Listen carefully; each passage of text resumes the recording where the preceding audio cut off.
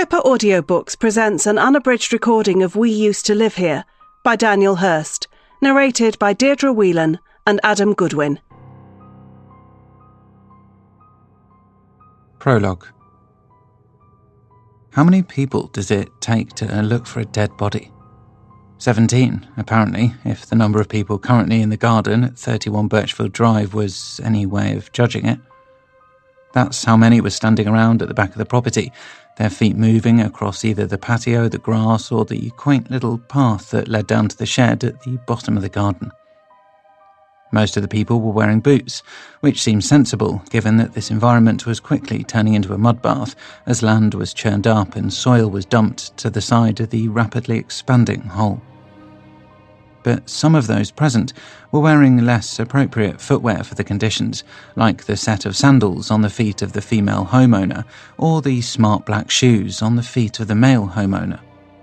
However, those two people were not technically involved in the search for a body in this garden. They were just here to see if their property turned into a crime scene. For what was normally a very quiet street in an extremely quiet town in the south of England, there was plenty of noise and activity in this little section of the map. The back of this house was overrun with police officers, detectives and forensic experts, as well as a couple of sniffer dogs, while the front of it was home to all the vehicles they had travelled here in today. Cars, vans and even an ambulance sat on the street, giving all the neighbours plenty to look at as they stood by their windows and speculated on what might be happening at number 31. At the moment, it was all gossip and hearsay, but as the old saying went, there was no smoke without fire. So if the police were looking for a body, then there was a good chance they believed they would find one. Such a thing would have surely got every journalist in this town salivating at the prospect of having something more interesting to put in their news articles than a cat getting stuck up a tree again in the local park. But for now, all journalists were kept out of the way, as in the dark as the neighbours were. This was strictly a matter for the police at the moment, and until they knew more, nobody else would know anything. But as the officers, detectives and forensic experts worked diligently, deploying impressive technological items such as ground-penetrating radar devices, as well as more heavy-duty instruments like spades, the mystery still remained. Would they find a body or not? There was surely nobody on the scene morbid enough to actually want to see human remains here today, but perhaps the two people who were hoping this would have a happy ending the most were the property owners standing on the patio. The wife had her arms folded across her chest and was nibbling on her bottom lip nervously, while the husband had his hands on his head, watching his well-manicured lawn and flower beds being destroyed by a combination of excavating tools and heavy-footed police officers. But as bad as it was to see their garden taken over while they stood by helplessly, it was even worse to see it become a hive of activity for a serious crime investigation. What would it mean for them if a body was found here? Would they have to leave the house? Would they have to sell? And would anybody ever want to buy a place associated with death? Those were just a select few of the dozens of questions that the homeowners had, but they would have to be added to the list along with all the other questions that surrounded this puzzle. The first thing to establish was whether there really was anything more interesting under the surface than just soil and worms, and as of yet, it didn't seem like there was. But then came a cry that suggested that had just changed. "I've got something!" All heads instantly looked in the direction of the man who had just conveyed the potentially life-changing news, and as the search area suddenly shrank in size, zeroing in on that one patch of grass not far from the shed, the homeowners held their breath. This was the moment of truth. This was why the police were crawling all over the place, and this was the reason why laws had been made in this country. Laws existed to protect citizens. If somebody had died here, then somebody else would have to pay for it. As the ground continued to be disturbed and more soil was moved, it felt like time stood still in the back garden. But all hell broke loose a moment later when the police found what they were looking for. They had a body, and the homeowners' worst fears had just been realised. Before the body was found. 1. Steph. They say you should never judge a book by its cover. But what about a house? My eyes are all over the property that we have just parked in front of as I get out of the car alongside my husband, Grant. He is also examining the exterior, looking for anything that might be a red flag, and tell us to get back in our car and drive away as quickly as we can before we make a big mistake. But everything looks okay. So far, so good. Now all we have to do is see the inside. Passing the for sale sign that has been hammered into the soil in the modest but well-maintained front garden, Grant and I head for the front door with the number 31 stuck to it. This is the house that the pair of us looked at online a couple of days ago, before agreeing that it was worth a proper viewing in person. So here we are, my husband of 6 years and me, looking to buy our second home together, and we're hoping our next move will be our last. Unlike our current house, which was great for just the two of us, but quickly became far too small once we added a couple of children to the equation, this next house has to be bigger, much bigger. We need more bedrooms, we need more storage space, and we definitely need a playroom to accommodate all the toys that our two little cherubs have accumulated in their young lives to date. Charlie is 5, and Amelia is 6 months old, and while they are both currently at their grandparents' house being looked after today, they will be back with us shortly, and when they are, neither Grant nor I will have much time to do anything other than tend to their needs. That's why we decided that we were better coming to look at this house as a couple, rather than as a family. It'll be easier to form an honest opinion about this place, without our little boy running around at our feet, and our little girl crying while we try and ask the estate agents simple questions about the current owners, and how quickly they could move out if we decide to buy. Of course, we could have just asked the current owners those questions directly, if we had the chance to meet them, but alas, they have opted to be out of the property for all viewings, leaving it to the appointed agent to do all the work. That's fair enough, I suppose, because it is a bit of a hassle having to show people around a house that you are trying to sell. I know all about that as we try to sell our current home, but we've had a few offers in recently, and we'll probably accept the largest one, which means the clock is ticking on us finding our own place to move to. Otherwise, we'll either have to rent or move in with my parents for a while. But I don't want to do the former, and Grant certainly does not want to do the latter. Let's hope it doesn't come to that.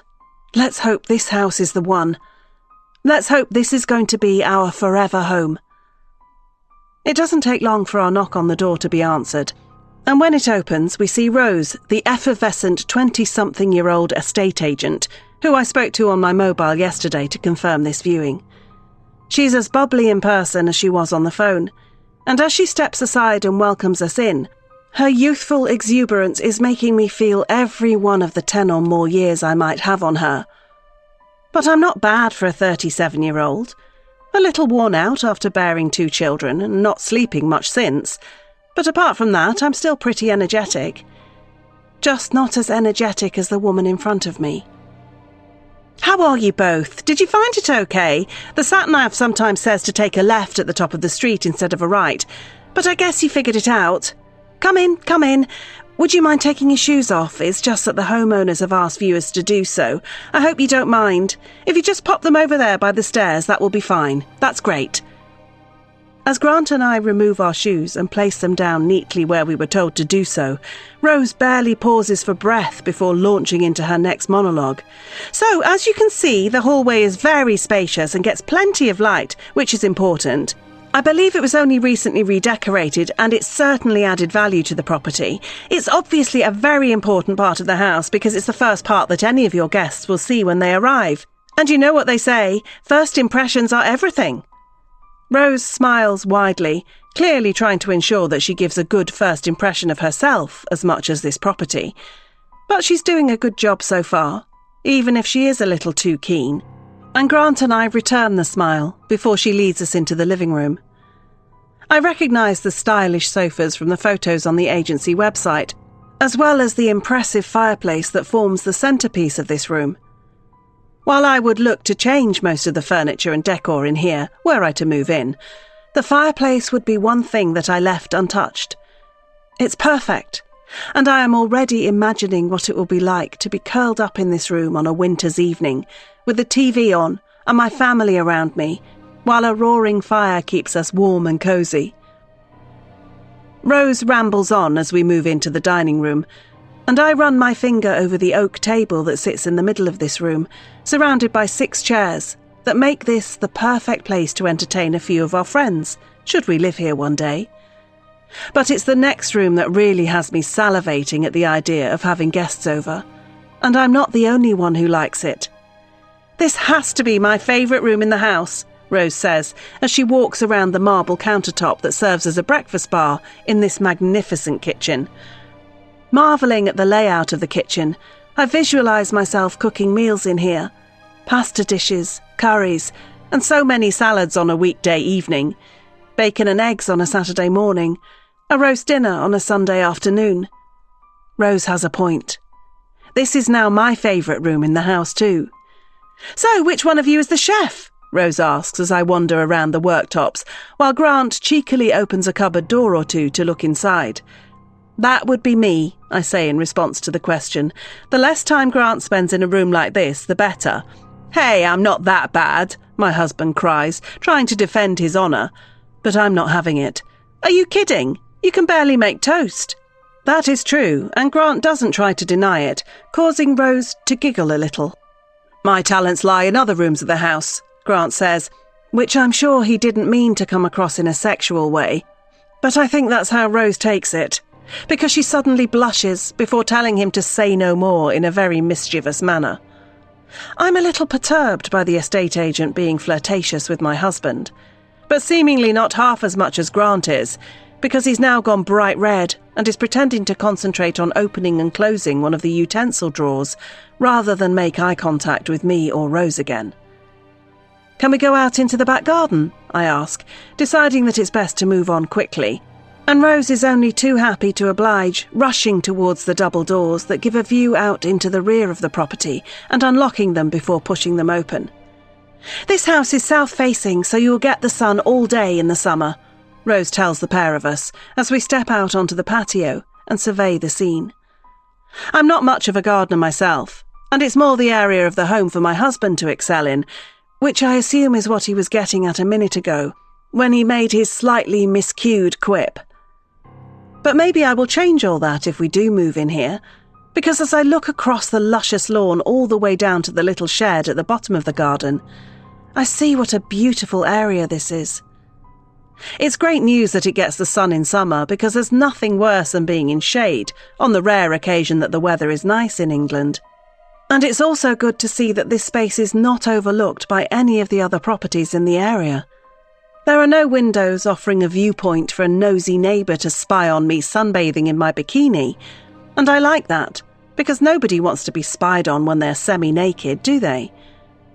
"This is lovely," Grant says as he ventures down the garden path a little bit, getting a closer look at the flower beds, and presumably imagining what kind of things he would do in this space, if he was given free rein over it.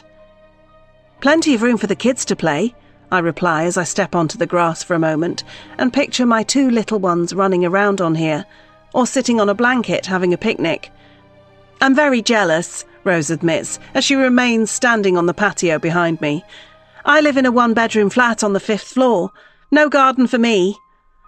I smile at the younger woman, hoping that she is aware that one day, as she climbs the career ladder and grows her income, she could have a property like this too. I'm just older than her, so I'm a little ahead. She has the advantage of fewer years taking their toll on her body, but I have the advantage of having more years to have earned a wage. She'll catch me up eventually, and when she does, she'll probably long for the days when she was poor, yet young and energetic again. As Rose completes the tour of the house by showing us upstairs, I reach out and take my husband's hand behind the estate agent's back. Once I've got his attention, I turn to him and give him a knowing smile, and he seems to register what I am silently saying to him. I like this place. I think this could be the one. Of course, I don't come out and say it in front of the agent, because if she sees how keen I am about making this property mine, then she might pass that information on to the owners, and they could hold out for a higher price. That's why I stay quiet. But as Grant smiles back at me and gives me a wink, I can tell he is thinking the same thing. He likes it too. That means there is only one thing we will do after we have left here and given it some thought. We will put an offer in, and then we will hold our breath to wait and see if it gets accepted. 2. Grant. There's always a lot to do on day one in a new home.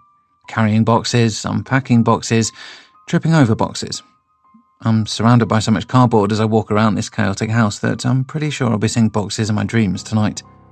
But it's all worth it to be called the owners of a property like this. Steph and I celebrated when we heard the news that our second offer to buy 31 Birchfield Drive had been accepted by opening a bottle of champagne and toasting to an exciting new future. Now we are finally in our new house. There's no time for little luxuries like having a glass of something fizzy because there is so much to be done. But it's important to take a moment to reflect on how far we've come, and I do just that as I put down yet another box and take a seat on top of it. I've not done too badly for a guy who left school with poor exam results and a desire to do nothing but drink beer, smoke weed and chat up any pretty girls that came my way. Then again, I have done a lot of growing up in the 20 years since I left formal education behind and realised the real world was not as easy as I thought it was going to be. I've got a proper career now, working for a company that even allows some work-from-home days on occasion. I cut out the weed a long time ago, and while I'm still partial to a beer or three on occasion, I'm hardly a big drinker. And as for chatting up pretty girls, not since I met Steph and married her, preferring the life of a family man rather than that of a ladies' man. I was never a very good Lothario anyway. Yep, it's safe to say that I am hurtling headfirst into middle age as I sit here and look around at all the boxes that are filled with ornaments and utensils and children's toys.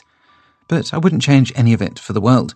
I love my wife and kids, and even though it's very early days, I love this house too. What are you doing? There are still a dozen boxes to bring in yet. I realise my moment of laziness has been rumbled when I turn around and see Steph walking into the room with our daughter, Amelia, in one arm while she carries the lamp in the other. Sorry, I was just having a breather, I say, as I get back to my feet and try to motivate myself to pick up another heavy box and carry it through the house. It's been a long day, but we're nearly there now, Steph says as she plugs the lamp in, still expertly balancing our youngest child in her arms as she works. She's great at multitasking with kids around, but then again she did get plenty of practice with Charlie, our firstborn. He's 5 now, so thankfully he no longer needs to be carried everywhere, but he does need to be watched because he's a little terror, and as I look to the doorway, I realise I can't see him nearby. Where's the whirlwind? I ask, using the nickname I came up with for our son once he started walking and realised he didn't have to stay in one place anymore. He's outside with my dad, helping him unpack the garden furniture, Steph replies before turning on the plug socket to make sure that it works. It does, and the lamp comes on, which is a relief because if it hadn't, that would have been one more thing to go on my to-do list over these next few days. I've booked a couple of days off work to be around for Steph while we get settled in this house, but as the size of the task before me seems to get bigger by the minute, I'm wondering if I should have taken the whole week. Getting all our stuff into this house is one thing, but even then there's so much to do before we can really unpack and make it feel homely. Like wallpaper stripping and painting and potentially even knocking a wall down upstairs to make 2 small bedrooms into one big one. Some of it will be a job for a qualified tradesman, but most of it will be a job for me because it will be cheaper that way, and I've already stretched my salary as far as it's going to go on getting us into this place. We've upsized, which was the logical thing to do as our family has grown, but my wage hasn't grown at the same pace, and that means money is going to be tight around here for a while. That's why I'll be getting on my scruffy clothes and dusting off the paintbrushes to redecorate most of this house myself. It's either that or sell a kidney to pay for somebody else to do it, and I can't do that because I need my kidneys for when I have to sell one to put the kids through university several years from now. Right, I'll go and get another box, I say as I walk out of the room and enter the hallway, a space that looked so welcoming when we first viewed this place but now looks like the aftermath of an explosion at a furniture factory, given how much stuff is strewn around everywhere. It's almost a relief to get out of the untidy house and be back in the open space of the driveway as I make my way around to the back of the van that I hired for this move today. But as I get there, I notice an unfamiliar car parked at the end of our drive. It's only when I see the driver get out that I recognise who it belongs to. "Hey, happy moving in day," Rose cries as she sees me and flashes me the bottle of champagne she's carrying in her hand. I'm surprised to see the estate agent making an appearance here, but it's a pleasant surprise, especially if she's bringing alcohol. "How's it all going?" she asks me as she reaches me by the van and looks over my shoulder at the pile of boxes I still have to take out of here. "We're getting there," I tell her, which feels like wishful thinking, but I should try and be positive. "Well, I don't want to hold you up, I just called round to give you this. It's just a little gesture from the agency." Rose holds out the bottle of bubbly for me to take, and I do so gratefully, examining the label for a moment once I have it in my possession, although I'm not sure why, because I'm hardly a champagne connoisseur. "Thank you, that's very kind, you didn't have to." "It's no problem, it was a pleasure dealing with you and your family." I look up from the label on the bottle to see Rose smiling at me, and I'm struck again by how attractive she is. It's the same realisation I had the first time I met her when she showed Steph and I around here before we put an offer in. But I'm married, and am a lot older than her, and she's just being nice, so I'm not sure why I'm even thinking that her smile could mean she actually fancies me too. She's just doing her job. Thank her again, and then let her get on with her day, idiot. Thanks for this," I say. "Steph and I'll have a glass tonight." "I'm sure you will," Rose replies, still smiling. "As you should. This is a lovely house. You're very lucky. Your wife is too." Rose holds my gaze for a moment, and her smile has altered a little.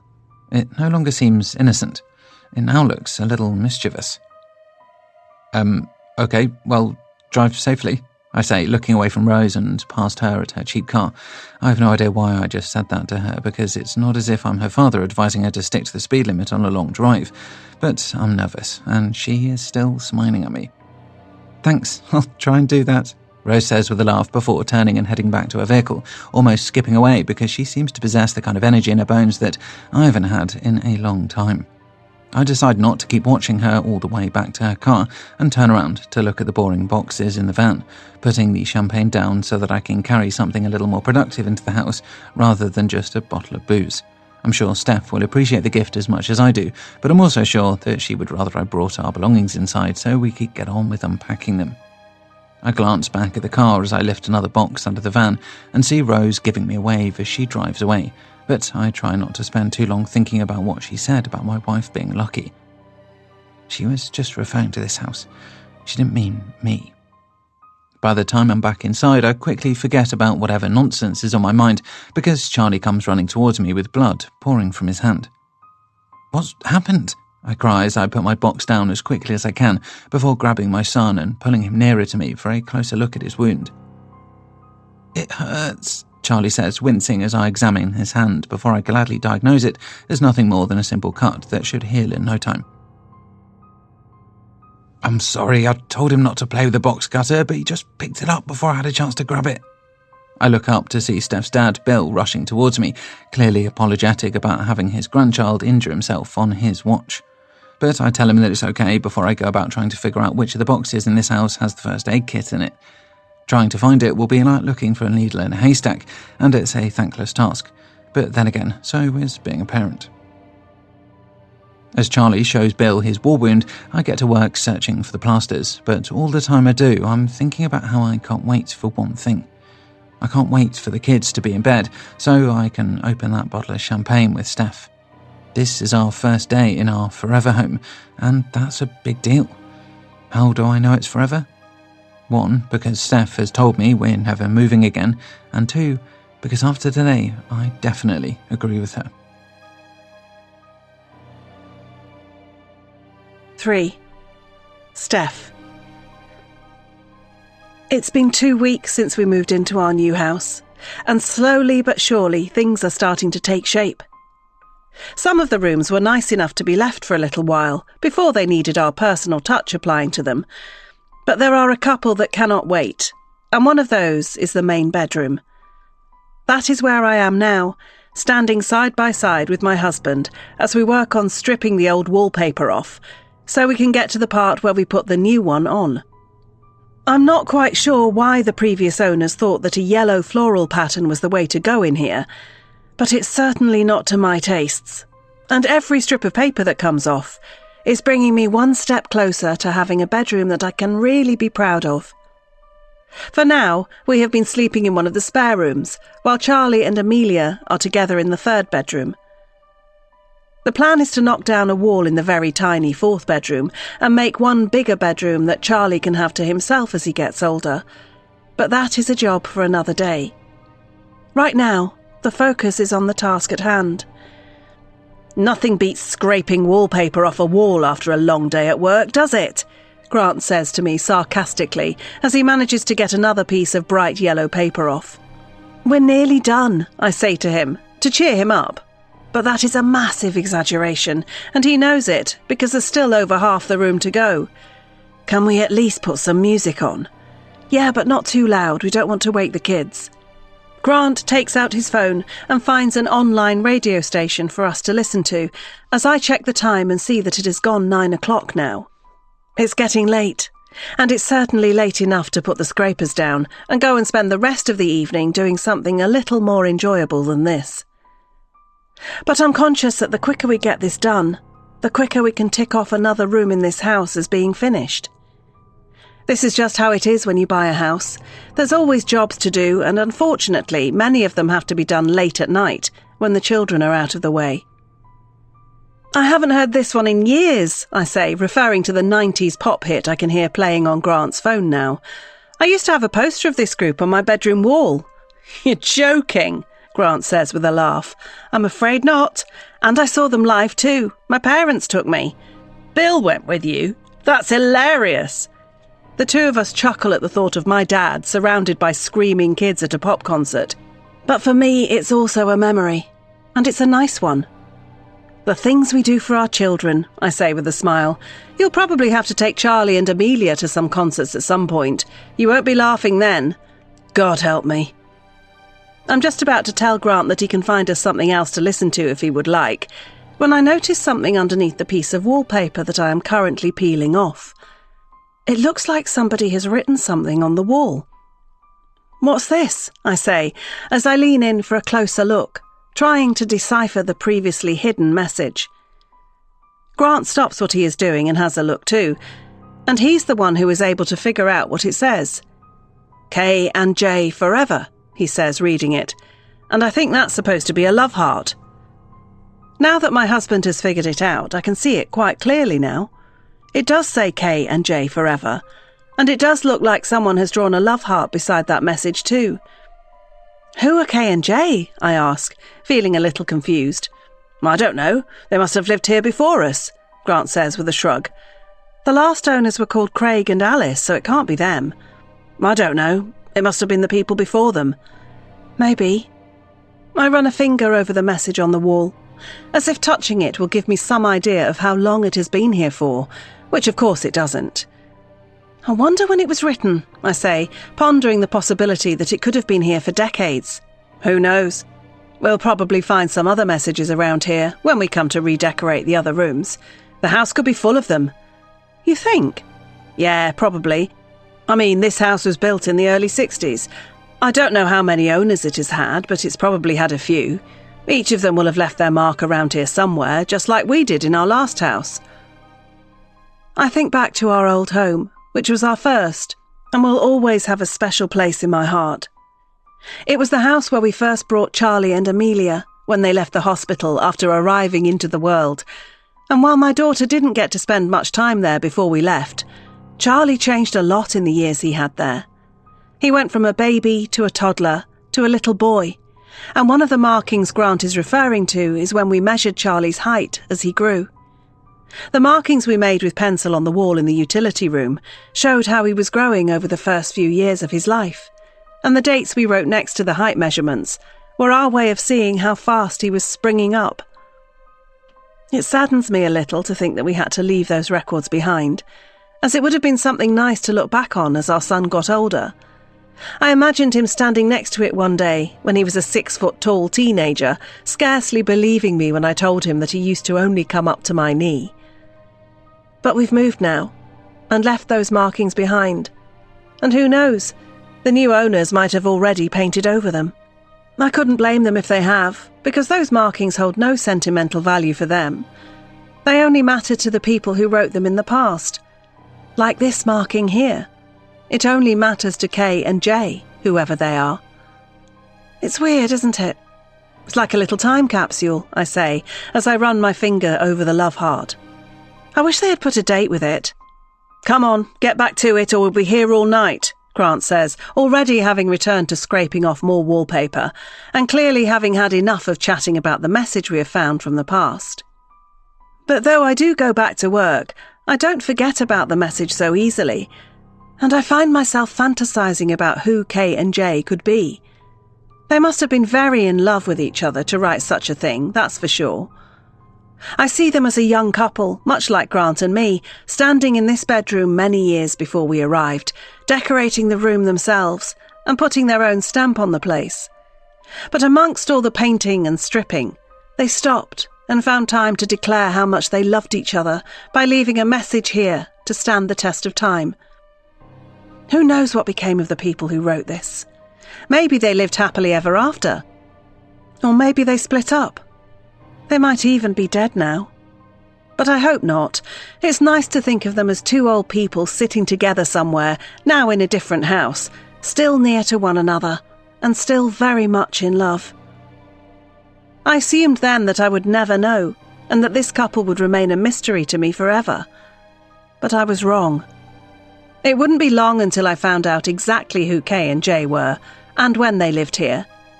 And when I did, things would never be the same again. 4. Grant. Am I doing it wrong if I have more paint on my clothes than on the wall? I'm not sure, but whatever the case, I'm trying my best to get as much of this white paint as possible on the wall as quickly as I can. But it's not the most exciting of jobs to be doing around the house, nor is it the quickest now that I'm having to do it alone. Steph is keeping an eye on the kids in the living room, leaving me to do the decorating. I could do with an extra pair of hands to help here, but I guess my wife could say the same thing in the other room, so I shouldn't complain too much. I do hate painting, though. With nothing but the song on the radio to distract me, I whistle along to the tune as I work, slowly but surely transforming the colour of this room into something that both my wife and I can stomach a little better. Like some of the other rooms in this house, we didn't agree with the previous owner's choice of colour scheme, and we're doing as much as we can to rectify that. Or rather, I'm doing as much as I can. Steph has already declared that she's bored of redecorating, and it didn't take long for the novelty to wear off there. But I can't blame her. I'm bored of it too, and I can't wait for the day when the house is finished and I can do something a little more enjoyable with my evenings and weekends other than buying paint samples and slapping them on the wall. Then again, it's only been 3 weeks since we moved in, so there's some way to go yet before I can kick back with a cold beer every night and leave the paintbrushes to collect dust in the garage. Having resigned myself to being alone with nothing but the voice of whichever singer came on next on the radio, it was a pleasant surprise to hear my mobile phone bleep in my pocket to tell me that I had a text message. Putting down my brush and taking out my device very carefully so that I don't get any paint on it, I look at the screen and see who the message is from. But when I do, I wince. It's from Rose, the estate agent, and this isn't the first time she's texted me today. Her first message arrived on my phone at lunchtime, just as I was sitting at my desk in my office and pondering which supermarket to go and buy a sandwich from. Rose has had my number ever since we had to give our details regarding the viewing that we'd booked with her, so it wasn't totally weird that she was able to contact me. But it was weird that she was choosing to do so after the house move had already been completed, and there was seemingly nothing left for us to discuss. That first message had been a short and simple one. "Hi Grant, it's Rose. I hope you enjoyed the champagne." It seemed friendly enough, although very random, but I'd replied to be polite. "Hi, yeah, we both enjoyed it. Thanks again." I suppose it was quite a curt response from my end, but I didn't know what else to say. But it didn't take Rose long to get back to me. "Great, glad you liked it. I picked the bottle out myself and was worried you'd hate it." I figured Rose was just being a little needy because she was still early in her career and was always worrying about making a mistake with the clients she dealt with. That was why I responded again. "I definitely didn't hate it. You chose well. I guess you know your champagne." It was a fun, complimentary reply, and while I did think it was a bit strange to be having a text message chat with an estate agent 3 weeks after the house move had completed and over 3 months since she had first shown us around the property, I was bored, and it was either this or go back to doing nothing at my desk. But the messages just kept on coming. I'm more of a cocktail girl myself, but I've been known to get through plenty of champers in my time too. So how are you finding the house? All settled in? It was obvious at that point that Rose was very happy for this exchange to carry on for a good while yet, but I was conscious of not spending my entire lunch hour messaging a woman who was not my wife. That was why I hadn't replied straight away, choosing instead to put my phone back in my pocket and go out to buy a sandwich. Because of that, I ended up completely forgetting about Rose's question until I was on my way home that evening, and it suddenly came back to me that I'd left her hanging. After parking up outside my house, I had fired back a quick response telling Rose that we were feeling very settled in our new home, and while I was very busy with decorating it, everything was going well. I honestly thought that would be it then. Until now. Here is another message on my phone from the estate agent, and once again Rose is looking for a response from me. Wow, busy man. I bet you're good at DIY. I'm useless. I've been meaning to put a shelf up in my flat for ages, but never got round to it. Maybe you could help? Kiss. It's at this point that I realise Rose is not just being friendly with me. She's flirting. And not only that, but she's just made it clear that she'd like to see me again. I don't know what to do. Ignore the message? That would be rude. Reply, but say I can't help? That might be my best option. Or tell her that I could come and put the shelf up for her? That would be the dangerous option. I'm not sure how I'm going to play this one, but it's not just my choice of words in whatever reply I conjure up that I'm thinking about now.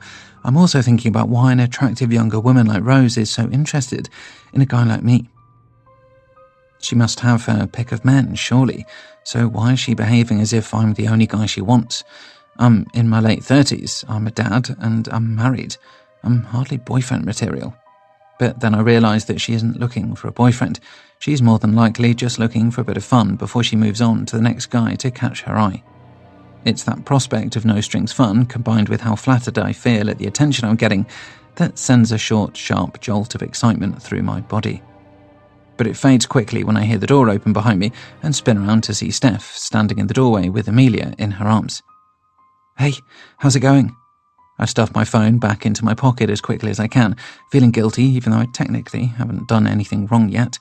But my wife must detect my nervousness because she frowns and tries to figure out what might be bothering me. To my relief, she gets it completely wrong. So this is why the painting's taking so long. You're looking at your phone instead of working. I let out a nervous laugh before shrugging and saying that she caught me, before asking her what she thinks of my progress so far.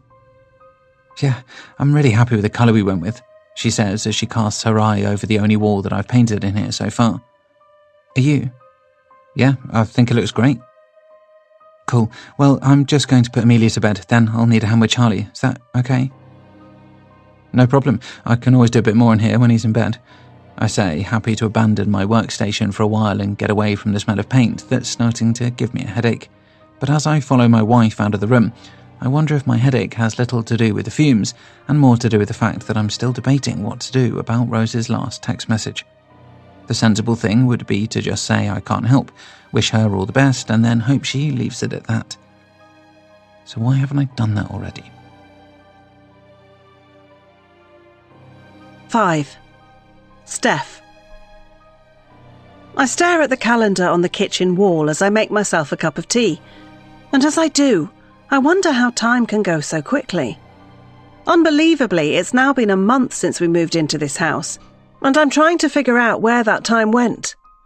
The obvious answer is that I lost track of it, all amidst a blur of decorating, dirty washing, and doing whatever else was demanded of me by my family. But there's another thing I notice as I stare at my calendar. It's looking a little empty over the next couple of weeks. I guess I haven't had much time to make much of a social life with everything I've had going on recently, but I decide to change that now.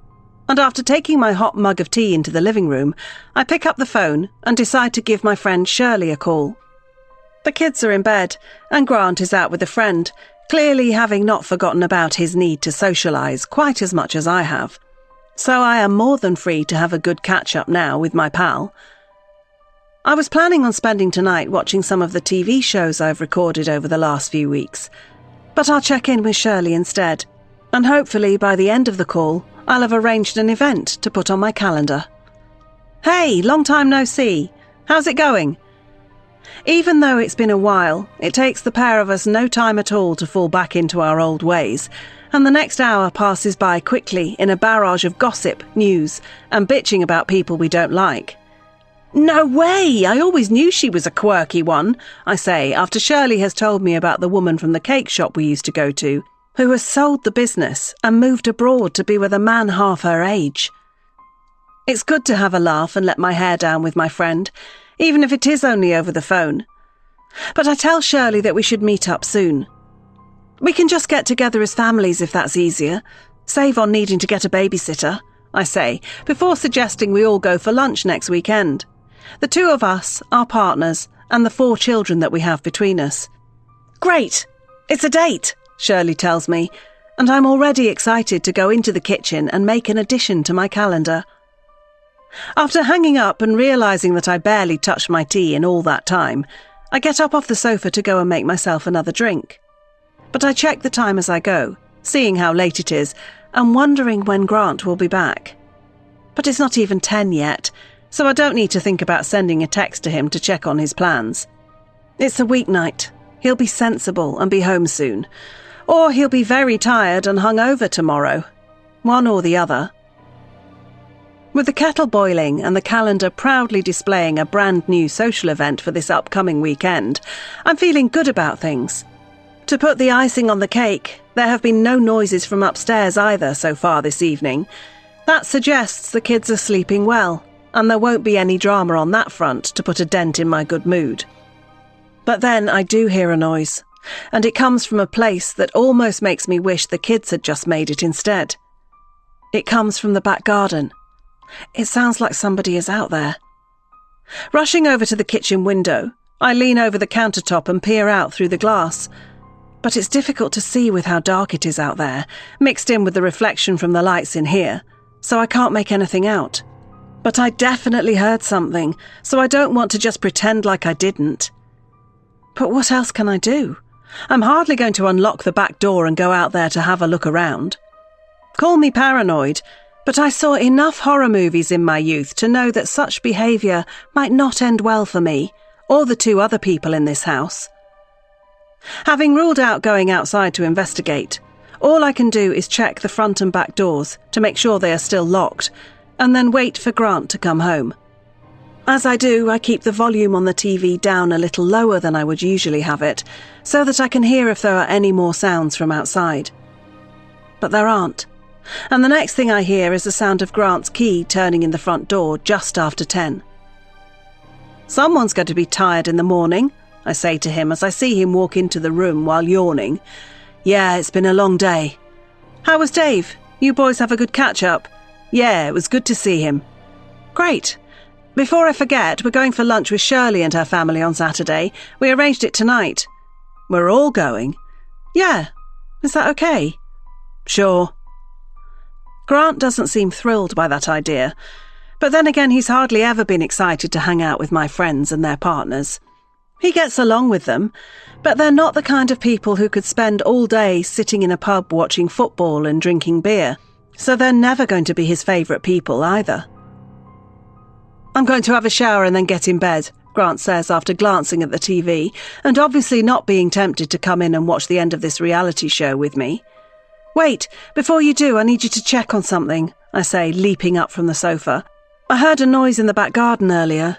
Can you just go out and see? See what? If anybody was out there. Of course there wasn't anybody out there. How do you know? Who would be creeping around in our back garden? I don't know, that's why I need you to check. It was probably just a fox or something. It didn't sound like a fox. What did it sound like? Like a banging sound. What? Can you just go and check? Grant lets out a very slow and very deep sigh that I'm sure every exasperated husband has let out in their time, but like the good wife that I am, I don't offer him any sympathy until he has done what I have asked of him. Pushing his reluctant body towards the door, he eventually gives in and goes outside to check, and I wait nervously in the doorway to see what his findings will be. But he's back in less than 30 seconds, and when he is, it seems like there is a sensible explanation for all of this. The side gate had swung open. It must have been the wind. Are you sure that was it? Yeah, it probably banged against the side of the house, but I've closed it now. I need to get a lock for that so it doesn't happen again. I'll sort it. Tomorrow? Fine. I decide that I've pestered Grant enough since he got home tonight, so I leave it at that, locking the front door again as he goes upstairs to shower. I choose to finish my TV show before joining him in our bedroom, the one that still smells a little of paint, but not as bad as it was when we first started sleeping in this room last week. I've had the windows open most of the time since, and that's why it's chilly in here, but I soon start to warm up once I'm under the duvet and snuggled up against my man's body. You know, we've been here a month now and we haven't christened the house yet, I say to him, referring to the long time it has been since we were intimate together. Our sex life has gradually nosedived over the last few years, starting when Charlie came on the scene, getting worse when Amelia was born, and ending up in a non-existent state since we moved house and found ourselves with a load of decorating to do. But perhaps tonight is the night we put that right.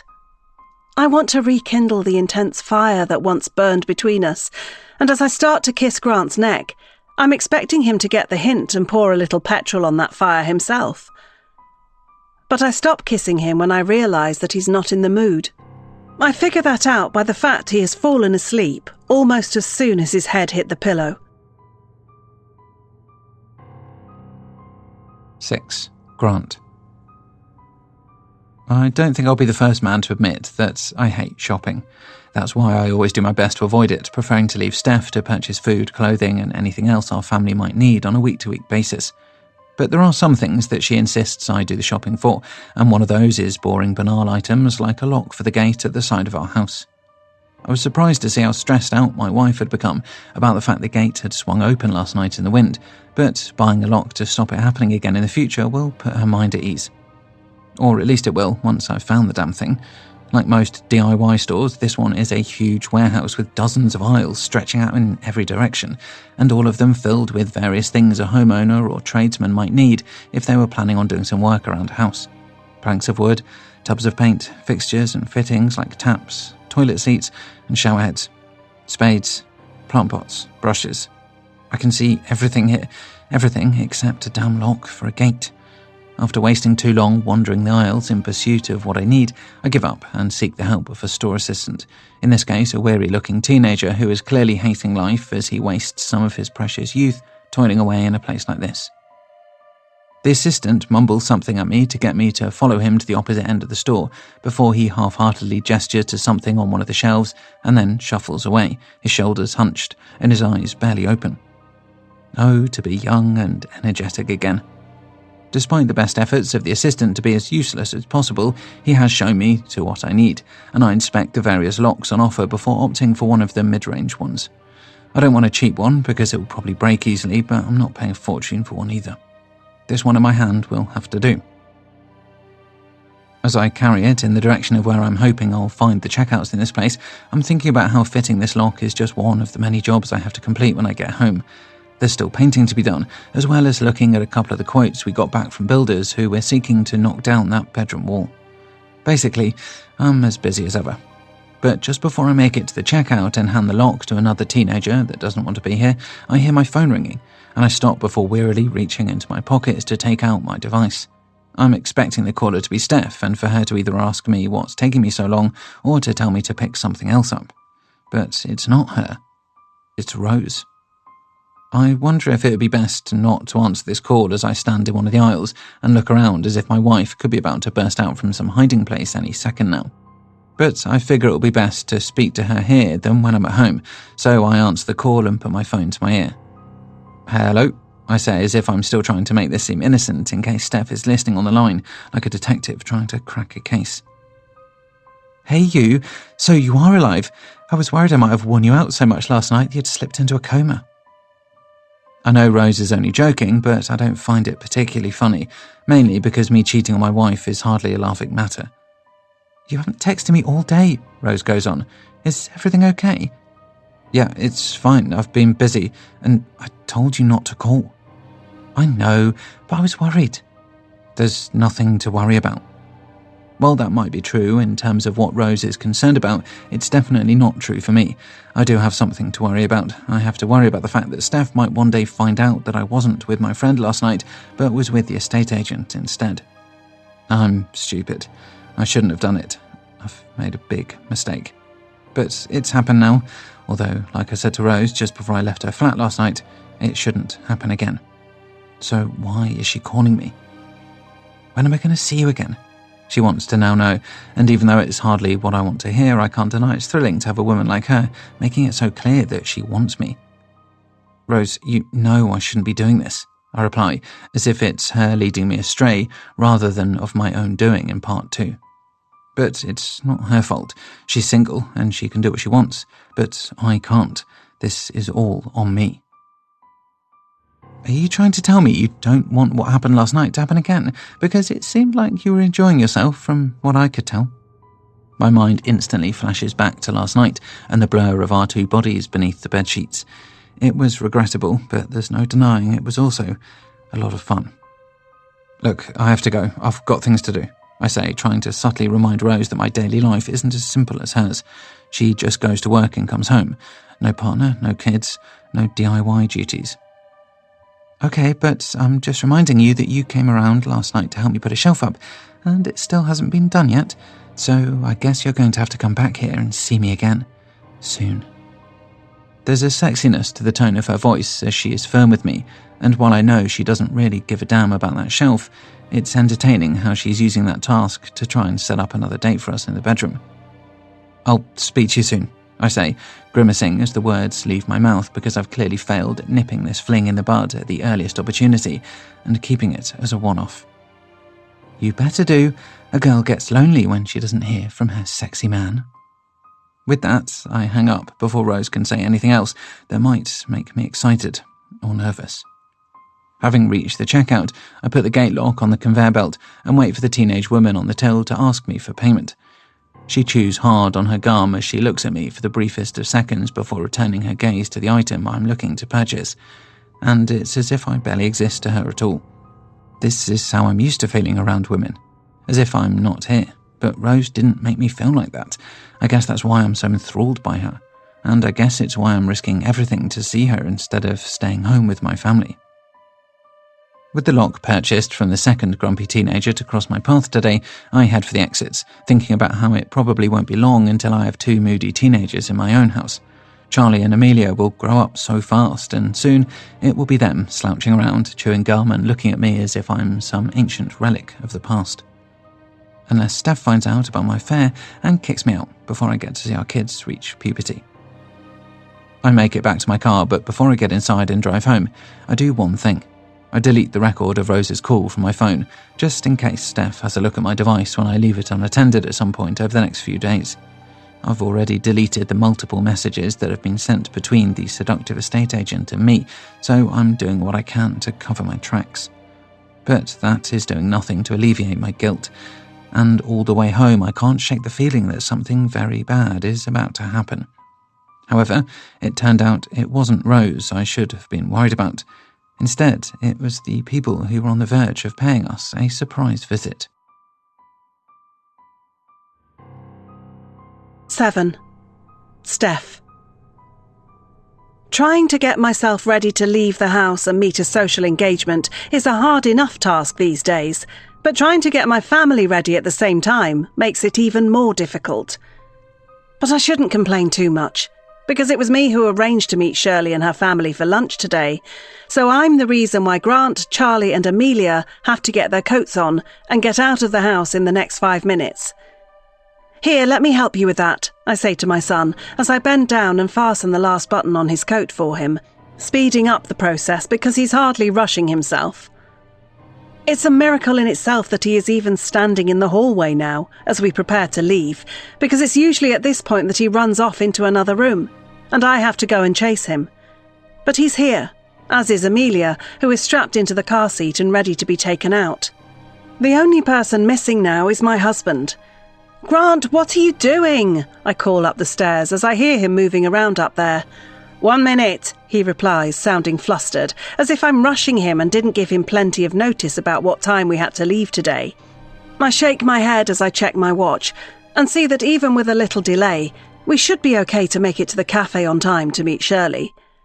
I'm looking forward to seeing her, and I'm also looking forward to tucking into some good food, because the cafe we are going to has a great menu, and it will be nice to have someone else do the cooking for me for a change. Grant finally appears a moment later, coming down the stairs while running a comb through his hair, literally using up every last second available to him to get himself ready before we depart. "Honestly, I'm not sure who is worse sometimes," I say to him as he reaches me at the bottom of the stairs. "You or Charlie?" "Hey, it takes time to look as handsome as we do. Right, buddy?" Grant holds out his fist towards Charlie, who smiles and bumps his own fist against it. I can't help but smile too, because it is sweet seeing my son light up whenever his dad treats him like an adult.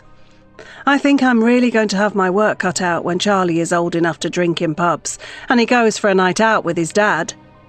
"Right, let's get a move on. Can you put Amelia in the car?" I ask Grant as he puts his coat on.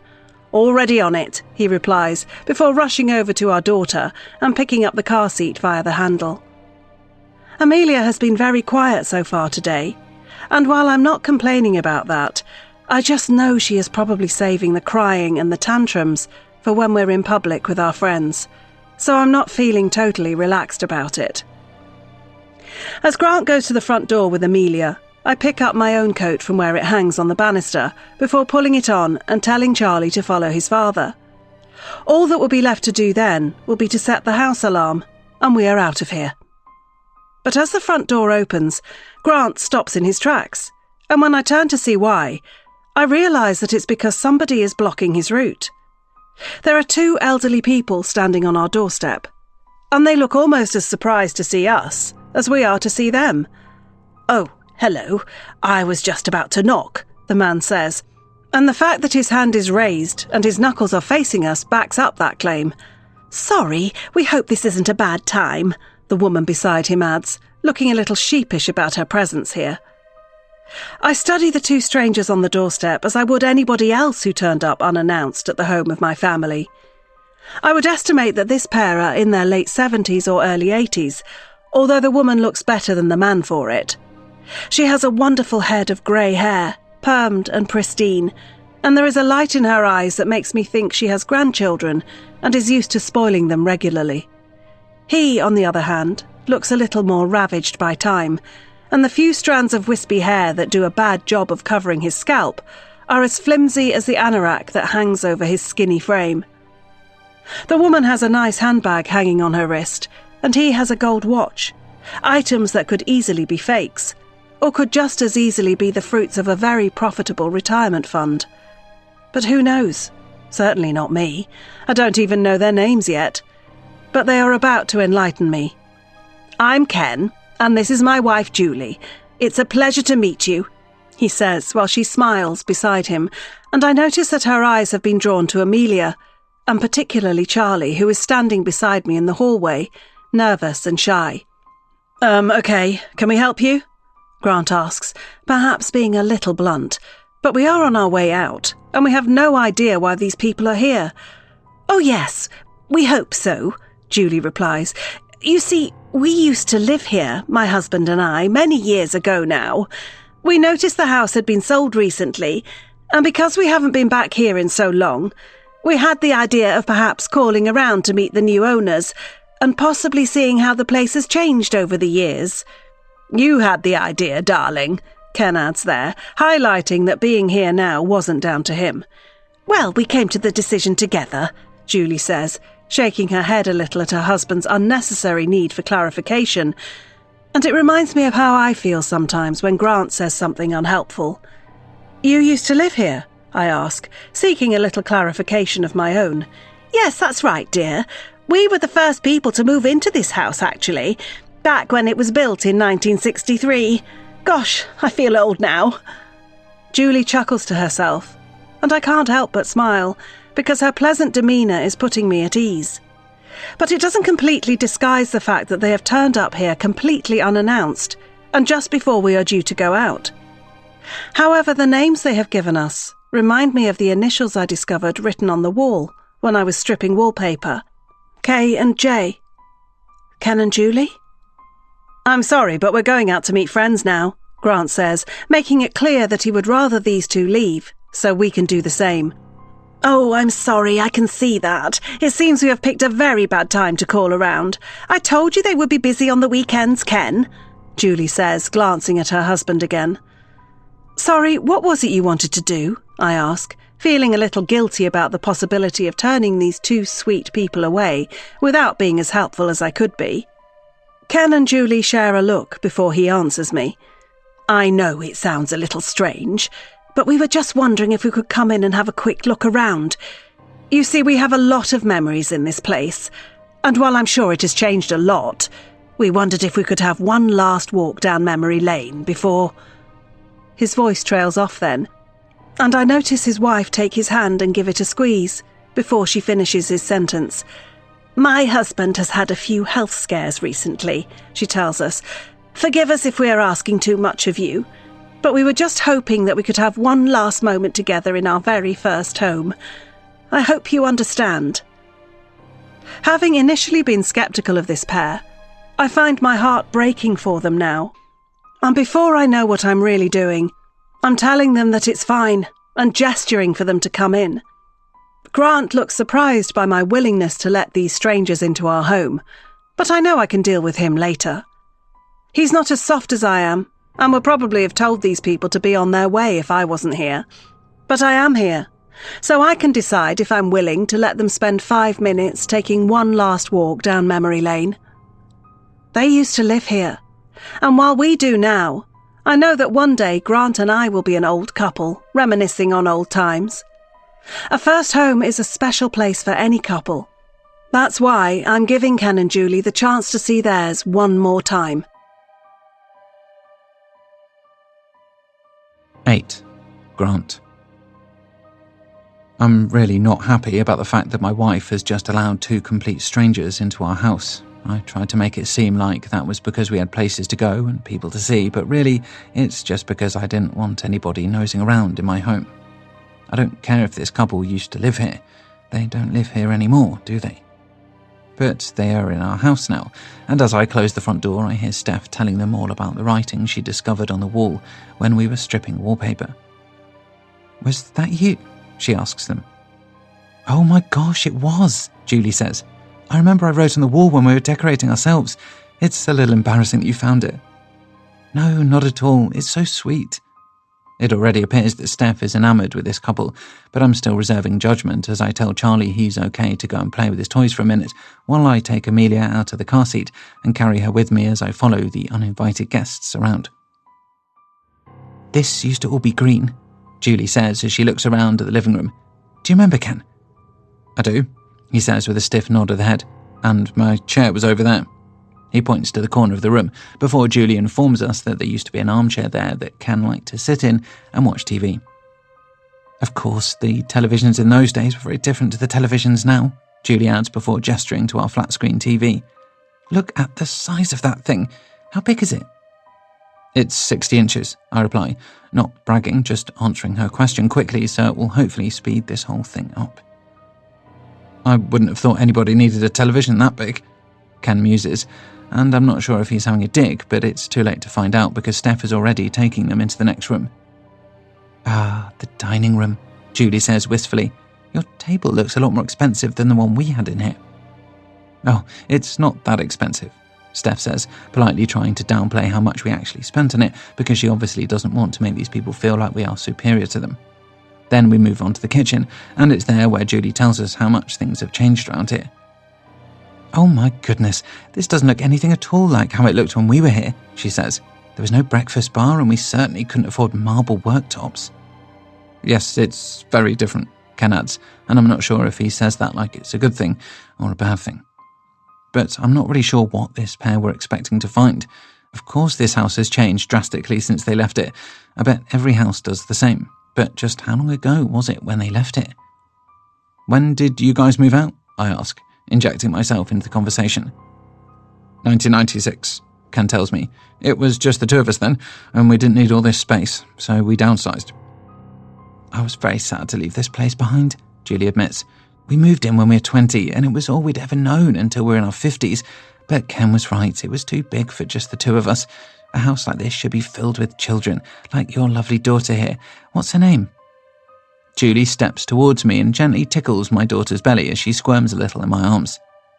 Amelia, I say, before politely stepping back a little to increase the distance between us because I'm not sure my daughter is enjoying having someone unfamiliar so close to her. That's a beautiful name, Julie tells me. Just beautiful. You didn't have children? Steph pries, and I notice the couple share a look before they answer. We did, Ken admits. We had a boy, but he's no longer with us. I certainly wasn't expecting that, and it seems Steph wasn't either because she suddenly looks mortified. Oh my God, I'm so sorry, she cries. I hope I haven't upset you. The atmosphere in the kitchen has suddenly become very subdued, but the couple do their best to pick it back up again. It's okay, dear, Julie says with a warm smile. It was a long time ago when we lost him, and we've learnt to just cherish the time we had together. Very long time ago, Ken adds, and that seems to be all they want to say on the matter. Do you want to see upstairs? Steph asks, changing the subject quickly, and I turn for the door, assuming that the pair will respond in the affirmative, but it seems they aren't quite finished down here yet. Is it okay if we go out into the garden? Julie asks.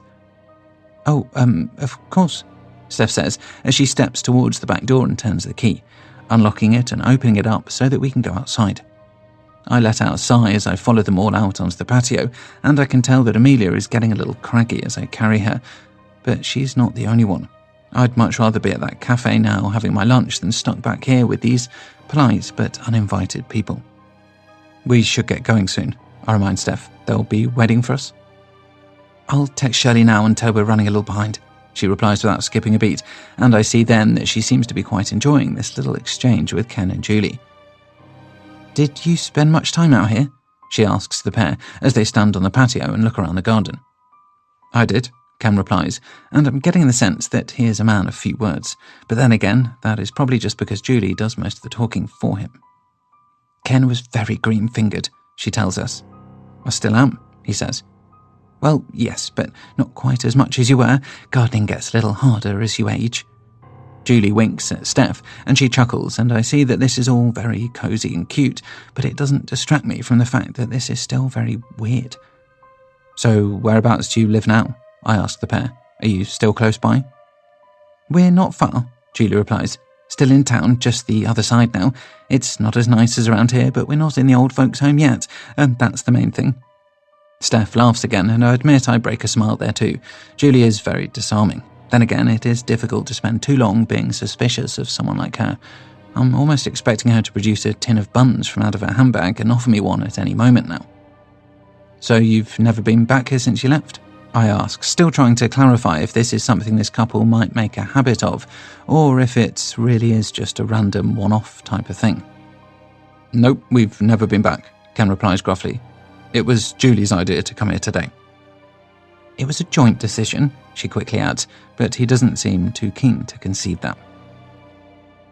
There is another subtle shift in the atmosphere then, and this one carries a little tension, but Steph does her best to cut through it quickly.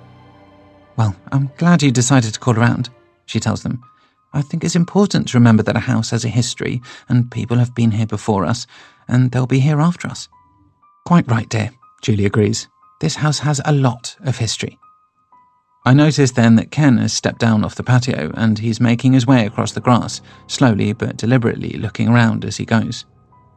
He really did spend a lot of time out here, Julie says, as we all watch her husband moving down towards the shed, but he stops before he gets there, right in the middle of the grass, and from the part of his face that I can see from this angle, his expression is best described as a pensive one.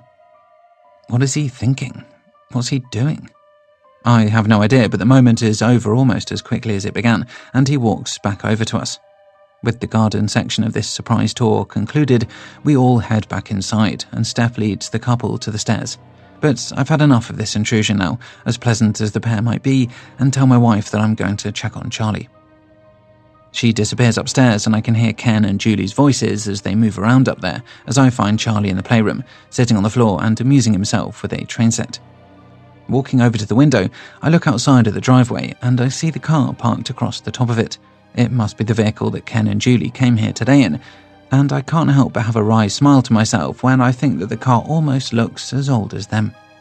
I sit down with Amelia after that and do my best to keep her from getting even more agitated as I wait for those upstairs to come down again, and it's not too long before they do.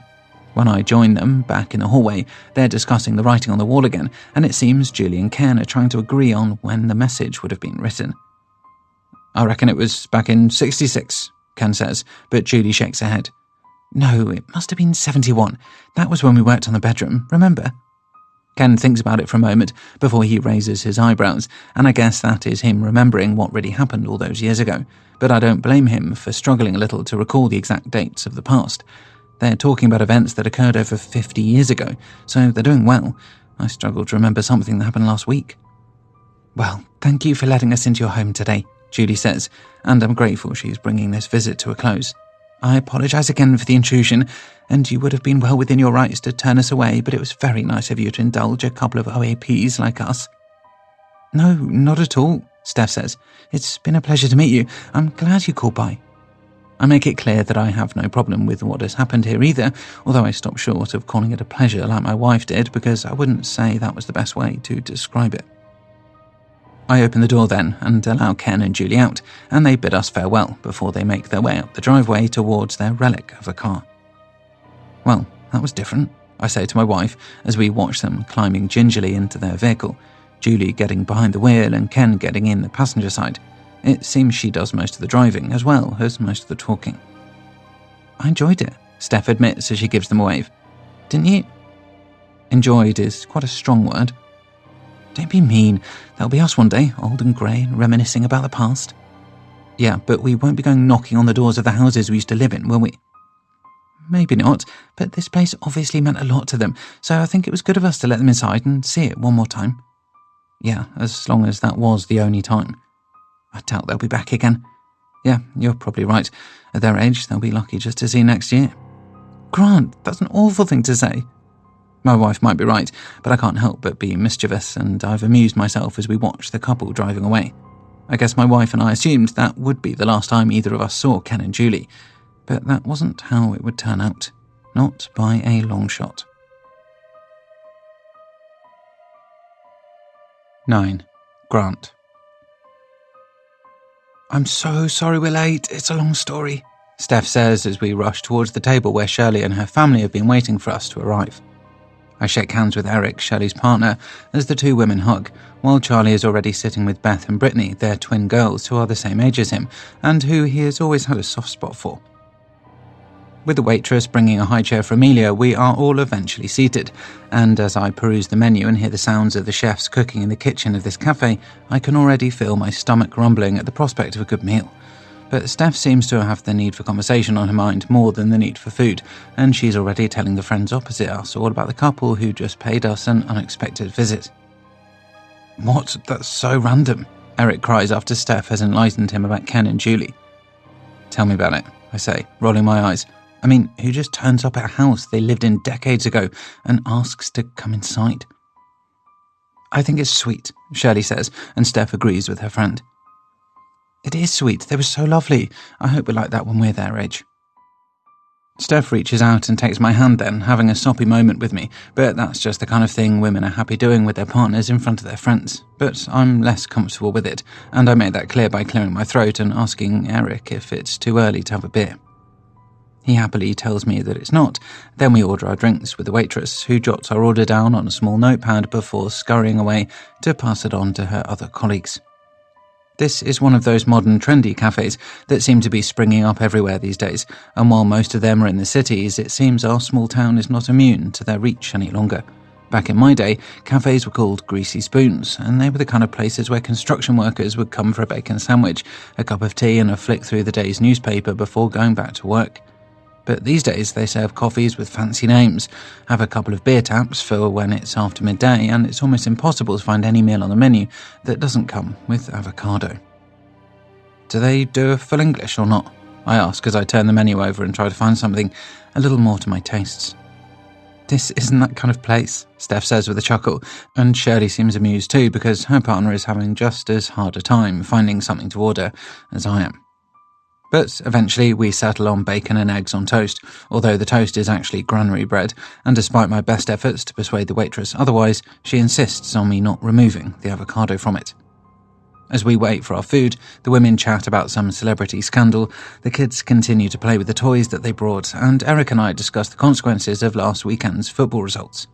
I'm actually having a better time than I thought I would before I arrived here, and I'm even pleasantly surprised when I get my food, and the avocado doesn't go as badly with the bacon and eggs as I expected it to.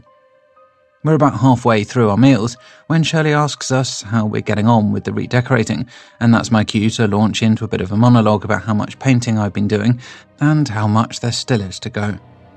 But it also seems to remind Steph of the message she found on the wall, and she brings that up again now, telling Shirley and Eric about how she knew Ken and Julie were telling the truth about having lived there because their initials matched that message from the past. Oh, that's so funny. We've done the same thing, Shirley tells us. We wrote all our names on the hallway wall just before we papered over it a couple of years ago, and we put the dates beside it too. That way, whoever finds it in the future will know exactly when we were there. It's so much fun, isn't it? Steph squeals. Like a record that stands the test of time. Yeah, it's really exciting, I quip sarcastically, and Eric sniggers before Shirley slaps him playfully on the arm to shut him up. It's weird to think of other people living in your house before you, Shirley says, as she scoops up a bit of scrambled egg with her fork. All the things that they could have done in all those rooms, and we have no way of knowing. I'm not sure that I want to know what people got up to in our bedroom before we were there, Eric says rather sensibly, and that gets a good laugh from around the table. You know what I mean, Shirley goes on. Every room has seen so much. All the highs and lows of life, the good times and the bad. If only the walls could talk, I bet they'd have some interesting stories to tell. There was something that was a little awkward, wasn't there? Steph says as she looks at me. When Ken and Julie mentioned their son, remember?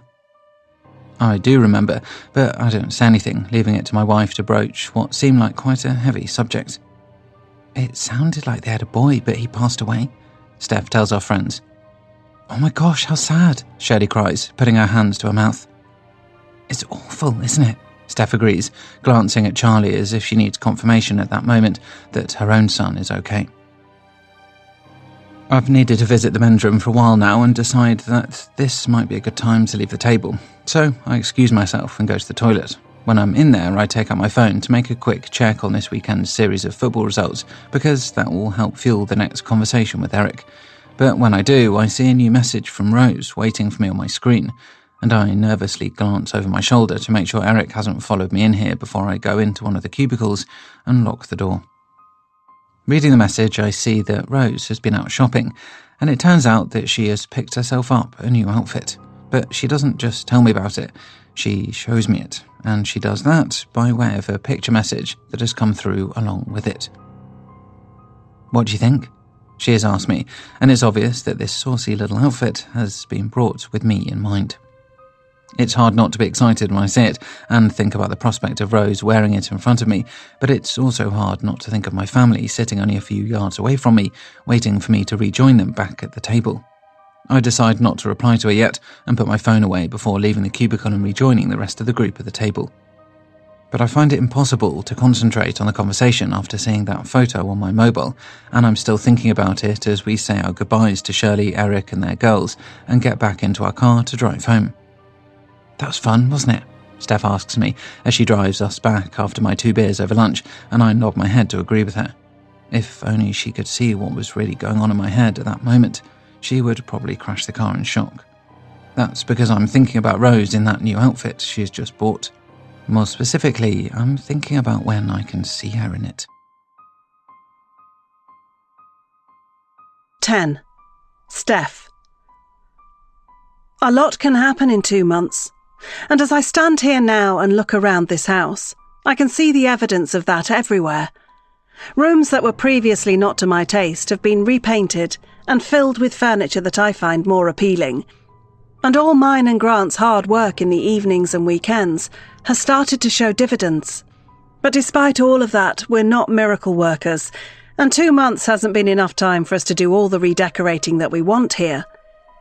We still need that wall knocking down upstairs, and there are still a couple of rooms that require the old wallpaper to be stripped off so that the new decor can go on. That's why I'm not stopping yet. It's the middle of the afternoon, but with Grant at the office, Charlie at school and Amelia asleep, I have time to kill, and I'm making the most of the opportunity by getting started on the next lot of stripping. I know Grant is dreading coming home for another evening of DIY, but hopefully I can make a good start, and it will mean he won't have to spend the entire night working. We've hardly spent any quality time together since we moved in here, but I'll try and change that going forward. We're not drifting apart or anything, but I feel it's important that we remind ourselves sometimes that there is more to our relationship than decorating and making decisions about our children. I've put on the old radio that my husband kept from our last house, and as I get into the groove of what I'm doing, I'm feeling very much like the modern woman. Look at me in my overalls and a scraper in hand, surrounded by discarded wallpaper, and bopping my head to a little rap music coming over the airwaves. I wouldn't go as far as to say that I'm having fun, and I can't turn the music up too loud in case Amelia cries for me, and I need to be able to hear her, but it's not as painful a task as it could be. And it's only a moment later when I get another reminder that stripping wallpaper can even throw up a few surprises now and again. That's because, as I peel back another strip of paper, I find another message on the wall, which must have been written by a previous occupant. I gasp slightly when I spot its existence, because I had a lot of fun when I found the first message, so I'm intrigued to see what this one says. But as I lean in and try to make it out, I realise this one is very different to the one where Kay and Jay proclaimed their love for each other. "I hate it here," I say, reading aloud the words on the wall, before frowning. That's a strange thing for somebody to have written. Who did it? And what made them hate this place so much? I'm a little spooked by the message because it's nowhere near as sweet and romantic as the first one I found, and I take out my phone to snap a photo of it. But I'm not sending the picture to Grant, because I know I'll be able to show it to him when he gets home. Instead, I'm sending it to Shirley to see what she makes of it. Having pressed send, I carry on stripping as I wait for her response, all the way trying to figure out the message myself. It could have been written as a joke by a previous owner, who was probably aware that somebody would find it one day and be a little freaked out by it. It's a strange sense of humour to have, but I can see how somebody might have done it with that intention. Then again, this could have been written by a child who was fed up with living here with his parents, possibly after being grounded again, and this was their way of rebelling and making their feelings known. I guess I'll never really know the real reason for somebody to have written this on the wall, or at least I won't unless the person who wrote it calls by unannounced, like Ken and Julie did, and ends up giving me a history lesson on this place.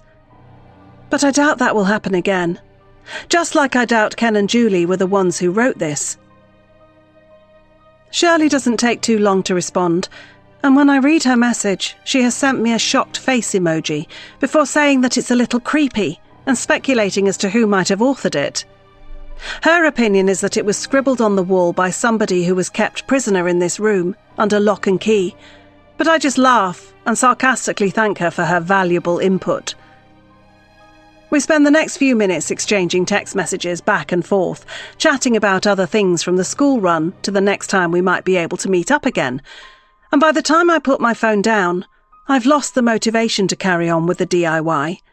But I don't feel too bad because I've made a good start, and it's better than nothing.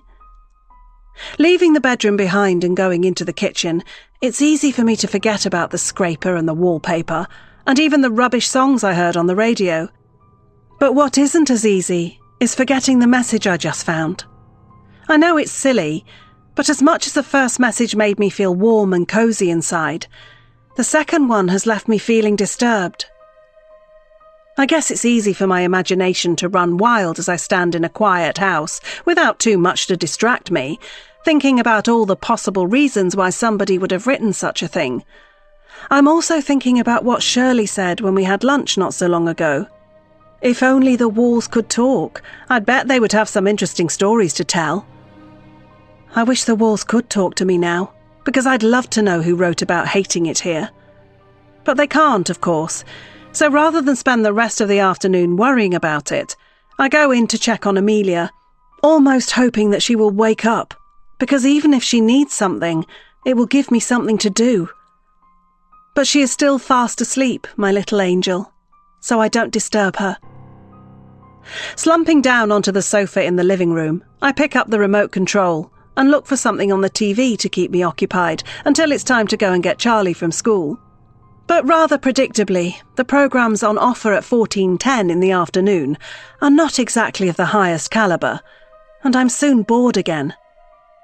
Deciding to try and take a half-hour nap, I lie down on the sofa and lay my head on one of my plump cushions, feeling my skull sinking down into it and looking forward to a little shut-eye. But as I start to drift off, I realise I have an urge to do something very soon.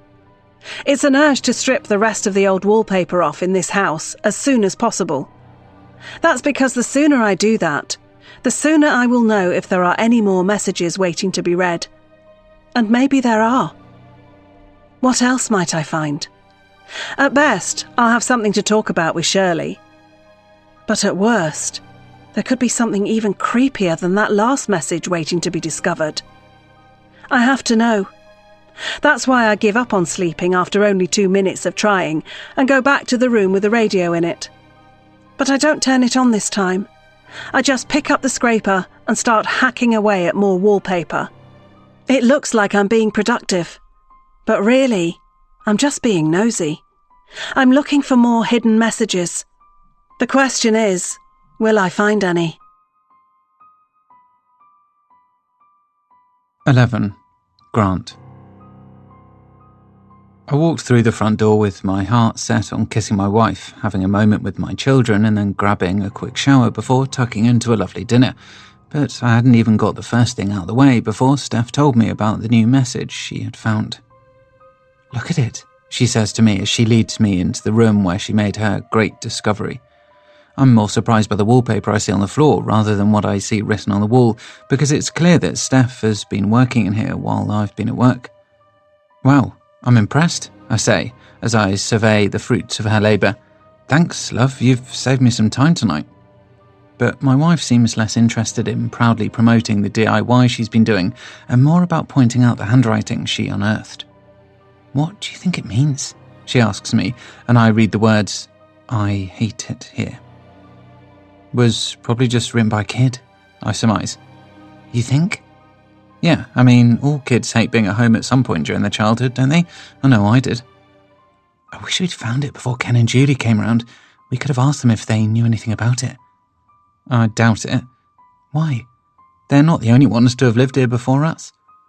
"I know, but they already wrote on the walls once. Maybe they did it again, or maybe their son did. The one they didn't like to talk about. I wonder what happened to him." "You're overthinking this way too much," I say, stepping towards my wife and trying to give her that kiss I planned on giving her when I walked in a minute ago. But she's still too distracted, and she isn't receptive to my gesture, and while I do manage to kiss her, it just ends up being a peck on the head as she moves away from me rather than a kiss on the lips, which would have been a little more appropriate considering we are husband and wife. "I've been looking to see if I could find any more messages since then," Steph admits as she gestures to the second wall that she started stripping. "So that's why you've been so productive today," I realise. It's less about the DIY aspect and more about hunting for more words on the wall. "I'm multitasking," she tries, and I laugh at that. "Well, I don't mind what your reasons are for stripping wallpaper, as long as you keep doing it. The more you do, the less I have to."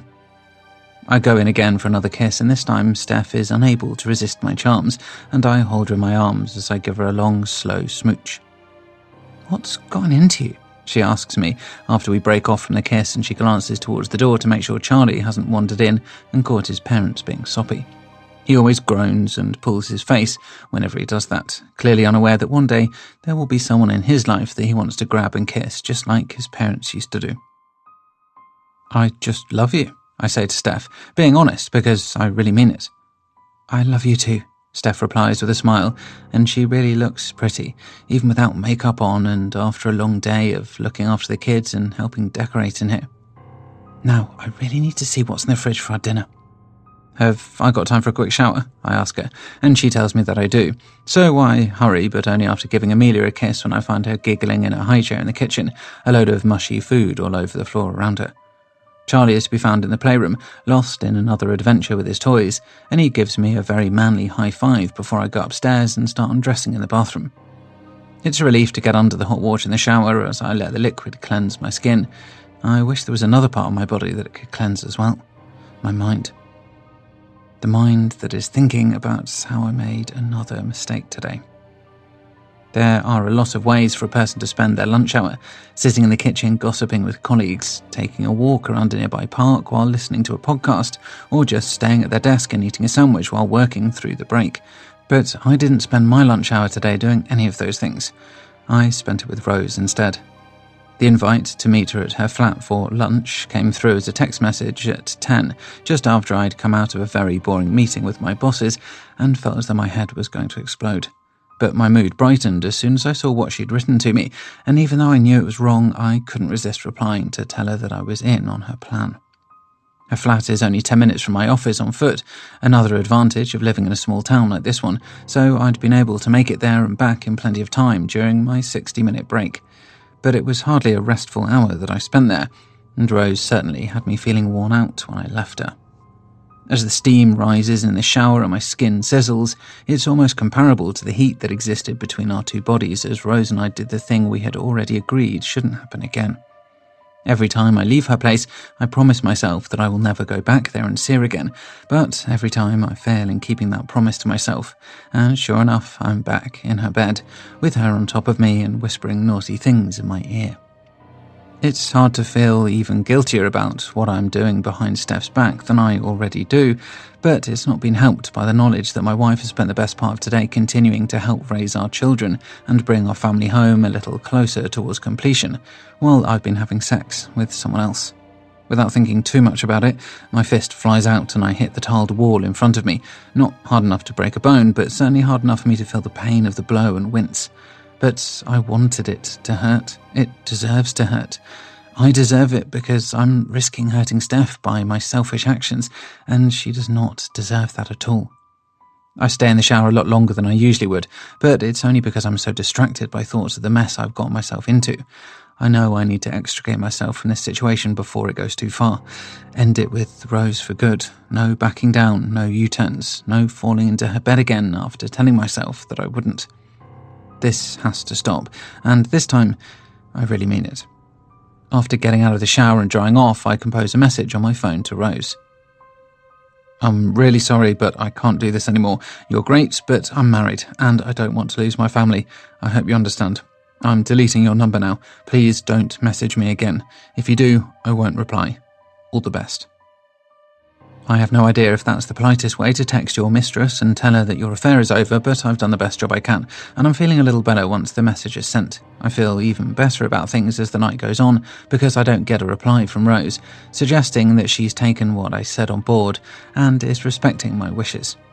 I'm grateful for that, and because of it, it allows me to focus on what really matters in life, like my son, my daughter, and my wife, who has cooked a delicious dinner and is continuing to prove time and time again that she is the best partner any man could ever ask for.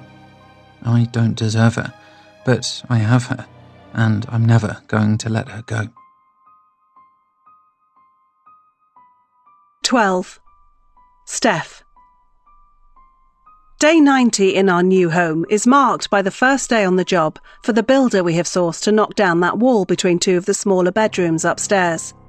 His name is Jeff, and he's a chatty, upbeat, middle-aged man who has not been shy about telling me how long he has been in the trade and some of the funny things that have happened to him in his industry over the years. He turned up early, as most builders tend to do, and gratefully accepted my offer of a cup of tea, as most builders also tend to do, before I had presumed he would head upstairs and crack on with the job.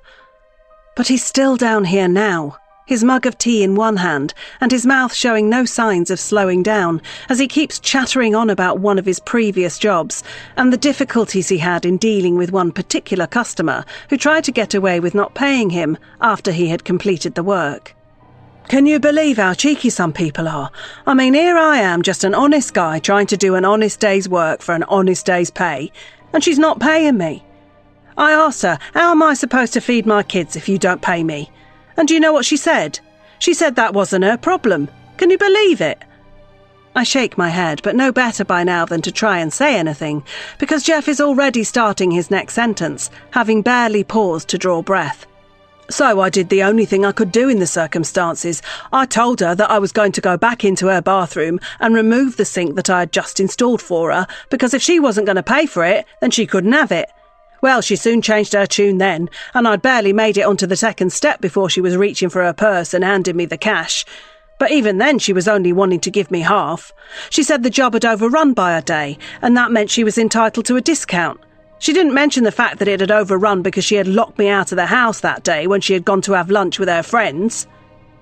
I roll my eyes as the plot thickens. But as riveting as this story is, I have 1,000,001 things to be getting on with around the house, and I know that Jeff does too, because that's why I'm paying him to be here. But at this rate, the only thing that is going to happen today is that I'm going to get a headache and he's going to lose his voice. I'm really sorry, but I need to get back to my daughter, I say, gesturing to the playroom where Amelia is currently lying on her back, on the playmat I put out for her.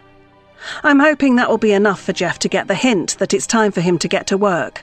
And thankfully, it does the trick. Of course, you're a busy mum, I get it. I'll get out of your way now. I'll be upstairs if you need me. And if you get a minute, I won't say no to another cup of tea. Thanks, love. Jeff hands me the empty mug I gave him 10 minutes ago, and I can see that he's going to be one of those thirsty builders that keeps my kettle running several times a day. But anything to get this job done as quickly as possible. No problem. I'll bring it up to you, I tell him, and I watch as he picks up his toolbox and wearily trudges upstairs to begin his day's work, only around half an hour after it was due to start.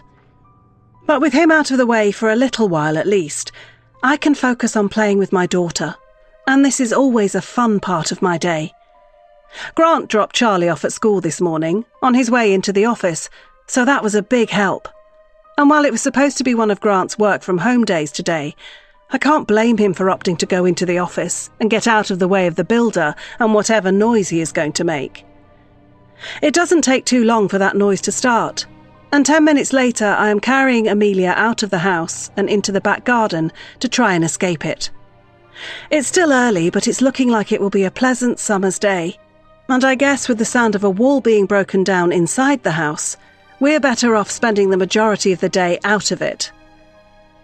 After putting a rug down on the grass and finding a couple of toys to keep my daughter entertained, I'm feeling good as I lie in the sun and watch Amelia giggle. The fact that I completely forgot about making the builder another cup of tea only occurs to me an hour later, and I scurry back inside to amend for my error, expertly making his drink with my spare hand while I hold Amelia with the other. I get a surprise when I go upstairs to give Jeff his tea, because while he's been making a lot of noise, there doesn't seem to have been much in the way of progress yet. Just doing the prep work, he tells me, as he gratefully accepts the tea and guzzles it down as if he hasn't drunk any liquids in weeks. It won't take too long once I've got this down, but it will be noisy. Don't worry, we'll be out in the garden, I tell him, and he agrees that would be the best idea. Then I leave him again before he can launch into another one of his spiels, heading back downstairs with Amelia, and all the while thinking about how I can't wait for that wall to be knocked down so that we can be another step closer to having this house the way we want it.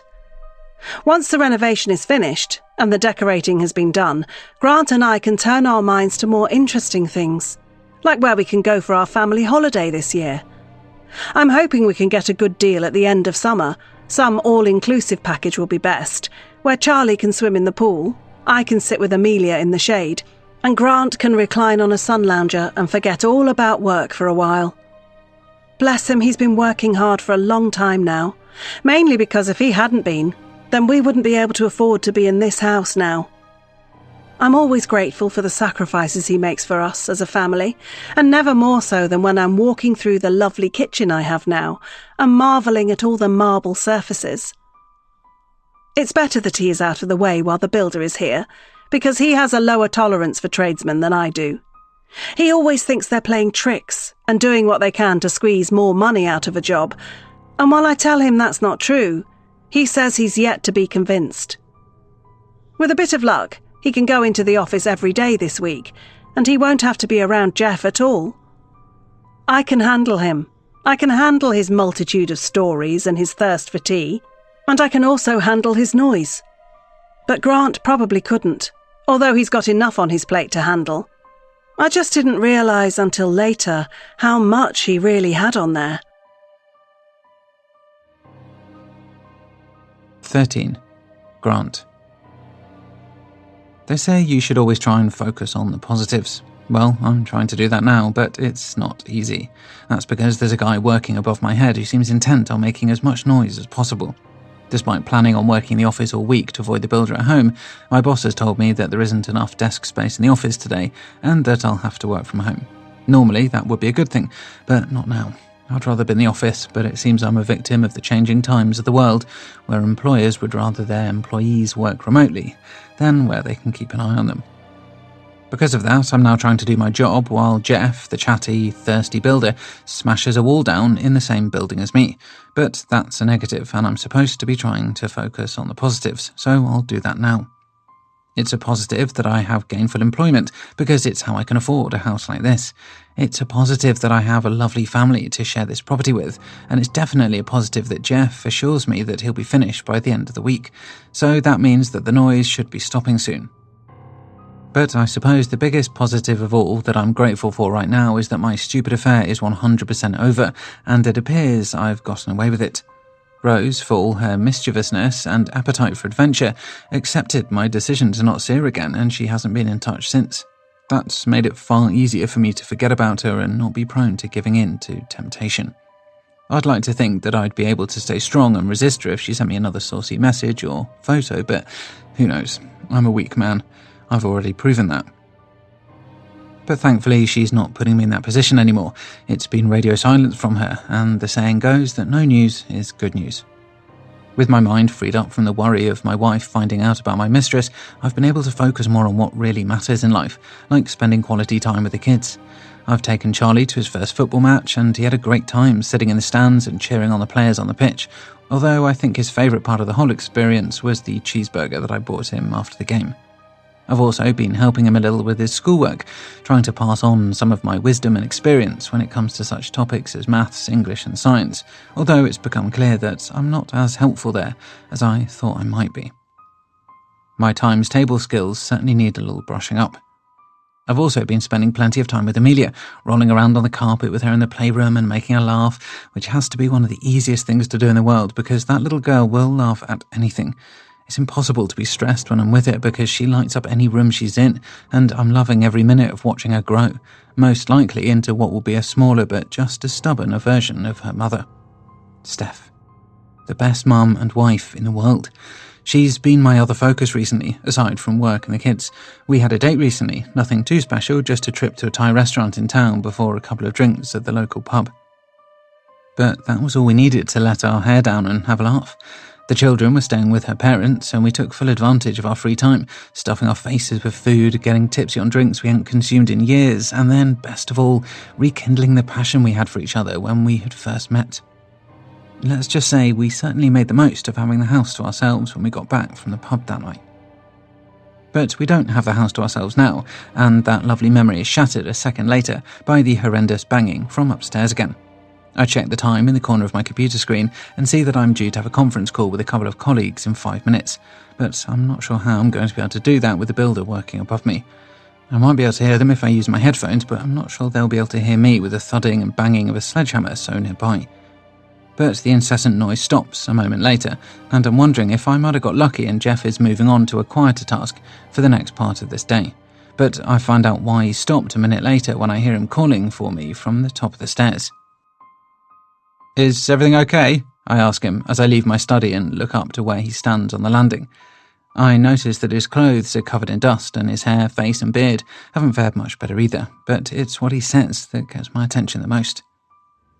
"I've found something up here. Think you better come and take a look." I have absolutely no idea what it is that he could be talking about as I head up the staircase, checking the time on my watch to see if I can fit this detour in before my call, but I have a couple of minutes, so I should be okay, although I suppose that depends on what it is that he's found. "What is it?" I ask him as I follow him into the bedroom where he's been working. "Have a look for yourself," Jeff replies, and he gestures towards the wall that he's been knocking down before picking up his cup of tea and taking a sip. I survey the work scene and see there are several holes in the wall now, which explain the noise and is also what we're paying Jeff to be here to do. But I'm not sure why he's showing me this now, because it's clear he has a long way from being finished yet.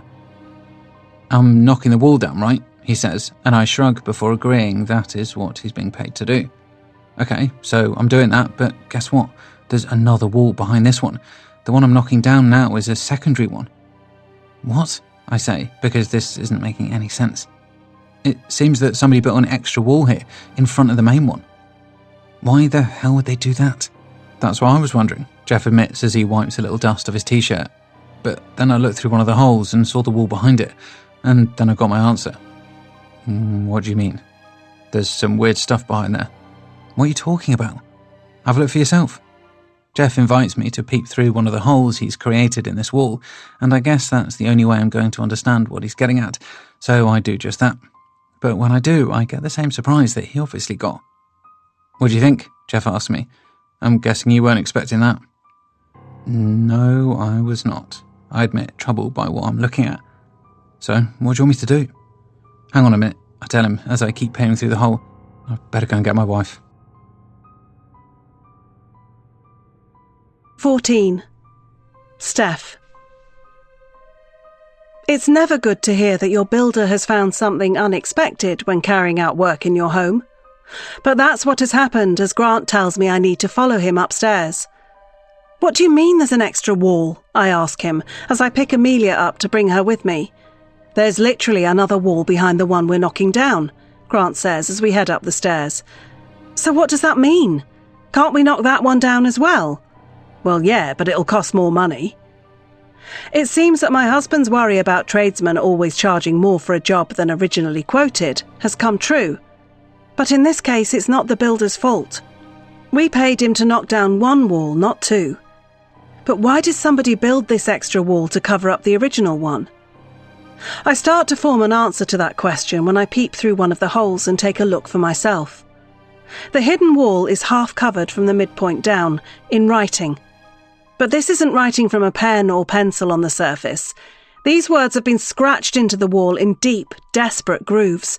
And as I read all the various messages, I realise the one I had been worried about pales in comparison to these. "Help me. I'm dying. They're trying to kill me. I hate Mum and Dad." "Oh my God! What is all this?" I say, horrified at the content of these messages. "I'd say there were some pretty screwed up people living in this house before you," Jeff chirps up, but I'm not going to thank him for his contribution, because it's not making me feel any better. Then again, neither is reading any more of these creepy messages. I'm going crazy. Get me out of here. Why are they doing this to me? "Are they scratch marks?" I ask, referring to the long lines I can see in the wall in between some of these disturbing messages. "Looks like it," Grant says solemnly. "This is terrible. Who did all this?" I'm not expecting to get much in the way of an answer for that question, because how would my husband or our builder know that? These markings could have been made decades ago. But to my surprise, Jeff speaks up again. "There's a name," he says, "just down in the bottom left corner. Can you see it?" I look in the direction he has just guided me to, and when I do, I see that he is correct. There is a name. William. I say the name out loud as if doing so will somehow help jog all our memories of who this person might be. But it doesn't, of course, because none of us have any idea about a person going by that name who could be associated with this house. Looking away from the grim wall behind the first wall that Jeff has already started destroying, I turn to my husband in the hope that he might know what to do next. But his plan isn't exactly what I had in mind. So how much is it going to cost to knock this extra wall down? He asks Jeff wearily, probably doing the mental calculations to see if he has enough money in this month's paycheck to stretch to whatever figure the builder will give him. I'll have to let you know once I've got this first wall down, Jeff tells him as he strokes his dust-speckled chin. I need to see what I'm working with when I get there. It's just another wall, Grant says, and I can see he is getting frustrated about the fact that Jeff is being vague. My husband probably thinks that it's better to get a quote quickly, rather than give the man too long to think about it and come up with a bigger number. But I think they're both getting ahead of themselves here. We can't knock this wall down, I say, surprised that they are just ignoring the contents of it. Shouldn't we show it to somebody? Like who? Grant asks. I don't know. The police, perhaps? What are they going to do about it? I don't know, but there are some very concerning things written on here. Maybe they should have a look. I honestly think they have better things to be doing than coming to see our wall. But they might know who did this. Maybe there's a story behind it.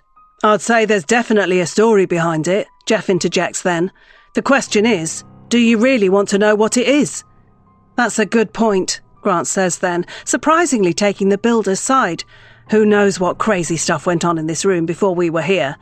I say we just knock it down and get rid of it. We can't just pretend we didn't find this, I cry, shocked at both men's disregard for messages in which it's clear the author was very afraid and possibly in danger.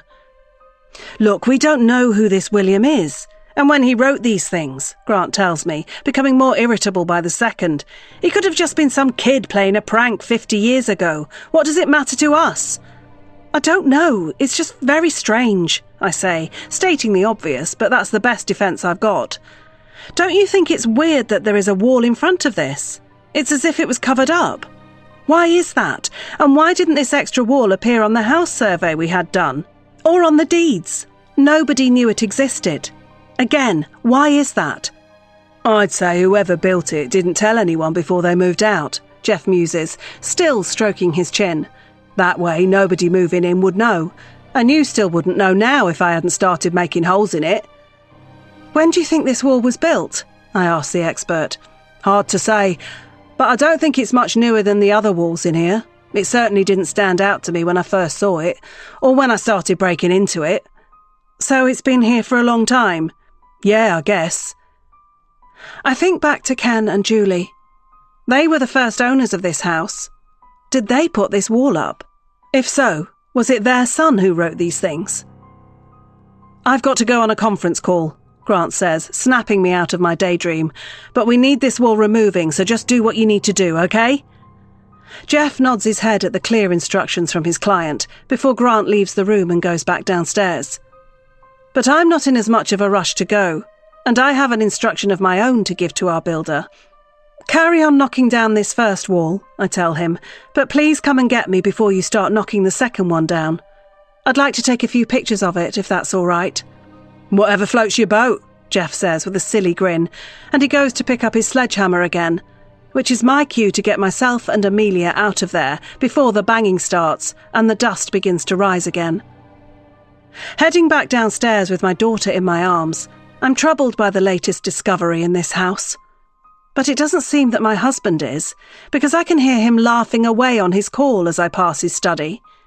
It's as if what we just discovered hasn't bothered him at all. But it's bothered me, and I can't stop thinking about the poor person who wrote all those things. William, who are you? And what made you say all those terrible things? 15. Grant. I spent the rest of the day holed up away in my study doing my best to avoid both the builder and my wife. I was dodging the builder because the more I thought about it, the more I dreaded whatever price he might have given me for the extra work, and I've been steering clear of my wife because I just know that she's only going to want to talk about those messages on the wall, and I haven't got the patience for that at the best of times, but especially not after the day I've had. My second conference call that had been scheduled for mid-afternoon had been supposedly about an upcoming project that me and my team are working on. But it took a nasty turn when our director made an appearance on the call and grimly warned us that due to changing economic climes, the business was not doing as well as expected, and there might have to be a few difficult decisions made in the coming weeks and months. And we all know what that means: possible redundancies. That's the last thing any employee wants to hear from their boss, but especially an employee who is the sole earner in his household and has a wife and 2 children to support, as well as the mortgage to pay on a brand new home. I just have to hope that my job is secure and that I won't be encountering any financial difficulties in the near future, but who knows? From what I could gather, even my boss doesn't have a clue what's going to happen yet. But I'm not going to mention any of this uncertainty to my wife. Steph doesn't need to know yet until there is some more concrete news, and I don't want her worrying because she's already a pro at doing that, and most of the things she frets about aren't even that important. If I tell her my job might be at risk, then she really will have something to keep her awake at night. But as the clock on my computer screen ticks over to 6 o'clock in the early evening, I'm aware that I'm not going to be able to hide in here all day. I know the builder has already left because I heard him crashing down the stairs earlier on his way out, his heavy-footedness showing no signs of abating. I heard Steph say goodbye to him and say in reply that he'd be back at 8 a.m. tomorrow before the front door closed. But Steph didn't pop her head around my study door then to see how I was getting on, probably in case I was in the middle of something and she didn't want to interrupt me. But I haven't been busy. I've barely done anything since I learned that my job might be at risk. Managing to find something to distract myself with online for another half an hour, I'm wondering if I can get away with staying in here until 7 now. But the knock at the door a moment later ruins that plan, and as I turn around in my swivel chair, I see Steph peeking in. "You're working late," she says, seemingly concerned. "Is everything okay?" "Yeah, it's absolutely fine," I reply, a little too defensively. "Just catching up on emails after those conference calls I had today, but I'm pretty much done now." "Great, I need you to give Amelia a bath while I get dinner ready for us."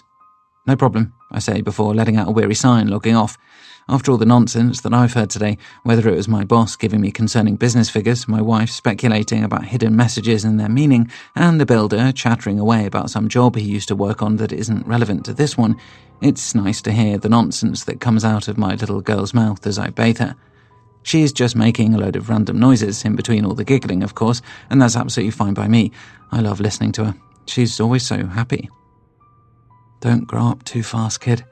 Things aren't as simple when you do. I'm feeling a little stressed about things by the time we've stopped playing with the rubber ducks, and I've got my daughter wrapped in a towel to dry off. As far as stress relievers go, there's none better than being around an innocent child who doesn't demand anything of you other than a little love. I know Amelia won't always be this easy to deal with, but right now she's no trouble at all.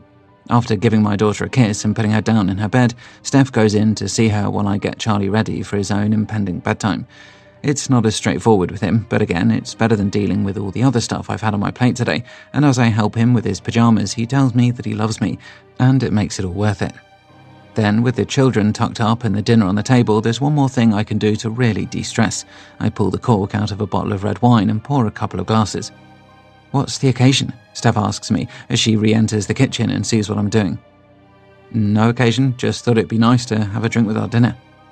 I'm playing it cool, but my wife knows me better than that, and she asks me what's wrong. It's easier to tell a half-truth rather than the full truth, so I just say that work is hectic and leave it at that.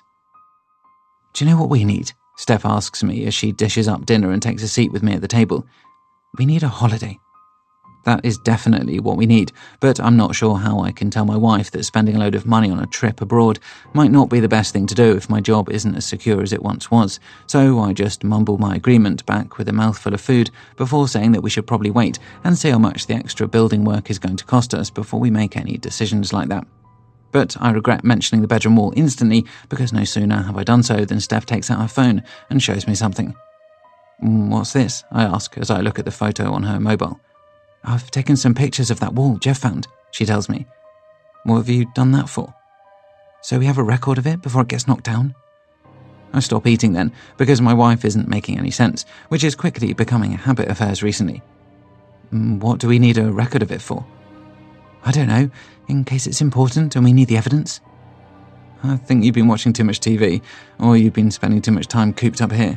Maybe take Amelia to the park tomorrow and get out of the house for a bit." "You can't deny that we found something very strange today." "I'm not denying it. It is strange, it's crazy, but it's not our problem." "It's our house."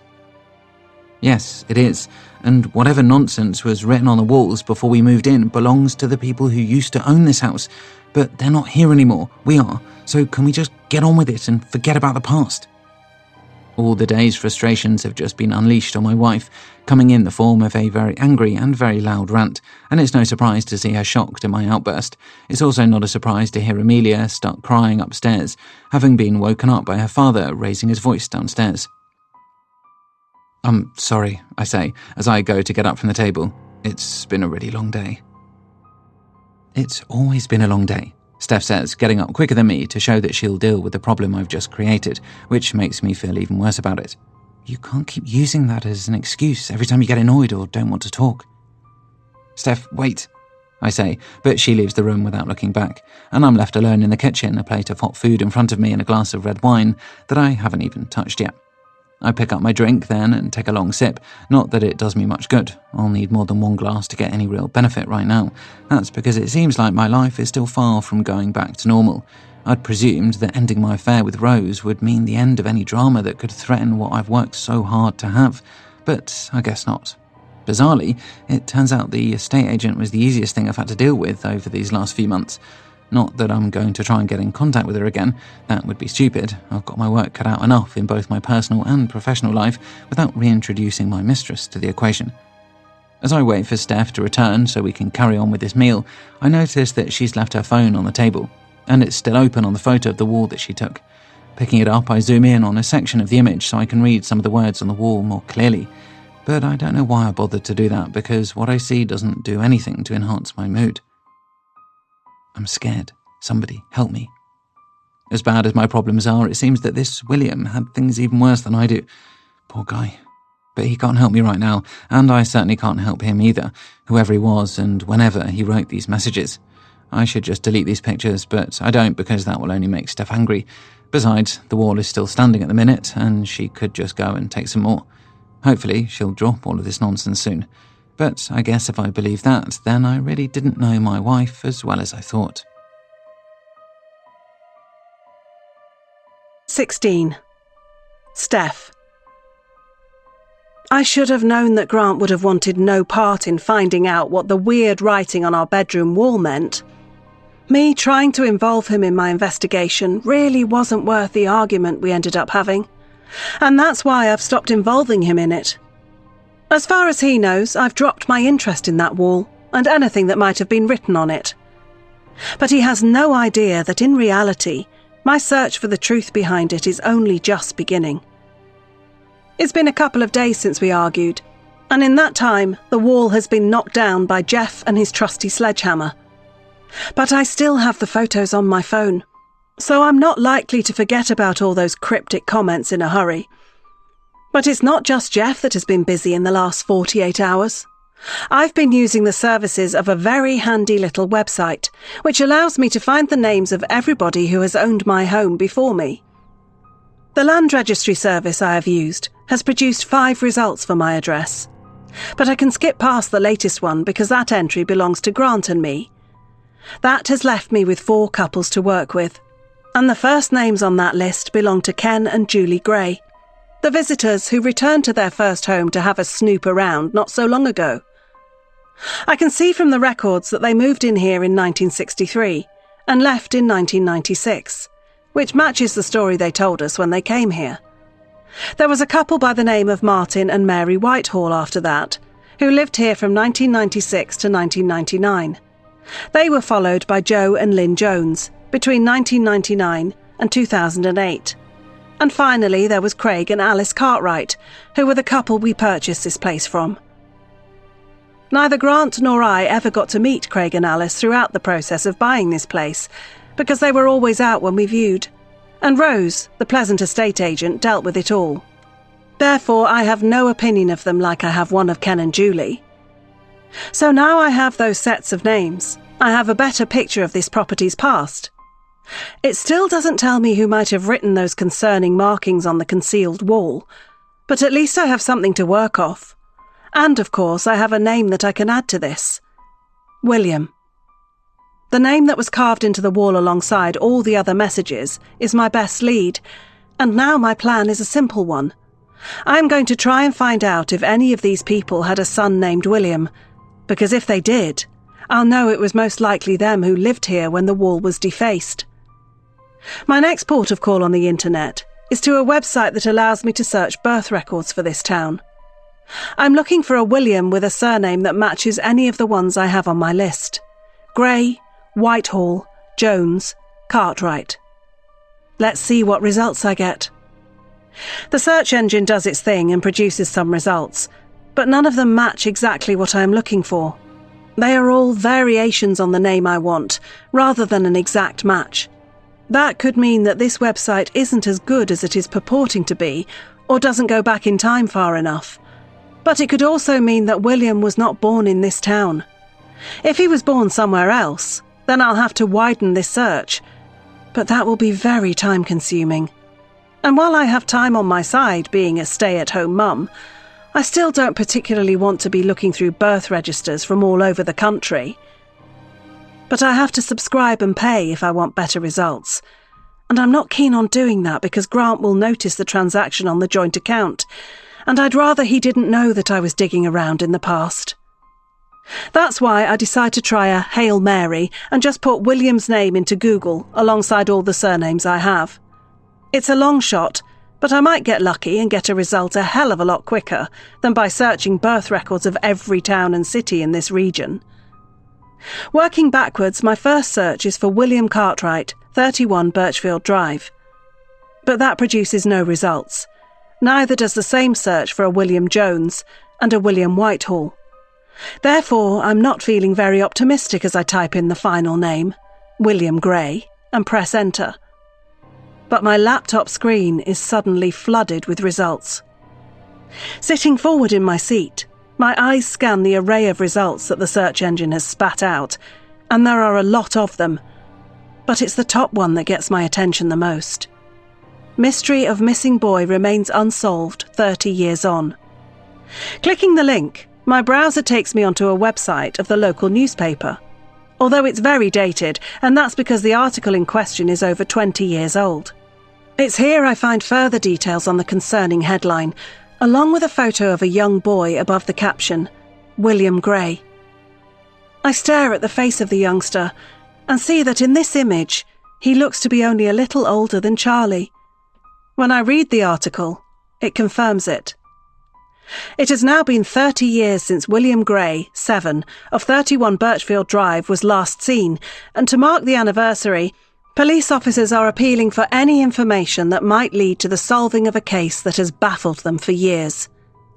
William, who has been deemed to have learning difficulties, was reported missing on the 17th of May 1970 by his parents, Ken and Julie Gray, who told officers that he had disappeared after being allowed outside to play in the back garden.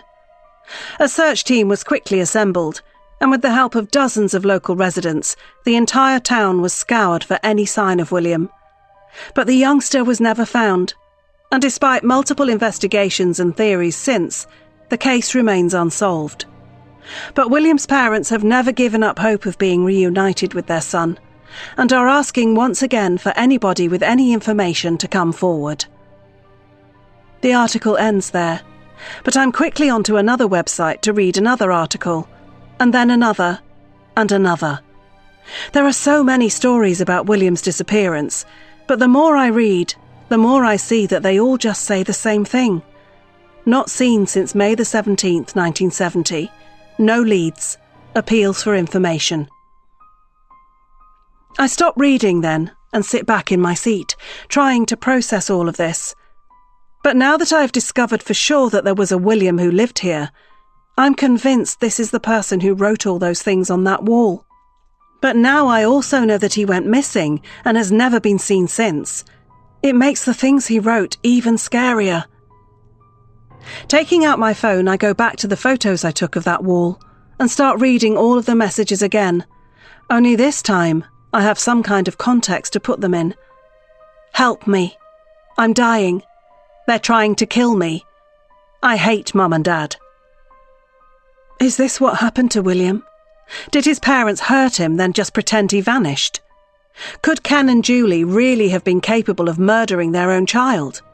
The same couple who were in this house not so long ago, standing so close to my own children. I feel sick as my mind runs away with itself, thinking all sorts of awful thoughts, although I don't have any evidence to really know if they are true or not. I then tried to console myself with the knowledge that the police would have surely suspected Ken and Julie and questioned them about their son's disappearance, so they must have been satisfied that they had not done anything to harm William. But what if there was just no evidence? What if the police had found the wall with William's frightened markings on it? And is this why the wall was hidden by another wall in the first place? I start reading another article, hoping that there might be a new piece of information to glean from this one. But there isn't. It just says the same thing as all the others. The mystery of William Gray. Police seeking information. Parents reported him missing on May the 17th, 1970. I almost fall out of my chair when I realise that date has even more significance than I first noticed. Thinking back over when Ken and Julie visited our house, I recall it was in May. But what date exactly? Was it the date of their son's disappearance? Did they come back on the anniversary? If so, why?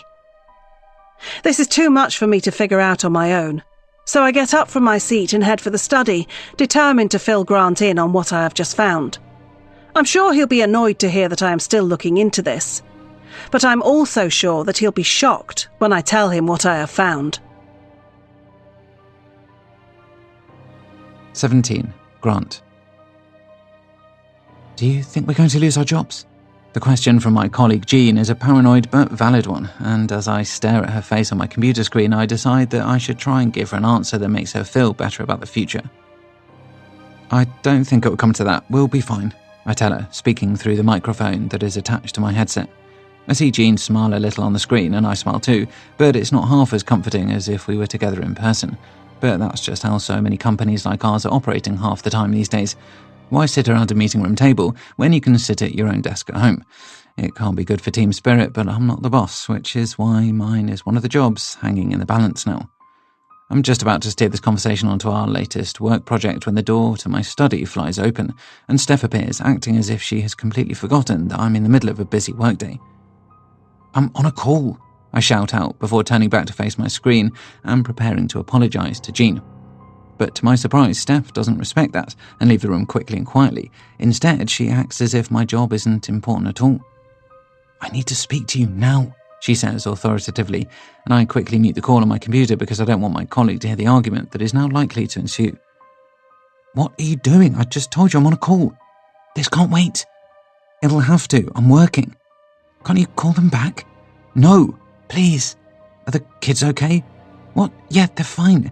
"Then it can't be that important then, can it? So please get out so I can finish this call." Steph sees then that I'm not backing down, and she reluctantly leaves, closing the door behind her, and leaving me shaking my head because I feel like all of that was totally unnecessary and could easily have been avoided. There's me feeling bad for losing my temper with my wife a couple of times recently, but she seems to be the one who is always starting the trouble. "I'm sorry about that, Jean," I say as I unmute my microphone and look at my colleague, who has waited patiently for me to start talking to her again. Now, where were we? I look down at the notes in front of me and just about manage to recall the point I was going to make when I look up again and see that the image on the screen is frozen. "Jean, can you hear me?" But the image still doesn't change, and I guess the connection has dropped out, although hopefully it's only temporary. Checking the Wi-Fi signal icon in the bottom corner of my screen, I'm expecting to see that it has dropped somewhat but is still connected, but when I do, I see a big red cross next to it. The internet has gone completely. "Not now," I say with a heavy sigh as I get up from my chair and head for the hallway where the router box is located. I guess I'm going to have to reset it, and while this hasn't happened for a while, it does happen on occasion, and always at the worst possible times. But when I get into the hallway and go to where the box is sitting on the table, I find my wife standing beside it, and she has a disconnected cable in her hand. "What the hell are you doing?" I cry when I realise that she's disrupted the internet on purpose. "I've just lost the call." "I don't care. I needed some way of getting your attention so I can tell you what I've just found." "Are you being serious right now? Do you want me to get fired?" "Calm down. You're not going to get fired because of a dodgy internet connection. You can go back on in a minute and just say the Wi-Fi cut out. But I need to show you something first. Come on." With that, Steph heads into the kitchen, but I'm in two minds whether or not to follow her in there or just plug the cable back in myself and return to my study. But she's gone to a lot of trouble to get me off that call, and I'm curious now as to what her motivation behind all of this is. She better have a good reason for what she's just done. If not, it seems another argument is on the cards. I enter the kitchen in a foul mood, and although I'm pacified somewhat by the sight of my daughter sitting in a high chair, I'm still fuming at my wife as I stand over her by the open laptop. "What is it?" I ask. "Look," she says, pointing at the screen, and when I do, I see what looks like a newspaper article. "What is it? I don't have time for this." "It's about a boy called William who used to live here. He went missing in 1970, and he hasn't been seen since." It could be the red mist of my mood that has descended that is clouding my thoughts right now, but I can't figure out any way that the words she has just said have any relevance to me. "And? Don't you get it? This is who wrote on the wall upstairs. It's him, it has to be." I see the photo of the youngster alongside a load of words that I don't have time to read, and Steph can still tell that I'm not getting it. "There's more. Ken and Julie are his parents. You know, the couple who came here and wanted to look around? He's their son. And guess what? The day they came here was the anniversary of the day he went missing." It's quite the tale, and quite a lot of information for anyone to process, especially when it's being shouted at me by my very excitable wife, and I step away from the table to try and get some space to think. But Steph just keeps on jabbering away at me. "What if Ken and Julie killed their son? And what if they covered up that wall because they knew it was evidence against them? And what if they came back that day because they felt guilty? Or maybe they just wanted to check that we hadn't found anything?" "Calm down," I tell Steph, struggling to think with all of this being thrust upon me, but telling my wife to calm down when she's got a bee in her bonnet is a complete waste of time. "It says here in this article that William had learning difficulties. What if his parents couldn't cope with that? What if that's why they locked him upstairs and he wrote all those things on the wall? And what if that's why they killed him?" "Hang on a minute. I think we should go to the police and show them the photos of the wall. They need to know about what we found. It might make them talk to Ken and Julie again." "What? We're not going to the police." "We have to. What if they're guilty? What if they killed this poor boy?" "You're really letting your imagination run away with itself." "Am I? This is a mystery that hasn't been solved in over 50 years. What if we've just solved it?" I stare at my wife and see that she genuinely believes she has just cracked a case that the police couldn't in all the time they've been investigating it. Because of that, I don't know who the mad one is here, her for even thinking it, or me for listening to this nonsense. "I need to get back to work," I tell Steph, heading for the door. "You're kidding me. How can you just act as if this isn't a big deal?" "We'll talk about it tonight. Until then, just drop it." I almost slam the door behind me as I go, but I think of Amelia at the last second and refrain from doing so, sparing her the loud noise and the tears that would most likely follow it. But I can't calm down, even when I'm back in my study and I find myself hitting my keyboard in frustration as I try and get back online and reconnect my call with Jean. It's been another messy day with another argument. What the hell has happened to us since we moved into this house? My affair should have been the worst thing to happen in the last 3 months, but Steph's paranoia about previous owners is really getting out of hand now. I said we'd talk about it tonight, but I'm already dreading it. 18. Steph.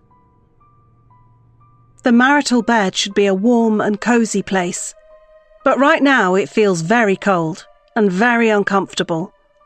Not that my husband seems to feel that way. He's snoring away beside me, seemingly quite content. But I'm not. I'm struggling to drift off, and I have been ever since he and I had another argument to round off our day.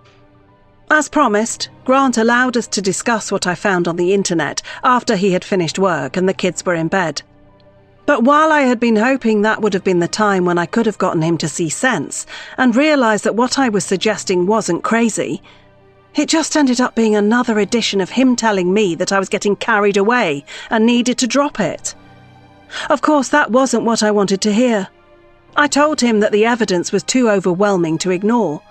The markings on the wall from a frightened child, the same child being reported missing, and that same child never being seen again. I asked him what if it was Charlie who had disappeared. How would he feel? He would want answers, wouldn't he? How would he like it if somebody potentially had those answers, but kept them to themselves? He'd hate it, of course. What we had found on that wall deserved to be divulged to a detective, and they could take it from there. If they thought Ken and Julie were suspects, then it would be up to them to look into it. If not, maybe there would be a new line of inquiry for them to go down. That would be for them to decide, They were the professionals after all, although the fact they still hadn't solved the case of William Gray after so many years hardly put them in the best light. But Grant was so insistent. "Just drop it," he kept saying. "Leave it. It's none of our business." He was acting as if somebody going missing for over 50 years, somebody who used to live in our house and had once written on a wall here that he was afraid, was as inconsequential as finding out you had a £50 parking ticket when you had millions in the bank. He just kept shrugging his shoulders and shaking his head, not showing 1 ounce of compassion to that poor boy, and getting justice for him, even if it is surely far too late to save him from whatever fate has befallen him. The more he did that, the less he looked like the man I had married. Where was the love? Where was the compassion? I couldn't see it. All I saw was someone who was fed up, with life, with this house, with me. We ended up getting into bed and turning off the lights without ending things on a good note. We never sleep on an argument, but that's what we're doing now. Or at least that's what Grant is doing as he snores away beside me. But I'm still lying here under this heavy duvet, feeling trapped, my legs restless, and my head unable to find that sweet spot where it just sinks into the pillow perfectly and makes me feel like I could sleep all night. I have no idea how long I have been lying here like this, because I haven't checked the time. But it must have been hours. I need to try something else. Perhaps I should get up and have a little walk around, have a glass of water, check on the kids, do something to reset my brain so I can come back into the bedroom in 10 minutes and hopefully get some sleep that time. Carefully peeling back the duvet so as not to disturb Grant, though why I feel he deserves to be undisturbed is beyond me, I swing my legs off the bed and put my bare feet down on the carpet before standing up and heading for the door. There's only a small amount of moonlight coming through the curtains, but I already know the route to the bedroom door well enough by now to navigate it in gloomy conditions, and I make it easily. Once on the upstairs landing, I creep down to the bedroom where my children are sleeping. They are still sharing a bedroom at the moment, until the renovation work is complete on the other 2 smaller bedrooms, with the wall now missing in between them. But it won't be long until they each have their own space. Amelia obviously doesn't need that at her age, but Charlie certainly does. And I know he is very excited about having his very own room again, that he can fill with all his toys, posters, and dinosaur magazines. Reaching the bedroom door that is half open, I peek my head in and peer through the dark in the direction of the crib in one corner and the bed in the other. I can see Charlie's shape under his duvet, and while he never makes a sound when he sleeps, I know he's all right. I can't quite see Amelia from this angle and in this light, but I can hear her breaths and smile, still finding it funny that someone her size is louder in her sleep than her big brother. Back when I first had Charlie, I hated the fact that he was such a silent sleeper, and would find myself sitting by his bed and constantly putting my hand above his nose and mouth to try and detect the intake and output of breath to make sure that he was still okay. He always was, and now that silence of his is convenient, because it's the only time of the day that he is quiet. But with both of my babies sleeping soundly, there's no reason for me to keep loitering in the doorway, so I leave, heading downstairs as quietly as I can to get a drink from the kitchen. I stifle a yawn as I pour myself a glass of water from the tap, and try not to look out of the kitchen window into the back garden, because it's pitch black out there, and I don't want to be creeped out. I know that I'm a little old to be worried about seeing a monster or a man in a mask, but I still don't tempt fate, keeping my eyes down on the sink rather than up and out to whatever lurks in the darkness. Guzzling some water down my parched throat, I feel a little better now that I'm not quite so dehydrated, and I decide to take the rest of my drink back upstairs with me as I prepare to try again when it comes to sleep. But just before I get back to the staircase, and just as I am passing Grant's study, I hear a noise in there and freeze. Listening out for it again, I hear nothing, but there was definitely something. So I open the door and cautiously peep inside, worried about what I might find inside. What could it be? What fresh problems might I discover about this house and its past? To my relief, it's nothing, just Grant's computer. He hasn't logged off properly, which he tends to do from time to time if the computer needs to download an update overnight. The problem with that is his emails still make a sound whenever a new one goes into his inbox. That must have been what I heard. Nothing major. Nothing to worry about. Then I hear Charlie scream. The glass of water falls from my hand as my body instantly runs cold at the sound of my son in such abject terror, and now I'm running up the staircase, taking it 2 steps at a time, in a desperate bid to get to my boy to find out what is causing his distress. Bursting into his bedroom, I see him sitting up in his bed, still screaming, and while it's a miracle Amelia hasn't woken up yet, it's surely only a matter of time because Charlie is hysterical. "What is it?" I cry as I rush towards him, my heart breaking to see him so afraid.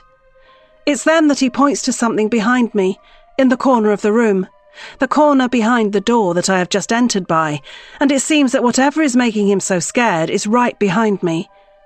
Turning around to get a look at it, I'm not sure what I'm expecting to see. But when I do see, I can't help but scream either. It's William. He's standing right behind the door. And he's covered in blood. 19. Grant. Steph, it's okay, it's just a nightmare. I'm trying to calm my terrified wife down as quickly as I can. 1, because it's not nice to see her this way, and 2, she's going to wake the kids up if she keeps screaming. But it's too late for the latter because I hear Amelia start crying a moment later, followed by Charlie calling out for us to find out what's going on. I need to go to them, but first I need to see what's wrong with my wife. It's okay, seriously, you were just dreaming, I tell Steph as she snaps out of it, shooting upright with her eyes open and looking around the bedroom as if she's double-checking to make sure everything really is okay. What was it? What did you see? I ask her, curious because I've never known Steph to have a nightmare in all the time we've been together, and I hadn't really expected her to start with them now. But she doesn't answer me right away, instead looking around the dark bedroom like there might be something in here with her that shouldn't be.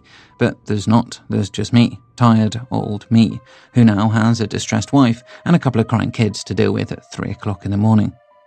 The children, Steph says suddenly, going to get up, but I tell her to stay where she is, and that I'll go and check on them myself. Getting up, I rush out of the bedroom and down the upstairs landing, reaching the room at the end where I find Amelia in tears and Charlie standing beside her crib, looking afraid but protective of his little sister. It's okay, I tell him, as I smile before picking up my daughter and trying to soothe her. Mummy just had a bad dream, but everything's okay now. Just get back into bed. But Charlie doesn't seem so sure, and bless him, he wants to go and check on his mother to make sure she's okay. No, she's fine, Charlie. Just get into bed. I try again, but he's not having it, and he runs out of the room to go and find his mum, leaving me with his sister, who is still making an awful lot of noise for someone so small. This is the last thing I need before another long day of work commencing in the morning, and as I look towards the window and see that it's still dark on the other side of the curtains, I know it won't be too long until the sun comes up and I'm back at my desk in the study, trudging through another tedious day of commitments. That's why I'm eager to restore order to this house and get everybody back in their bed as quickly as possible. So I give Amelia a kiss, and as her crying lessens, she starts to settle down, and it's a relief when I can put her back down again. Then I go in search of my son, finding him having taken my place in my bed, cuddled up beside his mum, and looking like he doesn't want to leave her in case she gets upset again.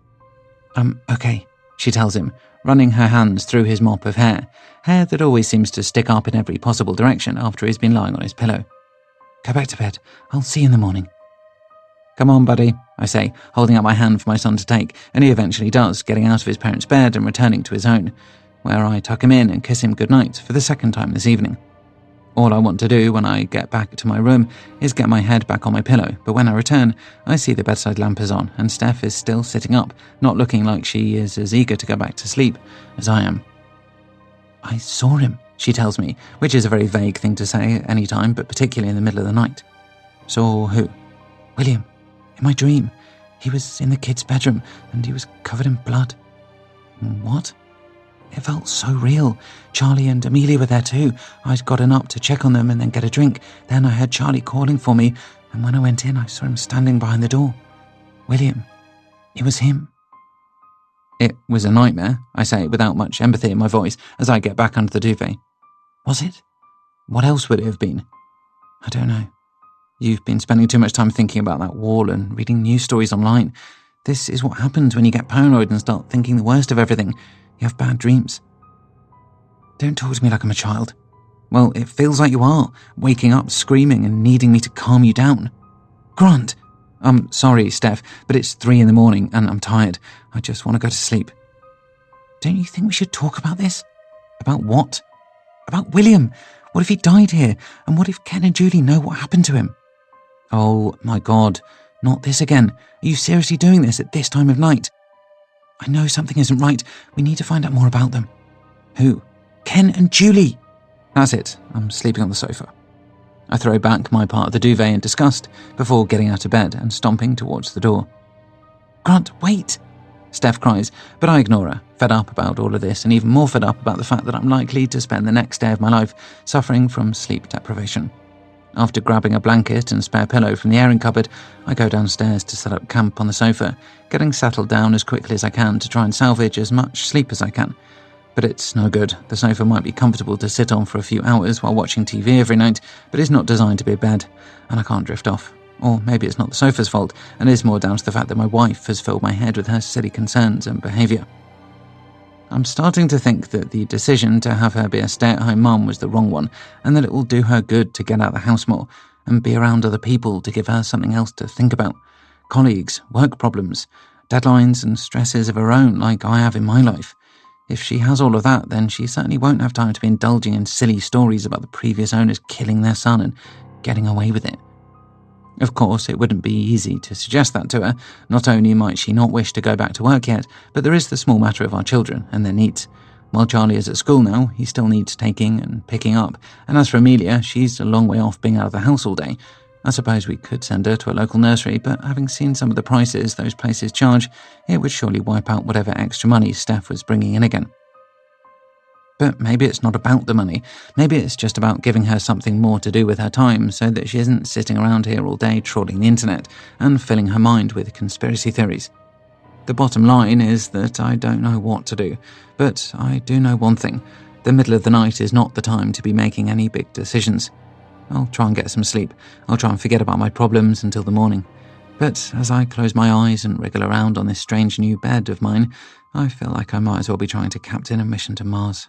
I haven't got a clue what I'm doing and how I'm going to make things work. 20. Steph. I learned 2 things from my little episode in the middle of the night. 1. Nightmares still aren't fun, whether I have them as a child or as an adult. And 2. I cannot bring up the subject of William and his parents to Grant again without having something more concrete to work on. That's why I'm currently following through on an idea I had last night as I lay awake in bed after Grant had gone downstairs to sleep on the sofa. I'm paying a visit to the local estate agents, the one who dealt with the sale of the house we just bought. I'm here to see Rose, and I have some questions for her. It wasn't difficult to find the address for the office where she works. All it took was a quick Google search, entering the name of the estate agency, and then getting back the location where it was based. Then I just had to pretend to Grant that I was taking Amelia for a walk, which was half true. Only instead of going to the local park or wandering the various streets around our house, I had somewhere more specific in mind. But he didn't need to know that I was going to see Rose, and he certainly didn't need to know my reasons for doing so. It's not taken me long to reach the estate agency. One of the perks of living in a small town is that everything is close by. As I approach the door, I see the various listings stuck to the inside of the window of this office, and I pause for a moment to have a look at them. Not that I'm looking to purchase another property for myself. One is more than enough, and certainly one with the kind of history that 31 Birchfield Drive has. But it's also fun to browse, or window shop as they say, and as I stand out here with Amelia in her buggy, I check the listings to see what is on the market in this town. There's a terraced house for sale for £150,000, which seems cheap until I see which part of this town it's in, and it's not a nice one. There's a semi-detached on the market here for £270,000, which looks nice, if a little small for a family like my own. And then there's something at the complete opposite end of the scale, A country mansion with a list price of £900,000 that looks enormous as well as very old, and it probably requires almost as much money to renovate it as it does to buy it. But I'm sure someone will snap it up soon enough. It just won't be me. My mortgage is more than big enough, thank you very much.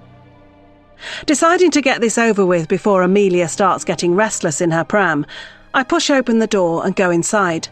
And I'm quickly greeted by a smiling man in a cheap suit, who looks like if he wasn't working here, then he would be working in a car showroom instead. He's straight into the sales patter, probably presuming that I'm here with money to spend, and who knows, maybe I'm coming to inquire about the country mansion in the window. But I'm not here for that, or for him. It's the woman I see sitting at the desk behind him that I have come to see, and I tell him that before he calls to Rose to let her know that she has a visitor. When she looks up at me, I see her expression sour, and it's almost as if the colour drains from her face, which is a strange reaction. But then I wonder if she is afraid that I have come here to complain about the property she ended up selling us. But I smile at her to telegraph that everything is okay, and I come in peace, although my visit might not end up being a seamless one, depending on whether or not she can help me with my inquiry. "Hi, Rose, isn't it?" I say, pushing the pram towards her desk. "You might not remember me. You showed me and my husband around 31 Birchfield Drive a few months ago." "Oh, yes, of course," she says, still looking a little flustered. "Is everything okay?" "Yes, it's fine.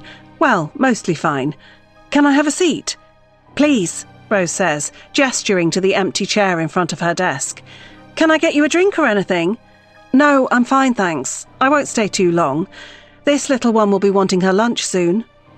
I look down at Amelia in her pram and see that my daughter is staring at Rose, probably sussing her out like all children do when they are in the presence of a stranger. "She's gorgeous," the estate agent tells me with a smile, "but she's still not that comfortable. And I figure it's probably because she has a lot of work to be getting on with, without me and my daughter taking up her time."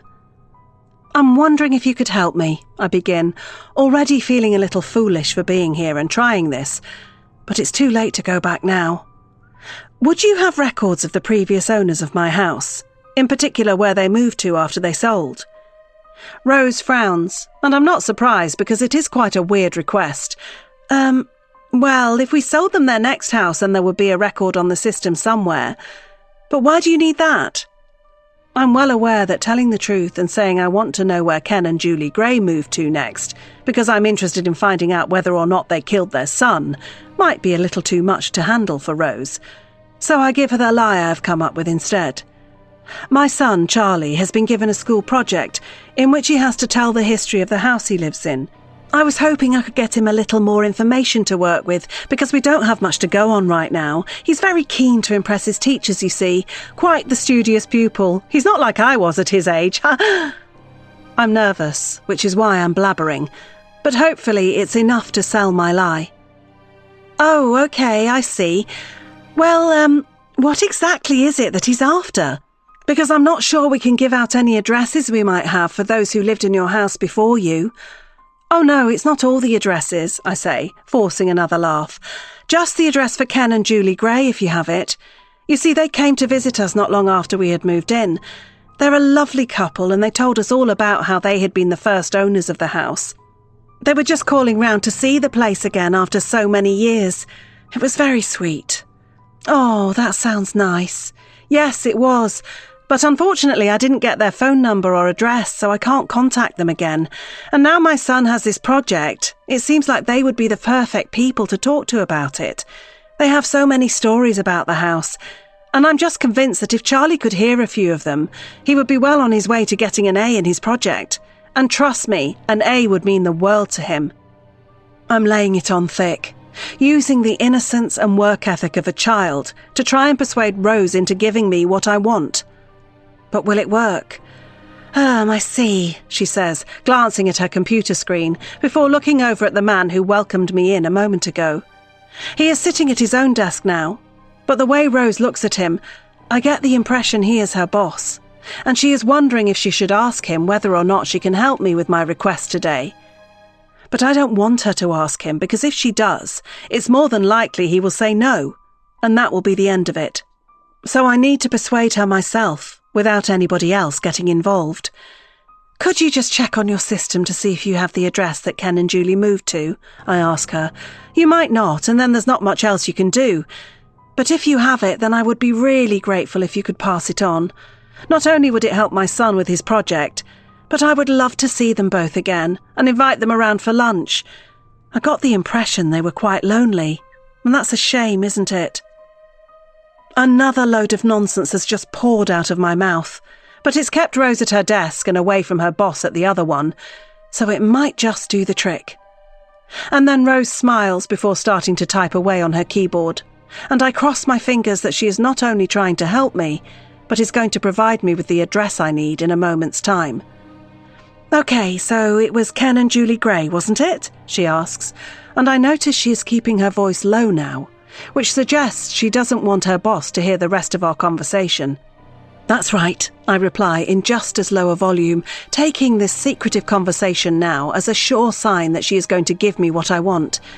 There is an address here which looks like they moved to after they sold the house you're in now. They must have used us for that sale too. Was the sale in 1996? Yes, that matches what they told me. Where are they now? Rose hesitates again, but I go in for the kill. If you do this for my son, I promise I'll get him to bake you a load of cakes, and I'll drop them off in the office next week to say thank you. Will that work? Does Rose have a sweet tooth? She smiles, so I'm guessing so. But then she hesitates again, and it seems there's still something holding her back from helping me. How's your husband? She asks me rather randomly. I'm sorry? Is he enjoying the new house? I realise she is just being polite and checking up on the both of us after she showed Grant and I around the property before we purchased. Oh right, yes, he is, he loves it. He's finally got his own study, so he's always holed away in there now. I hardly see him actually. It's quite nice. I laugh and expect Rose to do the same, but she doesn't. She looks a little distracted, but maybe I'm just not as funny as I thought. Have I just blown my chances of getting the address she might have on her computer? Rose suddenly leans a little closer towards me over the desk, and I lean in too, because it's obvious she is going to say something else that she doesn't want her boss hearing now. Look, I can probably find a few things on here that can help your son with his project, she whispers to me, but I'm not comfortable printing it all off and giving it to you now, if you understand. I nod my head before Rose goes on. How about I call by at your house tomorrow night when I've finished work, and I can give you whatever I have found then, she suggests, and that seems incredibly helpful of her. That would be wonderful, if it's not too much trouble. It's okay, your house is on my way home, so I don't mind. Thank you very much. Rose sits back in her seat then, and that brings our discreet conversation to a close, so I stand up and go to leave, pushing the pram away from the estate agent's desk. Thank you for your help. I'll have a think about it, I say, for the benefit of Rose's colleague in the corner, so he will presume his co-worker has just dealt with a banal inquiry. Goodbye. I pull open the door and push Amelia's pram outside, and once I'm out of the office, I feel safe that the man inside there is not going to come after me and try and find out what I was asking for.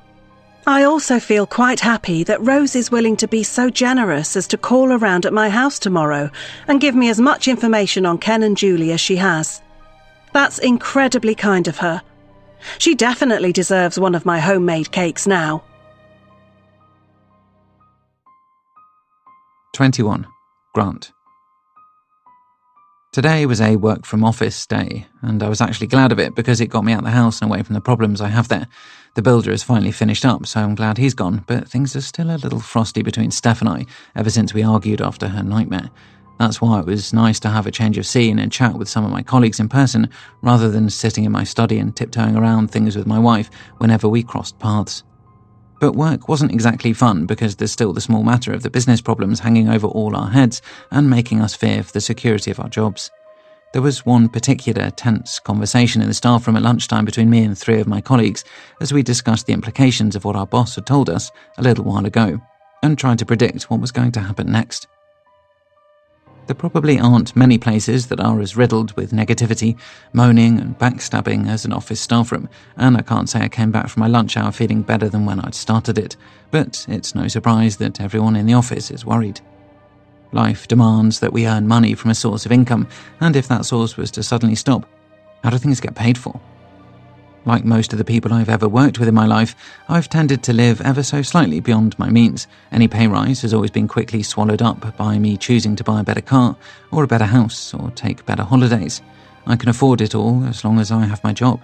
But if I don't, then I'll quickly be regretting not just keeping the old car and the old house and sticking to cheap package deals to Tenerife rather than the trip to Disneyland, Florida we took Charlie on just before Amelia was born. It's the new car that I'm driving now as I make my way back from the office in the direction of home. This really is a nice motor, but it's pricey, and it's going to feel even pricier if my salary stops. But if the worst happens and I do have to sell it, then I'll cross that bridge when I come to it. For now, I'll just enjoy travelling in comfort. The bus will always be there if I need it.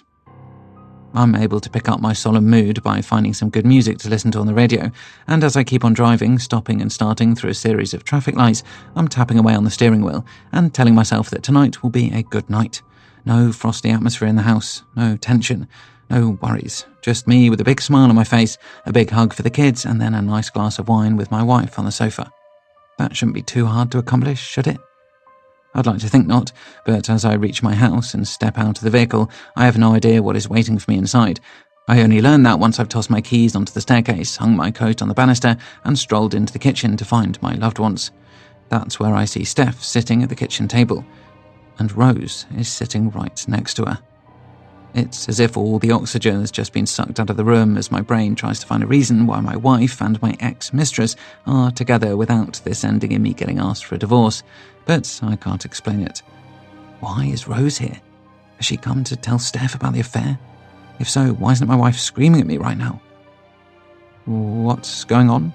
I ask nervously as Steph and Rose spot me in the doorway, and I'm surprised to see that both of them seem calm about my appearance. They don't appear to be arguing or in the mood for an argument with me. Instead, they seem quite friendly. Hi, Steph says before looking back down at some of the papers on the table in front of her, as if my arrival home is no big deal. You remember Rose, don't you? Yeah, I murmur back, my hand gripping the door handle tightly beside me, and if I hold on to it any harder, I'm afraid it might snap off. Of course, I remember her. I was in her bed not so long ago. But does Steph know that? She's helping out with Charlie's school project, my wife goes on, and while I have absolutely no idea what she's talking about, I don't say anything for fear of messing up what might end up being a safe situation for me.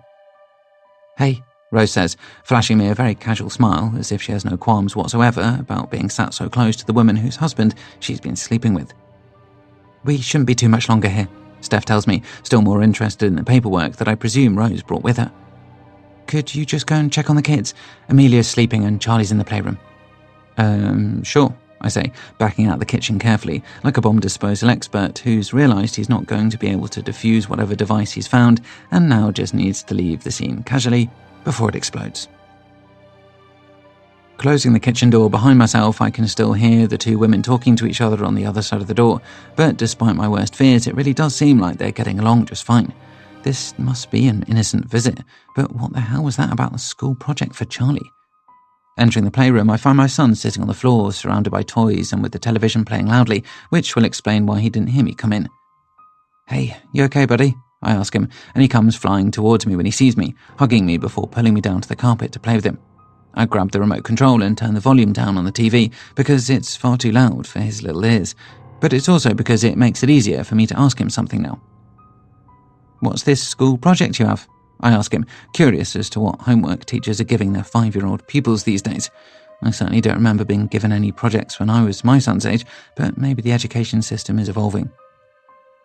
What? Charlie replies, fiddling with one of his action hero figurines. Mum said that you had a school project. Charlie shakes his head and keeps on playing, and I guess he either doesn't want to talk about it or has no idea what I'm talking about. There's no project? Charlie shakes his head again, and I know my son well enough to know when he isn't interested in a topic of conversation.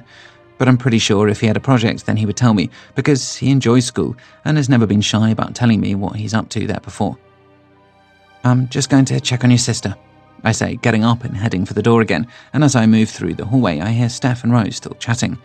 This is very disconcerting, but I guess I should take it as a good sign that I haven't been kicked out of the house yet, so I go upstairs feeling grateful for that. I find my daughter sleeping peacefully in her room when I get there, which is another thing I'm grateful for, and I decide to just stay up there for longer than I need to because the thought of going back downstairs is making me nervous. I only come back out of the bedroom when I hear the kitchen door open, and it sounds like Steph is showing Rose to the door. Rushing to the top of the stairs, I look down at the two women as if this will be the point when the game is up and my sins will be revealed. But that doesn't happen. Steph just thanks Rose for coming and then opens the door to let her out. None of this makes any sense, so I rush down the stairs to try and get a better understanding of what the hell just happened. What was she here for again? I ask my wife as she returns to the kitchen table and I see her collecting up a couple of the papers. I told you, Charlie's school project. I asked him about it and he didn't know what I was talking about. That's strange. For some reason, and despite the circumstances, it seems to be my wife who is more nervous than me. Steph, what's going on? Nothing. Tell me, what is that? I reach out for one of the pieces of paper, and while she tries to stop me, I manage to get it before she can. When I read the contents, I see two names I recognize immediately. Ken and Julie Gray. Steph, what the hell is this? I told you, it's for Charlie's project. Stop lying to me. Please tell me you're not doing what I think you're doing. What's that? You're still looking at that couple and their son? Steph doesn't answer that, which is as good as a yes, and I can't believe it.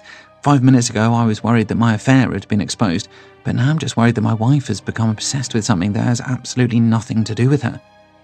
Just leave it, she tries again, grabbing the piece of paper back from me. Tell me what you're doing. Why was the estate agent here? I just had some questions about Ken and Julie. What kind of questions? Nothing important. I was just checking some stuff. What stuff? It's fine, seriously. Just leave it. I'm satisfied that they had nothing to do with William's disappearance. Are you? Yes, and I'm not going to have another argument with you, so please, just drop it.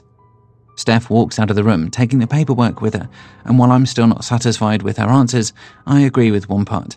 I don't want another argument either, so I do as she says. I leave it. But that's not all I do.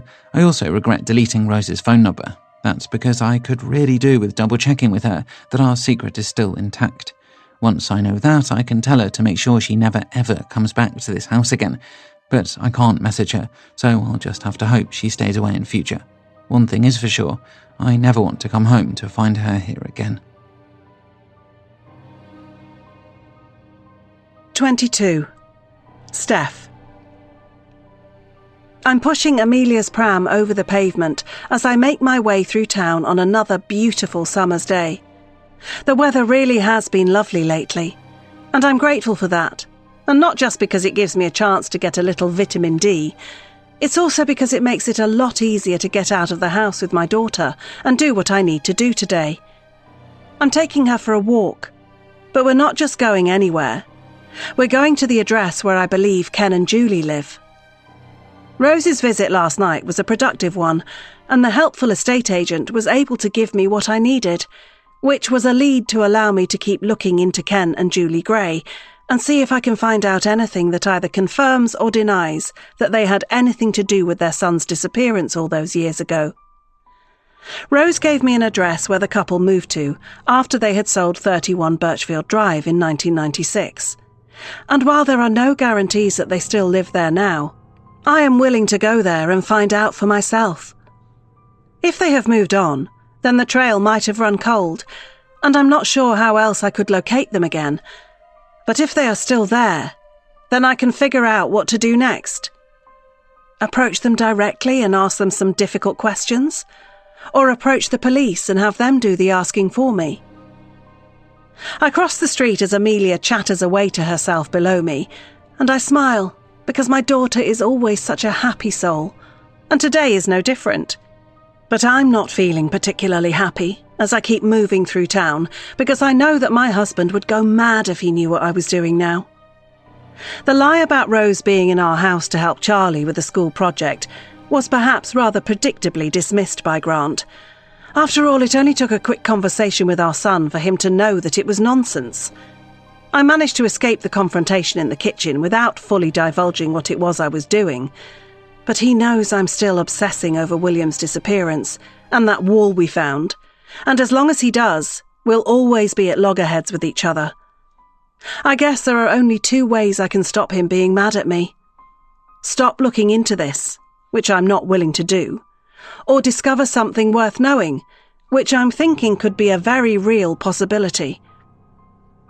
Checking the map on my phone to see how far I am now from my destination, I see that I'm only a couple of minutes away.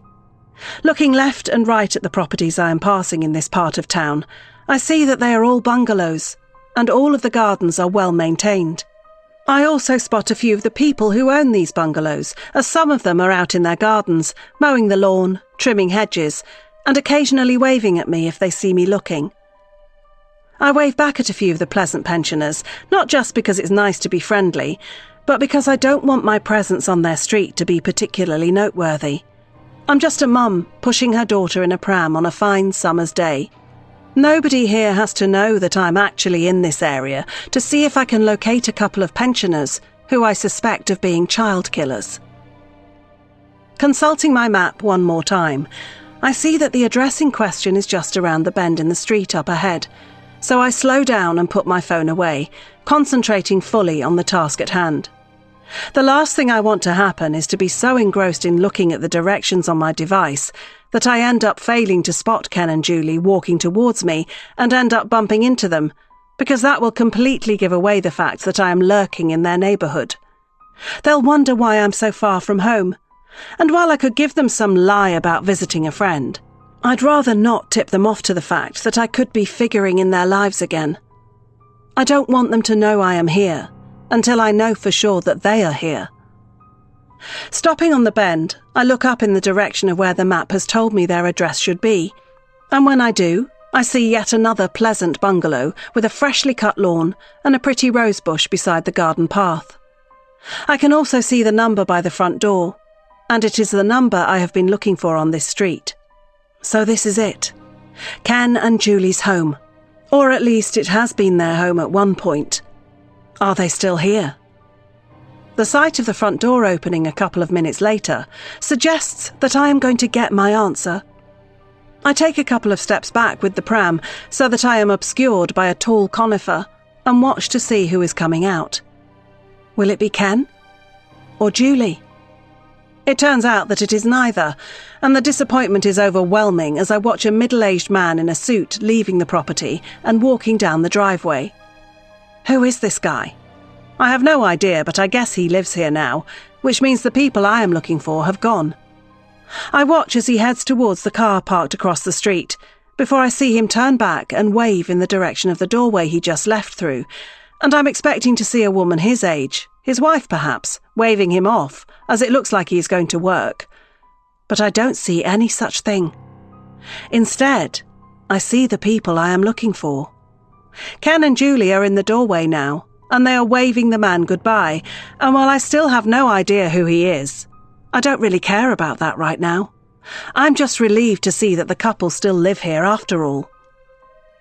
Keeping watch from my hiding place, I see the pair remain in the doorway until the man has gotten in his car and driven away.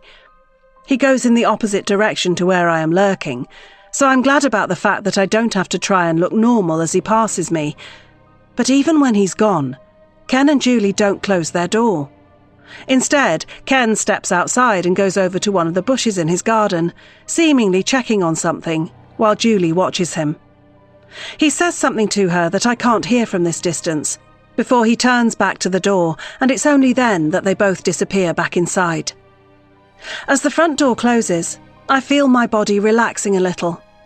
But it is quite jarring for me to realise just how tense I have been for these last few minutes, and I wasn't prepared for how seeing Ken and Julie again would actually make me feel. From what I could tell, they seemed exactly like how I saw them the first time. Friendly, happy, in love. Just another normal couple on a normal street. If I didn't know any better, I would say they had the perfect life. But I do know better now, thanks to what I have learned in the time since they first came into my life. While everything seems serene on the surface, I know that they don't have a perfect life. They lost their child, and that's not something any parent ever gets over. But is there more to it than that? Are they just victims of a tragedy, or are they the instigators of a very serious crime? I still don't know, but now that I have found them rather than them finding me, I have the upper hand in my search for the truth. I just have to play my cards carefully. I have to do that, because while it might not look like it on the outside, Ken and Julie might be two very dangerous people who will do anything to keep their secrets buried. 23. Grant. Despite the stresses of the past few days, which have included worrying about my job and coming home to find my mistress having a cup of tea with my wife, I'm actually feeling quite good now as I drive back from the office after another busy day. That's because my boss has put my mind at ease that my job should not be one of those that would be at risk in the near future, and while he couldn't give me a 100% assurance that I won't be let go, it was as close to that as possible. With that weight off my shoulders, I'm feeling happy enough to sing along to the radio as I turn onto my street, and it's amazing how not having to worry about finances in the future can really free up your mind to enjoy some of the simpler pleasures in life. But just before I wrap up my singing and saunter into my house, I see something that completely squashes my good mood and causes all my anxiety levels to go through the roof again.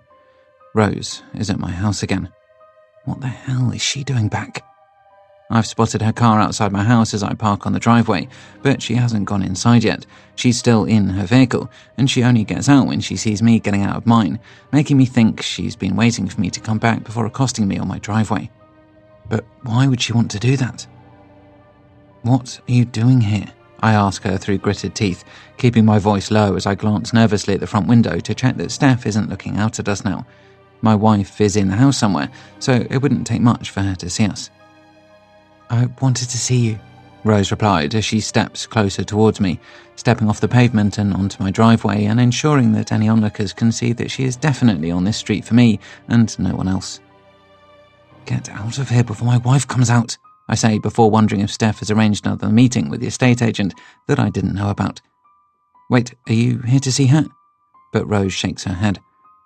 No, I'm here for you. I miss you. What? We're over. I thought we agreed on that. No, we didn't agree on anything. You just told me to stop messaging you, which I have. I didn't expect you to come to my house instead. What the hell was all that about yesterday? Why were you sitting in my kitchen with my wife? She asked me to help her. You should have said no. I was going to, but what? But I thought it might be a good way of getting to see you again. I realised then that Rose isn't just doing this because she fancies another hour of passion at her flat with me. It's because she genuinely likes me, which means this isn't just about sex for her anymore. It's deeper than that, and that's very worrying. I miss you, and I can't stop thinking about you, she admits a moment later, confirming my worst fears. Do you miss me too? I'm married. I know. Then you should know that nothing more can ever happen between us. Nothing should have ever happened at all. It was a mistake. I panic when I worry that I've raised my voice too much and fear that one of the neighbours might be hearing what I'm saying now. There's nobody else out on this street at the moment, but the weather is warm, so several windows are open, and I'm afraid my voice might have carried into one of those houses and given the occupants inside a surprise. But nobody has come to their windows yet to see what all the commotion is out on the street, and I'm hoping that I've gotten away with it. But I've still not gotten rid of Rose, and until I have, the danger is not over. Look, I'm sorry if I've hurt you. I didn't mean to do that, but this is over. You have to understand. Please, I'm begging you. Stay away from me and my wife. You got it? I'd almost feel less guilty if Rose got angry then and stormed off into her car, but she doesn't do that. Instead, she just looks broken-hearted, and that seems to hurt me even more. But what I've just said needed saying before this gets out of hand anymore, and now that I've put it out there, this should be the end of it. I'm going inside now, I tell her, turning to the door. I'd appreciate it if you'd just left. I expect that will be it, and as I check over my shoulder, I'm relieved to see Rose is walking away, but my heart rate ramps up when I hear the front door opening, and a second later Steph is standing in the doorway looking out at us. What's going on? She asks me, before spotting Rose at the top of the driveway. Rose? The estate agent spins back around, and there is a very awkward silence for a moment as all three of us look at each other, and nobody knows what to say. I'm just about to take my best shot at delivering whatever lie comes into my head first to explain Rose's presence here, but before I can do that, the estate agent speaks first. I was just calling round to drop off a few more things to help with your son's school project, Rose says innocently, and while I like to think that I'm a good liar, I see that she is an expert at it. But silly me, I went and left the paperwork in the office, so I've driven all the way over here for nothing. I'm so sorry. It's a tall tale, but it's a good one, and it completely disarms my wife and keeps her from asking any more questions. Oh, thank you very much. That's very kind of you to try and help us, but Charlie submitted his school project now, so we don't actually need anything else. It's my turn to appreciate my wife's lying skills now, and it's getting to the point where I'm wondering if there is anybody in my life who tells the truth anymore. A lie detector operator would certainly get some interesting results if he sat us three down and probed us for honesty. Oh, okay, not to worry then, Rose says. I hope he gets a good result from his teachers. Thank you, I'm sure he will. Steph replies before we watch the estate agent give us a wave and walk away. I keep watching her until I see that she has got into her car and started the engine, and I only follow my wife inside when I'm satisfied that she's gone for good. Closing the door and locking it behind me, as if Rose is suddenly going to change her mind and come sprinting back to the house to try and get inside, like some crazy zombie in a movie who knows there are potential victims inside, I let out a deep sigh and shake my head. That was another close shave, and there have been far too many of them recently, but it appears that I've gotten away with it again. They say cats have 9 lives, but I must have 10 if I can keep surviving so many situations where my wife and my mistress are in the presence of each other without the truth coming out. But then I get a fresh wave of paranoia that Steph might have heard something on the driveway before she came out, so I follow her into the kitchen to double-check. That was nice of her to call round to try and help Charlie, Steph says as she sits down at the table and goes back to feeding Amelia, who is in her high chair and looking messy. How did you know she was outside? I ask her nervously as I stand by the table and watch my daughter receive another spoonful of her dinner. Charlie told me. He's in the playroom and heard you two out there.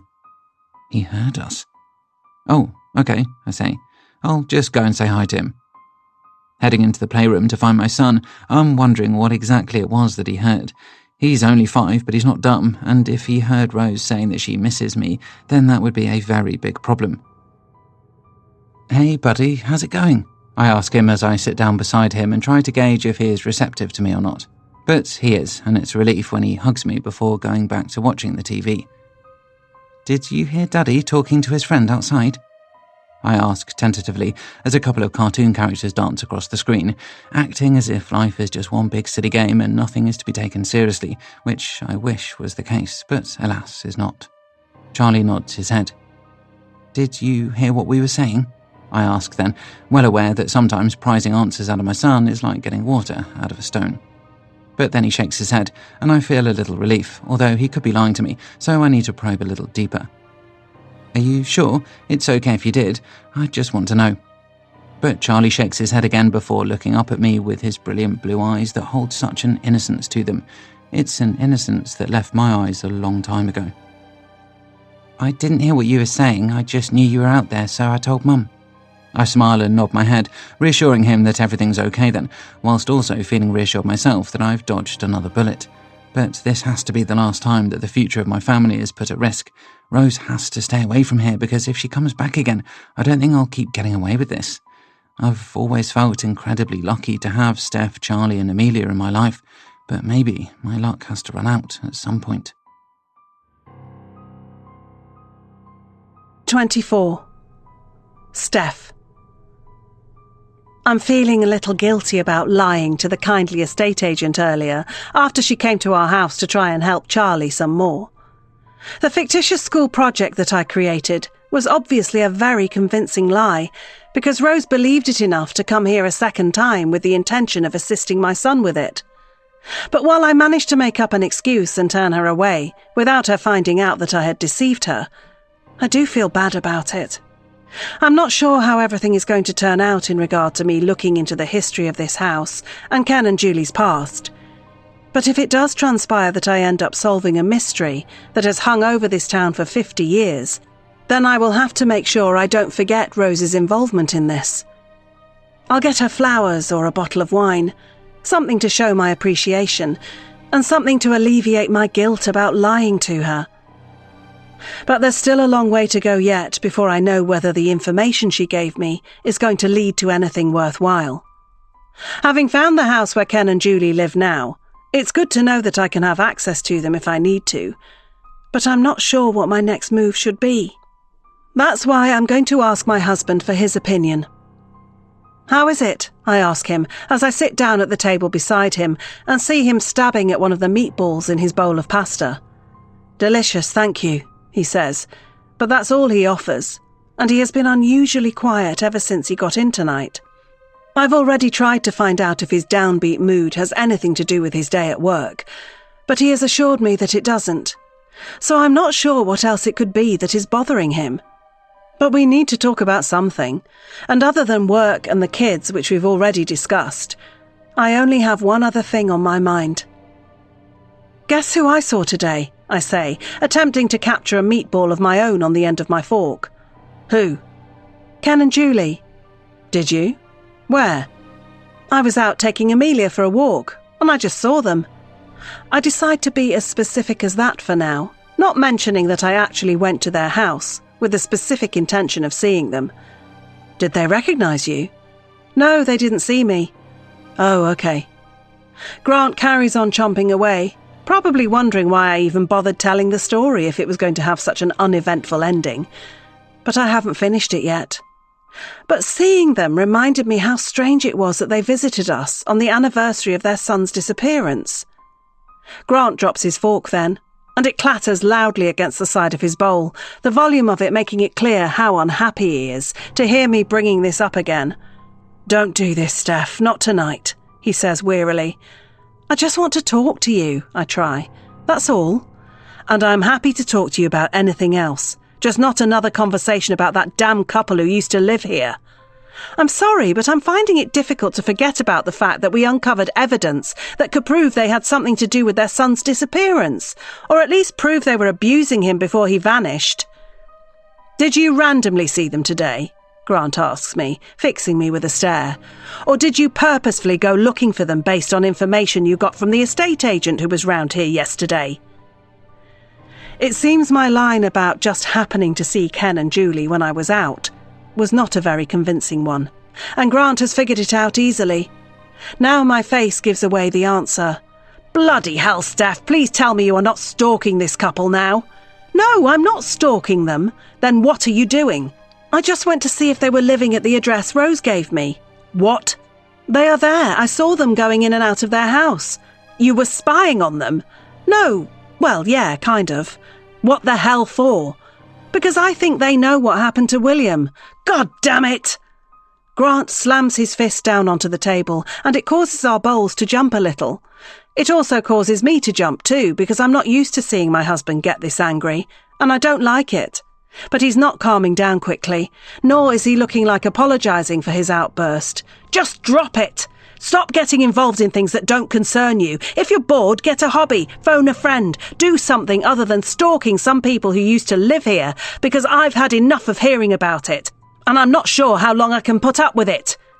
"Grant, calm down," I say, keeping my voice low to counteract how loud he is speaking. "No, I won't calm down. I'm out every day working and paying the mortgage on this place, while you're spending your time making up all sorts of crazy stories about what might have happened before we moved in. How do you think that makes me feel?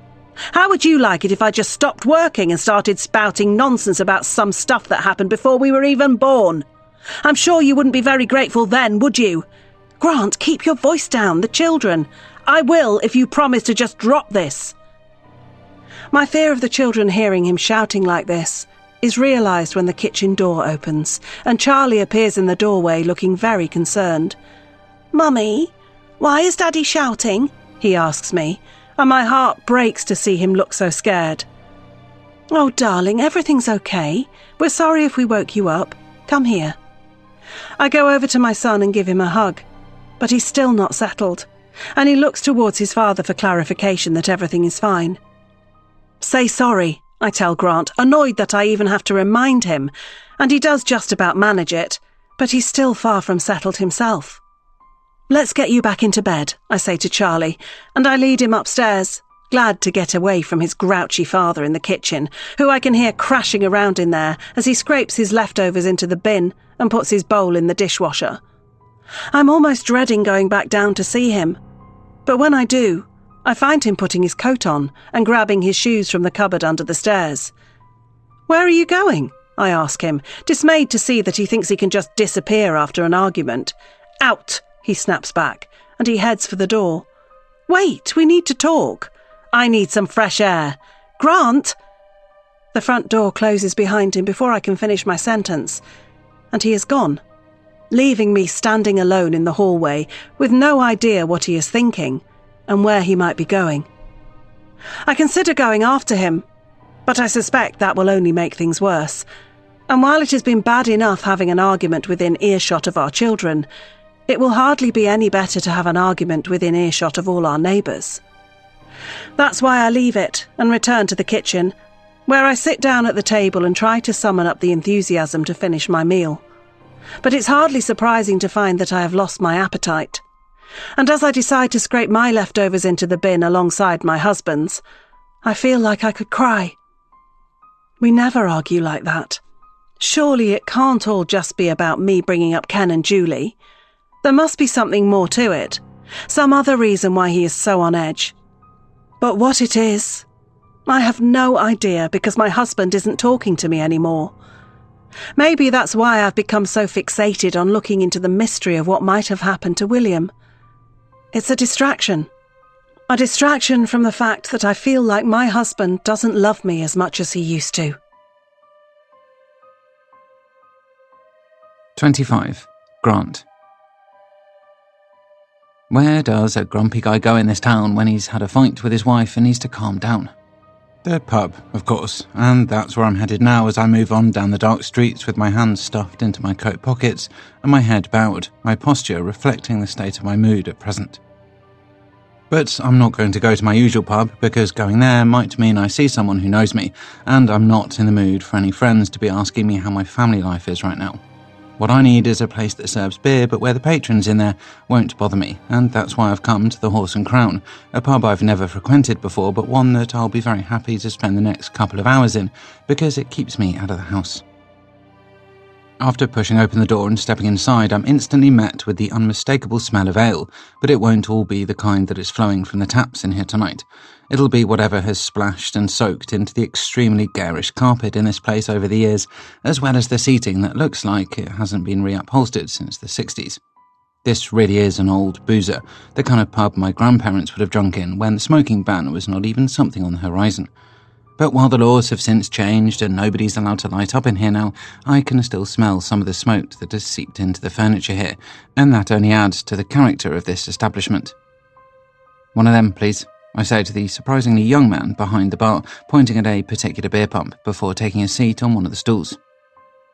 As the barman gets to work, I wonder if he has any family links to this place, or whether he's just some local student who's here to earn a little beer money of his own. But I'm not going to ask him because I'm not here to talk. So I just sit patiently until I have my pint in front of me and I've passed him a £5 note. I don't get much change from that after he's returned from the till, but that's just the way it is around here these days, and I stuff the small coins into my pocket before taking a sip of the frothy drink in front of me. It refreshes me instantly, and before I know it, I'm reaching for my wallet again and ordering another. I'm well aware that sitting in a pub getting progressively drunk is hardly the best way of sorting out my problems at home, but it's the best I can come up with at present, and I need this after recent events. I know many of my stresses have been of my own making, like my extramarital dalliance with Rose, but some of them have not, like my work worries and my wife's insistence on dredging up the past history of our new house. Therefore, on the balance of things, I think I deserve to let my hair down and drink to my heart's content this evening, and to improve the odds of me staying here and drinking more than I should, I know it's a work-from-home day tomorrow, so that seals the deal. I'm starting to unwind by the time I receive my third drink, and as I look around this sparsely populated but historic pub, I admire some of the things I see, like the battered dartboard hanging on the wall, the patchy pool table with the broken cue sitting on top of it, and the signed photo of George Best behind the bar, clearly having been taken when the football legend himself passed through here at some point in his youth. Unlike my house, which I have no desire to learn any more about, I am quite fascinated by the history of this place, and with a few drinks inside of me, I decide to now strike up a conversation with the barman to see what else I can find out about this place. Who knows, this might end up being my new favourite pub. However, it doesn't take long for me to realise that the guy behind the bar is, as I feared, just a local student trying to earn some spare cash, and not somebody who can tell me all about how his parents and grandparents ran this place and all the things that have happened in here over the years. But after overhearing my questions, it turns out that there is someone in this pub who can enlighten me. "He might not be much help to you," says the old guy at the end of the bar, pointing at the barman, who is at least 50 years his junior. "But I've been drinking in here since I was 16, so I know a thing or two about this place." I can tell that the old chap is telling the truth by the fact that he tells me his name is Reg, before pointing to a plaque on the side of the bar in front of him that says, "Reg's seat." With his credentials proven, I shuffle along a couple of stools until I'm sitting beside him, and then settle in for what I'm hoping will be a pleasant evening of drunken tales that occurred under this roof. That's exactly what I get, and an hour later, after several more drinks, including a couple of whiskies for me and my new friend, I'm feeling suitably lubricated, and have completely forgotten about the fact that I have a wife at home, who is most likely going to kill me when I walk in the door later. But I start to be reminded of that fact a little when Reg finishes up another one of his stories and then asks me where I live. "I'm on Birchfield Drive," I say as I nurse my next pint. "You know it?" "Yeah, I know it. I used to have a friend who lived on there. Dave Roberts was his name, but he passed away a couple of years ago." "I'm sorry." "You might have been neighbours with him. He was at number 14. "We're at number 31, but we only moved in recently." I expect that to be the end of our brief discussion on my street, and I'm just about to move the conversation onto football when Reg leans forward on his stool towards me. "You're at number 31, he asks. "Yeah, why?" "That's the Grey house, isn't it?" "I'm sorry?" "The Greys, Ken and Julie. They used to live there long before you did, but that was their house all right. Number 31. I'll never forget that address as long as I live." "Why is that?" I ask, a little fearful of the answer I might get because I'm already well aware of Ken and Julie, and they are the reason my wife and I keep arguing. "Don't you know? I suppose you wouldn't do with the age of you, but Ken and Julie had a son. William was his name. Well, William went missing one day in 1970, and it was as if he'd just disappeared off the face of the earth. He was never seen again." I let out a deep sigh because I know the story all too well, but I refrain from asking Reg to shut up about it like I do with Steph because he's just a friendly stranger and doesn't know any better. Not like my wife, who has been told time and time again to forget about it. "My parents were part of the search team who went out every day to look for him, and I used to go with them sometimes," Reg goes on. "Not too often because I was a young man then, and I had more interesting things to do, but the story was the talk of the town, so it was hard to get away from it. Everyone wanted to know what had happened to William." I keep staring into my pint as Reg recounts the past, hoping it won't be too long until he changes the subject, or I might have to think about making this drink my last one. But then he says something that causes me to look up from the murky liquid in my glass and stare at the wrinkled, weathered face in front of me. "I think I know what happened to him, and I know a few other people in this town who think the same thing as me. But there was no evidence, so nothing ever happened." "What do you mean?" I ask nervously. "It was the parents," Reg says with a nod of the head. "They did it. They got rid of their son. I don't know how and I don't know where they hid the body, but they killed him. I'd bet every last pound in my bank account on it." 26. Steph. There was a lot that annoyed me about Grant raising his voice earlier during our argument, but the biggest thing is that it completely disrupted Charlie's sleep, and he hasn't settled down again since. After leaving his room for the second time since his father went out for his walk, I have taken my son back to his bed, but he's not showing any signs that he's willing or able to keep his head on his pillow and close his eyes. I know the source of his inability to sleep is because he is worried about his parents fighting, but I've reassured him several times tonight that we love him, we love each other, and everything is okay. That's as much as a 5-year-old needs to know. But he still refuses to settle, and even after reading him a story, he's still got his eyes open and is still looking up at me with concern on his face. "Come on, Charlie boy, try and get some sleep," I say one more time, feeling a lot more tired myself than my son seems to be. But my plea doesn't work, and Charlie stays very much awake. But then he says something that lets me know that there is another reason why he's being difficult tonight. "I'm scared," he says quietly a moment later. "Scared of what?"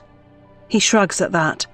"There's nothing to be scared of," I assure him, whilst wondering why he has suddenly gone back to a phase I thought he had grown out of, from a time when he was afraid of all sorts of things, like monsters under the mattress, witches in the wardrobe, and creepy things in the cupboard. "What about those 2 people?" "What 2 people?" "The people who came here." "What are you talking about, Charlie?" "The man and the woman who came in." "What man and woman?" I'm really perplexed now, and it takes one more clue from my son before I get it. "Daddy wanted them to leave, but you let them in." I realise then that he is talking about Ken and Julie. But they came here several weeks ago, and while I've still been thinking about them, I had no idea that my son was. "Why are you scared of them?" I ask him. "They aren't here, and they aren't coming back either. It was just a one-off. You won't see them again." I expect that to soothe my son, but he just shakes his head as if to say that I am wrong. "I've seen them again," he tells me. "They're always outside." "What?" "When I'm in the playroom, I see them standing outside looking at me." "What are you talking about?" "They walk past, and they always stop and look. Are they spying on us?" I can't believe what I am hearing, because I obviously had no idea that Ken and Julie were doing such a thing. But I have no reason to think that my son would lie to me, because while he is as mischievous as any little boy his age, he has never made a habit of being dishonest with his parents. "How many times have you seen them?" I ask him, afraid of what the answer might be, but also aware that my son is capable of exaggeration. "Lots of times." "How many is lots?" "Like 5. 5 times, I repeat as I try and process this. Why the hell would Ken and Julie keep walking past our house so much? They don't live close enough to us for it to be a suitable walking route for them. I had to go very much out of my way to get to their house, so they would have to do the same to get here. So what's their reasoning behind it? "When was the last time you saw them?" I asked my worried boy. "A few days ago." "And why are you scared of them?" "I don't know." I'm aware that a child doesn't necessarily have to have a reason to be scared of something or someone, because at their age they can be frightened of anything, regardless of whether or not that thing is actually a threat. I remember I used to be afraid of my mother's mop, and I would scream every time she would get it out of the cupboard. I was also afraid of the postman too, and I cringe when I think back to the times I would shriek with terror when he would open the letterbox and push something through. Hopefully, my son's fear of Ken and Julie is just another example of a child's irrational fear and overactive imagination. But it's still concerning to hear that the couple have been coming around here, and it's even more concerning to hear that they seem to be stopping and staring when they are outside. "There is nothing to be afraid of," I insist as I stroke Charlie's hair. "But I want you to come and get me straight away if you see them outside again, okay?" Charlie nods, and then he closes his eyes, showing the strongest sign in a long time that he is ready to try and get some sleep now. I stay sitting next to him for a little while longer, just to be sure that he is really going to drift off this time, and I only stand up when I hear his soft breathing get a little heavier, suggesting he has dropped off. After checking on Amelia, who is still very much asleep and didn't even wake up when her father was making so much noise downstairs, I retire to the living room, where I turn on the TV and wait for Grant to make an appearance. I'm not so naive as to think that he is actually still out on the streets walking around now. I'm sure he has found a pub to go into for a drink, and he's most likely making the most of his night, enjoying several beers and possibly watching whatever football match might be on tonight. But even though our last interaction was a fight, and even though him being out there getting drunk is not going to fix things anytime soon, I'm glad he hasn't come home yet. I just want to relax myself, and that's a lot easier to do when Grant isn't here. I find some documentary about people selling real estate in Sydney to watch, but it's mainly just background noise for me as I browse the internet on my phone from my horizontal position on the sofa. I have the best of intentions to just try and unwind by catching up on my messages and checking out the latest happenings on social media. But it doesn't take me long to find myself on Google again and typing in William's name. I scroll down for a while when I get the results, because I've read all the top links that have been thrown up, and I'm looking for something new on the story of his disappearance. Preferably, I'd like to find a news article from more recent times, but there aren't many. It appears this case really has gone cold. I wonder what it would take for the police to really want to start seriously trying to solve the mystery again. I also wonder what it would take for the journalists in this town to decide that there is something newsworthy to write about this case that hasn't already been said before. A secret wall full of scribbled messages from William himself might just do it. But I'm nervous about going to the police, because I'm afraid that the only thing that will happen is the interviewing officers laugh at me and tell me to stop wasting their time. That's why I decide to go down the journalist route instead. And after landing on the website of the local newspaper, I click the box below the heading Contact Us. It's in there that I type out a couple of sentences in which I say that I have recently moved into the house that William Gray was living in when he disappeared, and that I discovered a few things written on the wall, things that might have some significance in the case. If what I have is genuinely interesting to anybody other than me, then I guess someone from this newspaper will get in touch with me. If not, maybe my husband is right, and I am being foolish to spend so much time on this. I guess we'll find out soon enough, won't we? 27. Grant. There's always a right time to call it a night and leave the pub. It's usually somewhere around the 4th or 5th drink, when your brain starts getting a little fuzzy and you realise coordinated movement will only start to get more difficult the longer you stay. But while I've always been good at recognising that moment, I've never been good at acting on it, and that's why I'm still sitting at the bar in this rundown pub, nursing another beverage. But I'm also getting another strong sign now that I should leave here and go home. It's because the person sitting next to me is still telling me all about how he believes the previous occupants of my house killed their son and got away with it. I bet they couldn't cope. He had problems, young William. Learning difficulties, I think they call it. I'm sure they have some fancy terms for it all these days, but I don't know what they are. All I know is that they didn't have many fancy terms for it back then. Of course, there were plenty of derogatory terms, but I won't repeat any of those. Not that I ever used them myself, but William wasn't like other children. That much was for sure. It's one thing to be hearing about Ken and Julie and their son from my wife, but it's quite another to be hearing it from a complete stranger, because it's now starting to make me think that there could be something to all of this. I know all children can be difficult, Reg goes on. I was no saint myself when I was a youngster, and I shake my head when I think back at some of the things that I put my parents through when I was growing up. But that was different to William. I was just being mischievous, playing games, doing what all the other kids do. But from what I gathered, William gave his parents bigger problems. Like what? I ask nervously as I take another sip of my beer, a drink that started out as being very refreshing but is now just clouding my judgment the more of it I consume. They told the police that he would attack them sometimes, like a sort of rage that consumed him, biting, kicking, punching. I'm talking about some really wild stuff. I know it's easy to think that his parents should have been able to deal with all of that as he was their child, but I don't think it's as simple as that. It must have been hard for them, although I'm still not excusing what I think they did. I don't understand. If William was hard to manage, why didn't they seek help? Put him in care or something? I imagine it would have helped him just as much as his parents. Maybe they looked into it, but it wasn't an option for them. I don't know what the care facilities around here were like. Maybe they couldn't afford the fees. Then again, maybe they just didn't want to admit that they couldn't look after their own son. Would you admit to such a thing? I don't answer, so Reg, correctly, takes that as me confirming that I would not like to admit it either. Don't get me wrong, I'm sure they loved him. Reg goes on as he gestures to the barman for another drink, and I can tell this wily chap can handle his alcohol a lot better than I can. Then again, he looks to have had many more years of practice than I have. But you still think they killed him? Yes, I do. But the police looked into it. They didn't arrest the parents or anybody else for that matter. Because there was no body, no evidence of a crime, just a mystery.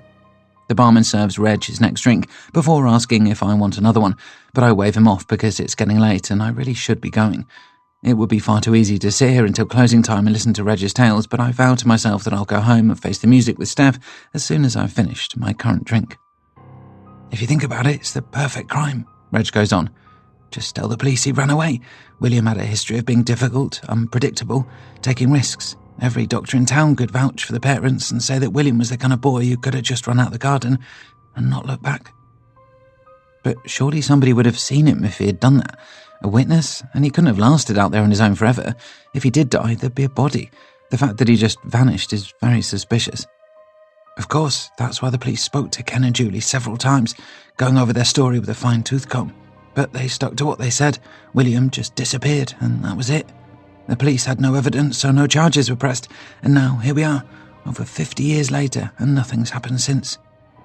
I frown as I stare down at my pint and try and come up with a valid explanation, but I'm hardly likely to do that after several beers, and certainly not if several sober police officers have failed to explain it before me. Do you know what else I think? Reg asks me, leaning forward on his seat again. What? I think the body is still buried on the land somewhere, in the back garden. Under the patio, perhaps. I bet it's there somewhere. I bet William never left that house. I bet he's still there now. It's hard to stop the shiver that runs down my spine when I consider the possibility that there might be a skeleton somewhere so close to where my family currently resides. But then again, it's just hearsay. Probably nothing more than the ramblings of a drunkard in the local pub. And on that note, I think it's finally time to call it a night. It was nice to meet you, I say, carefully getting up off my stool because I'm not sure how coordinated my body will be after drinking so much since I last stood up. The pleasure's all mine, Reg replies before taking a large swig of his fresh pint. But as I turn to leave, he has one last thing to offer up before he loses his audience for the rest of the evening. Keep an eye out the next time you're doing the weeding, he tells me with a chuckle. You never know what you might find in that garden of yours. I don't appreciate the comment, even if it was an attempt at a joke, but I thank Reg anyway because I'm drunk and unpolite, and then I leave, shuffling out of the pub and into the cool night air. Thinking about Reg as I traverse the route back to my house, it's obvious that he seemed pretty convinced that Ken and Julie killed their son, and that was even without me mentioning the wall we found and the concerning messages that appeared to have been written by William. Who knows what his reaction would have been if I'd told him about those? He most likely would have taken it as more evidence that he was correct, and he probably would have added what I'd told him into his next story when he found himself chatting to another lonely guy in that pub one evening in the future. It would be easy to dismiss Reg as somebody with nothing better to do with his time than spout conspiracy theories, but that's the same accusation I made against my wife, and it can't be the case with everyone I meet, can it? That's why, as I stagger on, the glow from the streetlights guiding me home, I'm struck by a gnawing sense of paranoia that I've mishandled this whole sorry situation. Did I overreact with Steph? Did I shoot her down too quickly, instead of really listening to her and letting her tell me more about what she's been looking into? Perhaps. It's certainly a sorry state of affairs when I spend more time listening to a drunk guy in a pub than I do listening to my own wife. But what's done is done. I can only apologise for the past and try and be better in the future. But as I reach into my pocket and pull out my front door key, I'm aware that I'm hardly in the best state to have any sort of meaningful conversation with my partner right now. Dropping the keys on the floor and spending the best part of 5 minutes trying to pick them up again is only further proof of that. I'm wasted. I just need to lie down in a dark room and sleep this off. Let's just hope Steph lets me do that. 28. Steph. I heard Grant coming into the house about half an hour after I had already gone up to bed. I also heard him drop his keys twice in the hallway before going into the kitchen, where he turned on the tap, presumably to have some water, and stave off a little of his self-induced dehydration. Then I listened as he navigated the staircase, a task that is easy for any able-bodied person on a normal day, but apparently not as easy after several beers. And how do I know Grant has had several beers tonight? Well, I only have to take one look at him when he enters the bedroom to know that. His eyes are a little bloodshot, he has a dopey expression on his face, and his body is swaying a little, as if he is unable to perfectly get his balance, despite everything around him being still. He's hardly on some swaying ship right now, yet he's staggering around like a sailor lost at sea. And I would laugh at him if it wasn't just a little pathetic. I deal with my problems by having a cup of tea in an early night. So why must my husband deal with his, with the help of the local pub? "Hey," he says to me, managing to slur that one word as he approaches the bed. "I've missed you." "Is that why you came back so late?" I ask, not really in the mood to pander to him when he is like this. Just get in bed and go to sleep. We'll talk in the morning. That's what I'm wishing for internally as Grant gets nearer. But just like most of the silent wishes I have made in my life to date, not all of them come true. "Come here," my husband says as he sits down on the edge of the bed on my side and attempts to give me a hug. I can smell the alcohol on his breath as his face nears mine, and I am certainly being treated to a very different scent than he is getting after I applied mouthwash before bed this evening. But we hug, and while it's awkward and sloppy thanks to his state, at least it shows he still cares. I care too. It'll just be a lot easier to show that when he is sober. But then he starts kissing me, and I get what he has in mind. Only I'm not in the mood myself. "Come on, just get into bed," I try, and Grant reluctantly does as I say, ceasing with the display of affection and going around to his side of the bed, where I watch him get undressed at a painfully slow speed. Eventually, he slumps onto the bed beside me, and I wonder how long I have got until he starts snoring. The volume of it is most likely going to be unbearable this evening, but at least he is home safe and well. Rather this than him still being out there and me worrying when he'll be back. "I'm sorry," he says a minute later, surprising me a little. "What for?" "For being a dick." That's a blunt assessment of his behaviour towards me recently, and I don't disagree with it. "I met someone tonight," he goes on as the pair of us lie on our backs, staring up at the ceiling, but I suspect I am the only one out of the pair of us who doesn't think the room is spinning right now. "Oh yeah? Who was that?" "Some old guy. Reg was his name. We got chatting at the bar." "So he did go to the pub. What a shocker." "And what did you and Reg talk about?" I ask, expecting it to be a load of nonsense about man's struggles in life. But it's not that. "We talked about this place, about its past. He thinks Ken and Julie killed William too." "What?" I sit up in the bed and turn to Grant, suddenly feeling wide awake despite the late hour. "He said he thinks they couldn't cope with their son's problems and killed him. Got away with it too, as if it's that easy to do." "This is what I've been trying to tell you. I think there's something seriously dodgy about them." "Yeah, well, it turns out you're not the only person in this town who thinks that." "What else did he say?" "Not much. Just that he thinks the body is still on the land somewhere." That is a very creepy thing to say, and I glance nervously at the bedroom floor then, as if I'm going to see poor William lying there looking back up at me. "Has he ever been to the police?" "What? No, I don't think so. They'd probably laugh at him." "Why?" "Because he's just some drunk guy telling stories in a pub. Stories that might be true." "Maybe." That's the first time I have heard my husband admit that what I have been telling him might have some truth to it, and I latch onto it, preparing to tell him about how I sent an email to the local newspaper tonight, and that I'm hoping they can start publicising it again and get the police to take another look at the case. "So you do think it might be true? That's good, because you know I do too, and that's why I—" "Whoa, calm down," Grant says, sitting up in the bed too and taking my hand. "I didn't say it definitely was, just maybe. But we have to be careful." "What do you mean?" "Well, let's just say Ken and Julie are killers. We don't want them coming after us, do we?" "Why would they do that?" "To keep us quiet. And they've already been here once. I don't think we have to worry about that. It's not just that though, is it? We don't want our house turning into a possible crime scene, do we? Imagine they started digging up the garden or pulling up the floorboards. It would ruin our home. We'd have to move out. Think of the upheaval, not just for us, but for the kids. It would be a nightmare." Grant seems to have sobered up a little as he makes his case, or maybe the alcohol has just given him the confidence to ramble on about everything on his mind. I get that it could be messy, but don't you think William deserves justice? Of course, but only if they killed him. And we don't know if they did. Nor do we know if his body is even here, so it doesn't make any sense to ruin this wonderful new home we've worked so hard for on suspicions and theories, does it? Unless we have some hard evidence, which we don't, then we have to leave it. Because I don't want to lose this house, do you? No, I reply, admitting that I'd hate that too. But that might be what happens if you keep pursuing this. So maybe it's better if we just drop it and move on. And it's not just for the sake of the house too, it's for us as well. What do you mean? Grant sighs and lets go of my hand, lying back down again and looking like he's ready for sleep once more. But before he drifts off, he says something else. We've got enough problems without all this.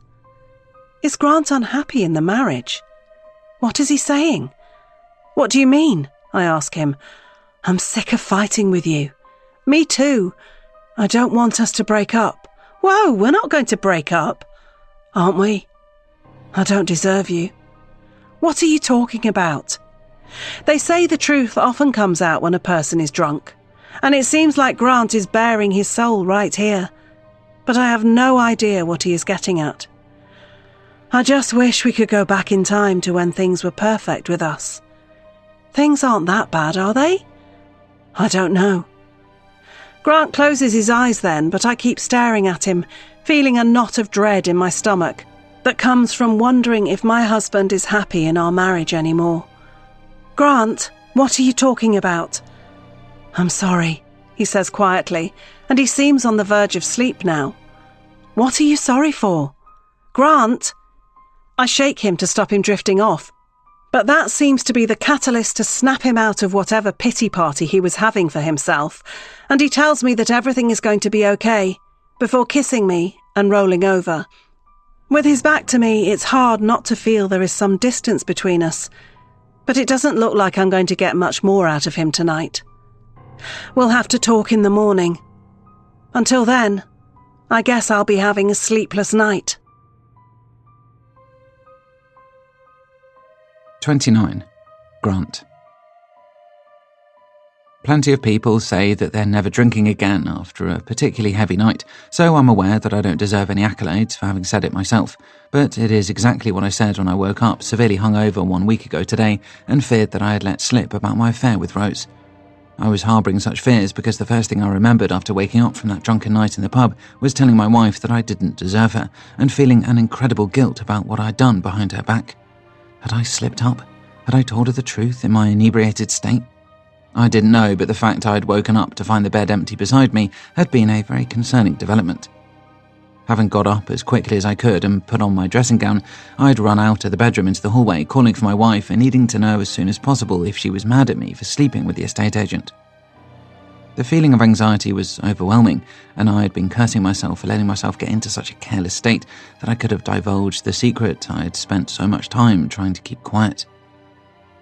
I had found my wife downstairs with the children, making their breakfast and generally being a good parent, unlike me, who had woken up late and in a very disorientated way.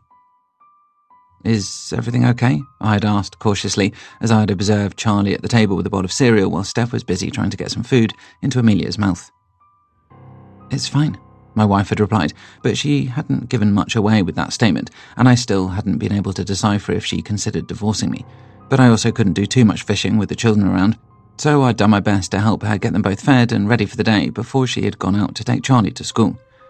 It had been a work-from-home day on that hungover day, so that had been a small blessing, and as I'd gone into my study and wearily logged on, I'd done my best to try and convince myself that I hadn't said too much the night before and blown up my marriage.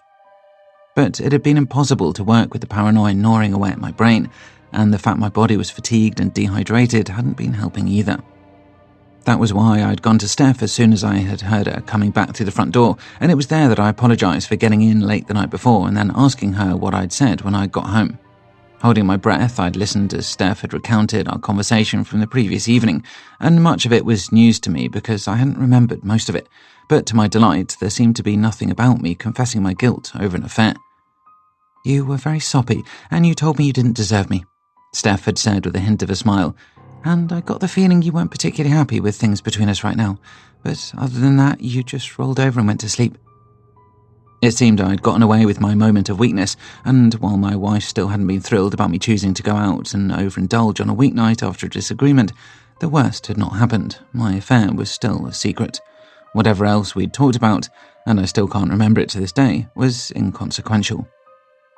They say hindsight is always in 20/20 vision, and that is true as I reflect back on that night a week ago while standing in my garden with a spade in my hand and a soil bed at my feet. Hindsight is telling me to be more careful now with my secrets, and I will do just that. No more drinking. I'm going to be a better husband, and to prove it, I'm getting stuck into some gardening on this fine summer's day. The task I've chosen for myself is to turn up some of these soil beds and make them more fertile so they're ready for the flowers I'm planning on planting shortly. A quick trip to the local garden centre has furnished me with plenty of colourful plants, and I'm confident that after today this garden will be looking a lot more homely. I've definitely neglected it since I moved in, but the inside of a new house always takes priority. But now I'm outside, and I'm ready to start digging. But I'm not digging for bodies out here, and the police aren't either. That's because Steph seems to have stopped talking about William, and I've done the same, so all of that is in our past now. To prove it, I glance behind me before I start working and see my wife sitting on a blanket on the grass with our children, playing games with them and soaking up the sun. She smiles when she sees me looking over, and I smile back, admiring her in her sun hat as well as the hat she's found for our kids to wear too. The pleasant moment is interrupted a second later when Charlie comes running over to show me the ladybird that he's just found, and I spend some time with him examining it before he gets bored and puts the insect down before returning to the rug. That's my cue to get to work, and I start digging now, disturbing the soil and turning it over, making the surface of it go from a grey colour to a rich black. It's hard work in this heat, but I take pleasure in being productive, and a little manual labour is a nice change of pace for someone who spends their working week sitting at a desk. But I'm just getting a good sweat on when I spot something sitting in the soil, and as I bend down towards it for a closer look, my chest tightens, and I feel a little faint. That's because the thing I'm looking at looks very troubling. It's a bone. I almost don't know whether to pick it up or back away from it, but as I stare at the white object on the ground below me, I know I have to do something. Should I call for Steph? Get her to take a look? But what if it was what I think it is? It'll only panic her as well as most likely upset her. I won't tell her. I need to make sure, so I pick it up. And then I let out a sigh of relief. It's not a bone at all, it's just a very odd-shaped stone, very white and very worrying, until I rub my hands over its surface and realise it's nothing that shouldn't be found in a garden like this one.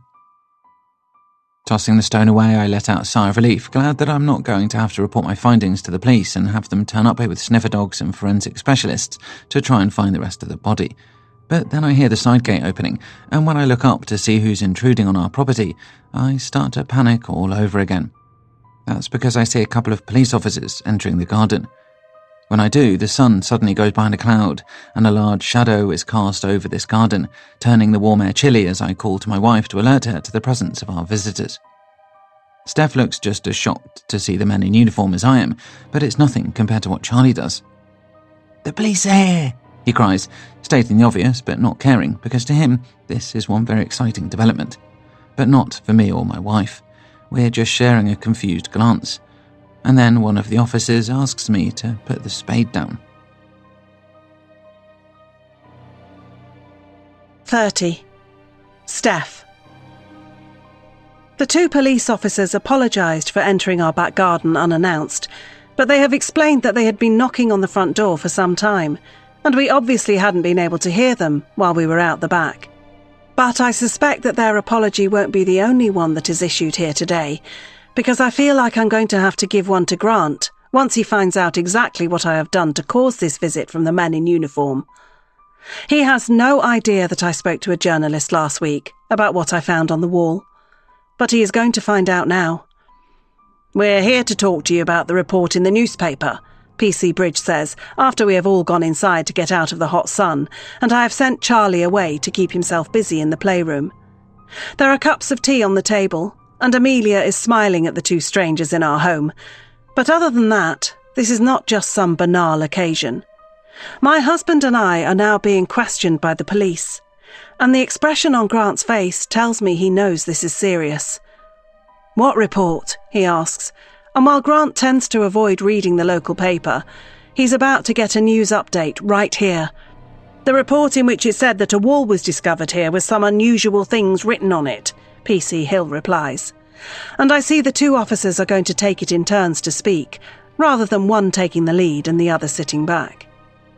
Both officers look to be in their mid-30s, so of a similar age to my husband and me, which means we are essentially going to spend the next 10 minutes talking about events that happened before any of us were born. I have no idea what you are talking about, Grant says earnestly, but then he looks at me, and he realises that I am a little more enlightened than he is. I know, I admit, and I only do so because I'm banking on the fact that Grant will not erupt at me in the presence of the police. But then I'm suddenly not so sure. What? He cries, turning to me. I might have spoken to somebody about the wall. When? Last week. Why? Because I thought it was of interest. It is, PC Bridge interjects, and I'm glad he does so that Grant can't keep firing questions at me. The article said that you discovered the wall during renovation work, is that right? Yes, we were knocking down the wall between 2 small bedrooms, but it turned out that it wasn't just one big wall, but 2 walls close together. Can we take a look at this wall? PC Hill asks, but I shake my head and tell him it's gone. But I took photos, I add, and I take out my phone, trying to be as helpful to the officers as I can. There were no photos in the article, PC Bridge points out, sounding a little sceptical about this whole thing, but I tell him that was because the journalist said they most likely wouldn't print them due to not wanting to distress William's parents if it turned out to be nothing. But they were still happy to print the short article stating a secret wall had been discovered at 31 Birchfield Drive in last Friday's edition of the newspaper. Grant still looks like he is in disbelief that this has all happened behind his back, but there'll be time to discuss that later. For now, I just focus on showing the photos on my phone to the 2 men opposite us. PC Bridge takes the device from me and examines it as PC Hill leans in for a better look himself, and I wait to see what their reaction to the images will be. Are they suddenly going to feel the urge to drive around to Ken and Julie's house with the blue lights flashing on their police vehicle before taking them in for questioning? Or are they just going to roll their eyes, hand the phone back to me, and admonish me for wasting their time? So you think William wrote these? PC Hill asks me. Yes, his name is written on the wall in the bottom corner there. You can see it if you zoom in. I watch as they do just that, and they nod their heads when they see the name on the wall, which I take as a good sign that they are taking me seriously. It's concerning, isn't it? I go on. All those things he wrote. He sounded scared, right? If he did write them, PC Bridge replies, and I frown. What do you mean, if? His name is on that wall. Yes, but that doesn't mean he wrote any of these things. For all we know, somebody could have made all these markings years after William's disappearance. Why the hell would anybody do that? Playing a prank on the next owners, perhaps? That wall was hidden, you understand? Completely hidden, as if whoever knew about it wanted to make sure that nobody would ever find it. If it was really that incriminating, then they could have had the wall knocked down themselves and got rid of it, PC Hill says with a shrug, and I feel like I am losing them already. But it's not easy to knock down a wall, and Ken and Julie probably didn't want to do it themselves, so it was just easier to have something constructed to cover it up. So you think William's parents are the ones who have something to hide? PC Bridge fires back at me across the table. Yes, I do. Look what William wrote. He was scared of them. He was miserable. They obviously weren't looking after him very well. So what if they killed him? Have you and your colleagues ever considered that? The 2 PCs share a look, and I'm wondering if I have just given them something new to think about. But then PC Hill speaks again, and it shatters that idea. Of course we have considered that possibility. The parents were the first people who were investigated when William's disappearance came to our attention. Now, obviously this was many years ago, but you can be assured that the officers and detectives in charge of the case then were very diligent and made sure the parents' story checked out. What story? I cry. They just said William ran away. And you believed that without asking any more questions. We took several statements from both of them, and those statements have been analysed carefully over the years for any inaccuracies or discrepancies, PC Bridge tells us. Not only do we believe them, but we have several medical professionals who have testified as to the mental state of William Gray, and it is their belief that he very much fitted the profile of somebody who was prone to emotional outbursts and making rash decisions, like running out of his parents' garden and disappearing before they had a chance to stop him. But how did nobody see him? I cry. He couldn't survive on his own at that age, could he? So where's the body? Steph, calm down, Grant says, speaking up for the first time in a while, but I dismiss his suggestion. No, I won't calm down, because I don't think it's fair that this little boy went missing, and everybody has acted like it's one of those unfortunate things that happens in life, and just moved on without wondering if anything more sinister is at play here. We're not saying that we don't think William didn't come to some harm, PC Hill says gravely. We just don't think it was his parents who were behind it. So what do you think happened then?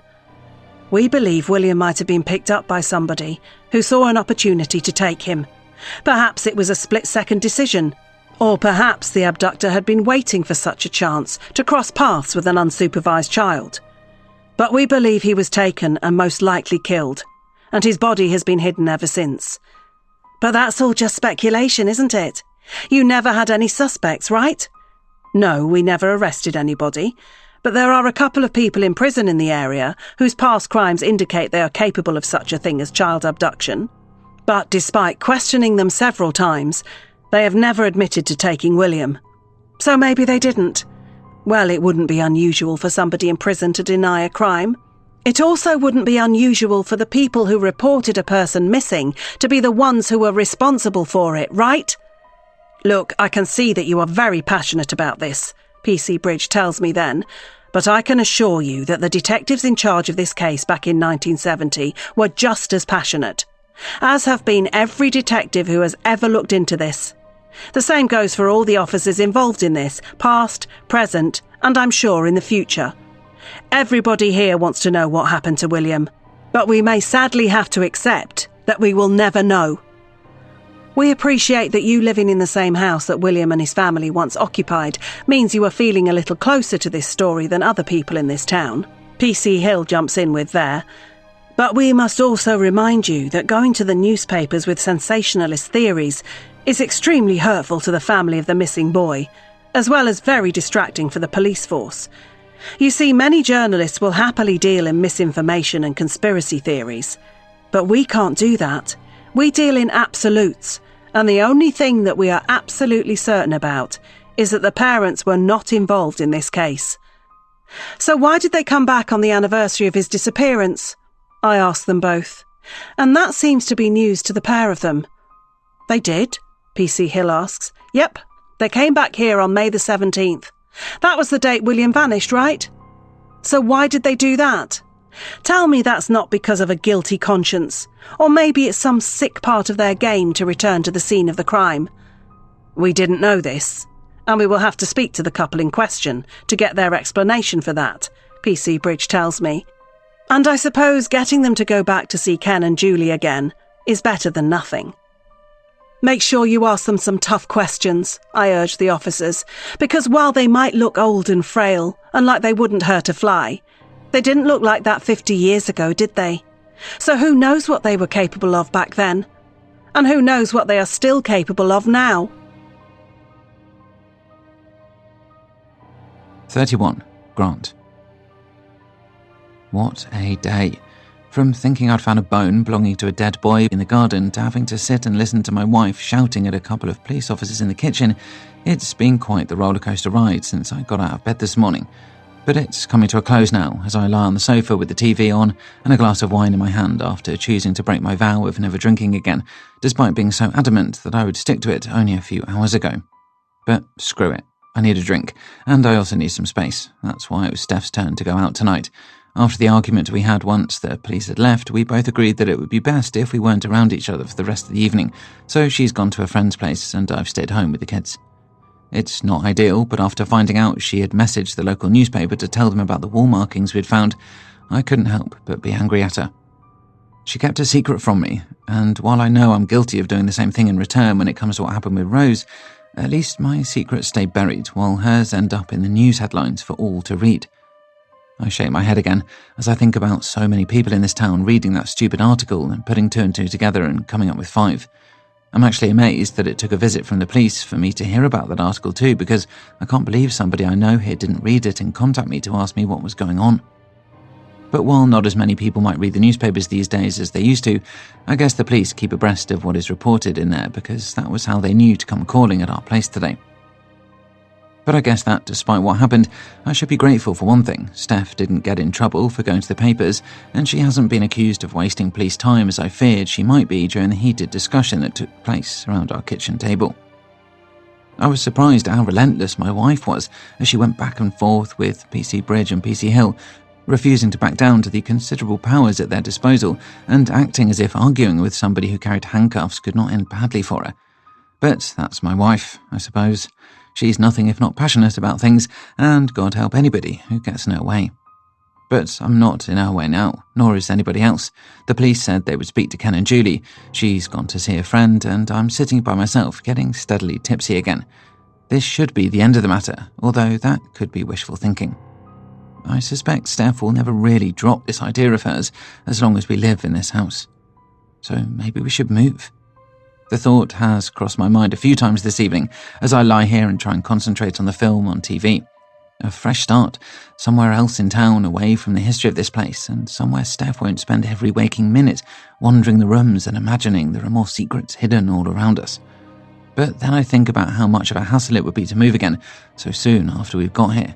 The upheaval for us and the kids, the money we'd probably lose selling so quickly, and the fact that my wife will more than likely just find something else to fret about in whatever new place we end up in. That's it decided. We're staying. I'm not letting something from the past affect my family's future. This is just life. People live and die in various addresses, and then others come along to have their turn. Well, now it's my family's turn to live here. Ken and Julie had their turn while they were in this house, and whatever they did here is between them and their son. God bless him, and whatever fate befell him. I wish I knew, just like everyone else around here wishes they knew, but the time has come to draw a line under this. I'm pretty sure that is what PC Hill and PC Bridge were alluding to earlier as well. They just can't come out and say it in so many words because it's their job to keep the case open, but they know as well as I do that it's a cold case and it will never heat up again. There are new crimes being committed every day, and that means there are always plenty of new criminals to catch. Nobody is bothered about a couple who once had a son but lost him 50 years ago.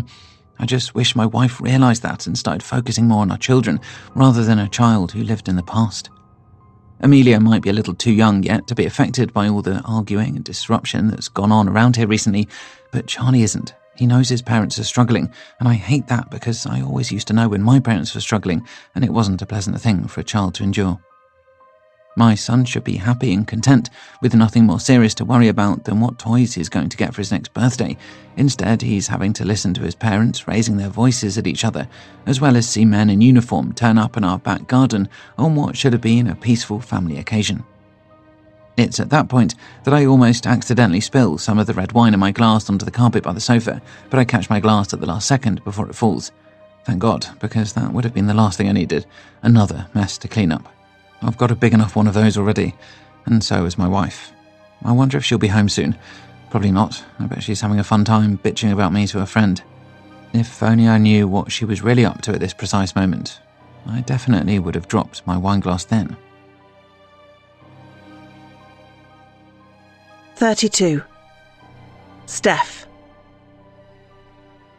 I told Grant I was going to see my friend tonight, but I lied again. I've gone to the bungalow across town instead. And now I'm standing on Ken and Julie's doorstep. Taking a deep breath before knocking, I await a response from the other side of the door. It takes a little while, but I eventually hear the sound of a key turning in the lock before the door opens, and I am face to face with the male homeowner. He surprised me by turning up unannounced at my place once. Now it's my turn to return the favour. "Hello," I say, not because that's the polite and accepted way of greeting somebody, but as a way to cut through the awkward silence that occurs as Ken studies me and presumably tries to figure out what I am here for. But he isn't just surprised to see me. He actually pretends not to even recognise me. "I'm sorry, can I help you?" he asks, as if we have never met before, and I'm just some passer-by who has got the wrong address. "I'm Steph. I live at 31 Birchfield Drive," I remind him, studying him myself to see if he really is being forgetful or he's just playing dumb. "Oh, yes, of course. I'm so sorry, I remember you now. Are you okay?" "Yes, I was wondering if I could talk to you." "You want to come in? Is that okay?" "Well, I don't see why not. Hang on a minute, I'll just get my wife. Ken goes back into the house then, and I lose sight of him for a moment. But as I wait, I get a good look at the decor in his hallway, and while it's a little dated, it's not too bad. Not only is it a pleasant-looking home on the outside, but it appears nice on the inside as well. Ken returns with Julie a moment later, and I see the woman smile at me as she approaches the door before she ushers me inside. "Come in, dear," she says as I step into the hallway, and even though it's a warm summer's evening out there, it's even warmer in here. I have no idea why they have the heating on, but it's a little uncomfortable, although I suspect not nearly as uncomfortable as it is going to be when I start asking them some questions in a few minutes' time.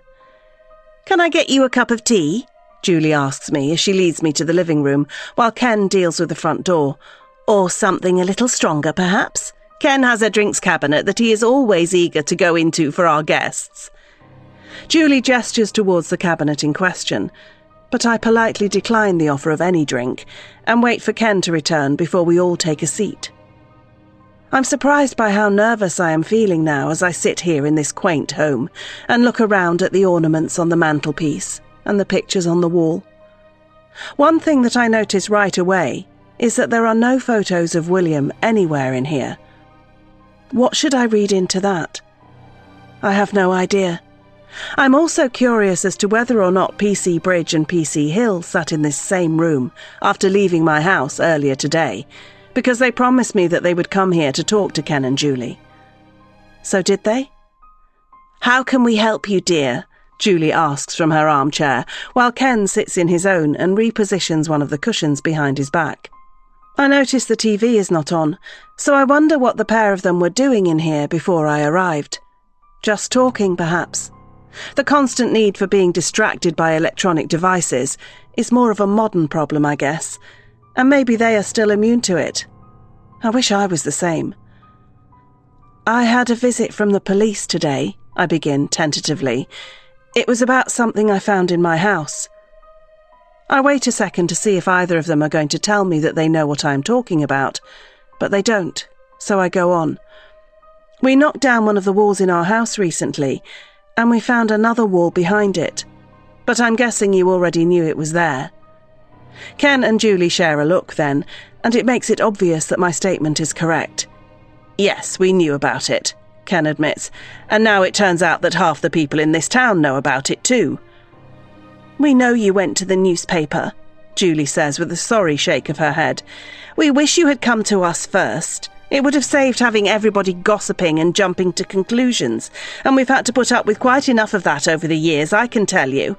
"I'm sorry, but I was very troubled by what I read on that wall," I say, defending my decision to bypass them and go to a journalist. "There were some very concerning things on there, and it seems they were all written by William." "Yes, that's correct," Ken confirms. "William did write those things, and they were indeed very concerning. It was very upsetting for my wife and I when we read them all those years ago." "So you understand why I felt like I had to tell somebody about it?" "Yes, of course." I was worried about this couple being mad at me, but it seems they aren't feeling as strongly as that, although their demeanour is not quite as warm now as it was when I walked in. "Did you read the newspaper article?" I ask them, but Ken shakes his head before Julie answers. "We stopped reading the newspapers back in 1971, she tells me. "That was when we'd had enough of all the speculation in there about what might have happened to William. We didn't need that negativity, so we chose to stay away from it. But it's a shame to learn that journalism hasn't changed very much in all these years." "So you found out about it when the police came to see you today?" I ask next, and Ken nods again before getting up and going over to the drinks cabinet, where he picks up a bottle of whiskey and grabs a glass. "I hope you appreciate that it's not the first time we've had to sit across from a couple of police officers and tell them our version of events surrounding that day when William vanished," Julie tells me, as Ken pours what appears to be a very large measure. "And I hope you also appreciate that it is very distressing each and every time we have to do that. It's not easy recalling the day we saw our son for the very last time." If Julie is trying to make me feel bad, then she is doing a good job of it. But I try to remind myself that this couple could still be lying and harbouring a very dark secret, and that gives me the determination to carry on questioning them myself. The things that William wrote on that wall, I say, shaking my head as I recall them, they seem to suggest that he was afraid of you two, and that he thought he was going to come to harm before he disappeared. You can understand why I thought that was suspicious, right? Yes. You can also understand why we covered that wall up, right? Ken says, turning back around to face me with a drink in his hand now.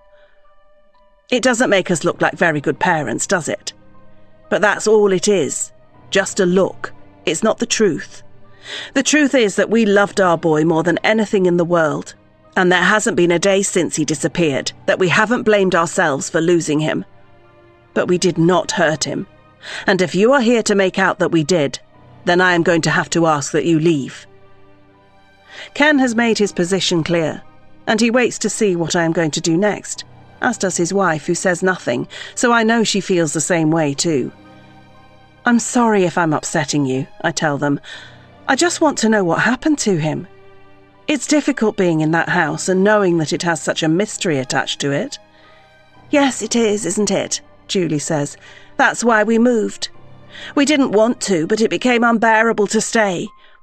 I hope it doesn't reach that point with you. But sadly, that house will always be associated with a tragedy, and there's nothing any of us can do about that. It would help me if I could just hear your recollection of what happened that day, I say next. I know you have told the police several times, but I need to hear it from you. We don't have to do that, Ken starts, but Julie cuts him off and says she is happy to run through it one more time, if it will help put my mind at ease. It was a lovely sunny day, much like the one we had today, Julie begins. I was in the kitchen, and you were in the living room, weren't you, Ken? Yes, I was watching television, he adds. I don't tend to do well in the heat, so I was staying cool in there. And William? I ask. He was running around the house like the little whirlwind that he was, Julie tells me wistfully. He was always difficult to keep occupied. I'm sure you have heard that he had some difficulties. These days, I'm sure there would be something a doctor could do for him to calm him down. But back then, they just told us to do our best. And that's all we did. But I guess it wasn't good enough. Ken steps forward and puts a hand on his wife's shoulder then, consoling her as she seems to get a little emotional before carrying on. We didn't usually let him out in the garden on his own, but that day we did because the weather was so nice and I was washing up in the sink, so I had a good view of the garden from the window. I know that exact view because I stand at the sink many times myself during the day. And I can imagine the scene for myself now as Julie continues telling the story. I put a little cap on William and told him to come inside if he got too hot, she says. Then I unlocked the back door and he ran out, as quick as a flash. He was always so speedy, wasn't he? He could have been a good athlete, that boy, Ken confirms before taking a swig of his drink. I was watching him running around there and saw he was chasing a butterfly for a little while as I continued with the washing up. I remember smiling and thinking that he was having one of his good days. There had been plenty of bad, hadn't there, Ken? Yes, plenty of those, Ken nods before drinking again. I was planning on going outside to join him when I was done with the washing up, Julie goes on. But then you called out for me to say you wanted a drink. Ken nods, but he has no problem with a drink now because he finishes his whiskey and goes back to pour himself another. I took my eyes off the window for a second as I made Ken a lemon squash, Julie tells me, but now her gaze is on the carpet by my feet, and she seems too ashamed to look at me anymore. Does she think I will be judging her from one mother to another? Perhaps. When I looked back again, he had gone, she says, shaking her head as if she still can't fathom how it happened so quickly. I thought he must have gone down the side of the house, so I left the drink and went into the garden to check. There was a gate down there, but he had never opened it before, so I wasn't afraid that he had opened it then. But he had. It was wide open, and he was gone.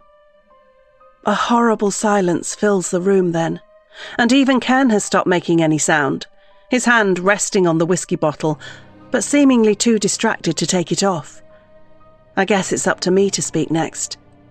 What do you think happened to him? I ask, interested in their opinion, because while the police gave me theirs, I like to think that a mother has a better sense of the fate that befell their child than they ever could.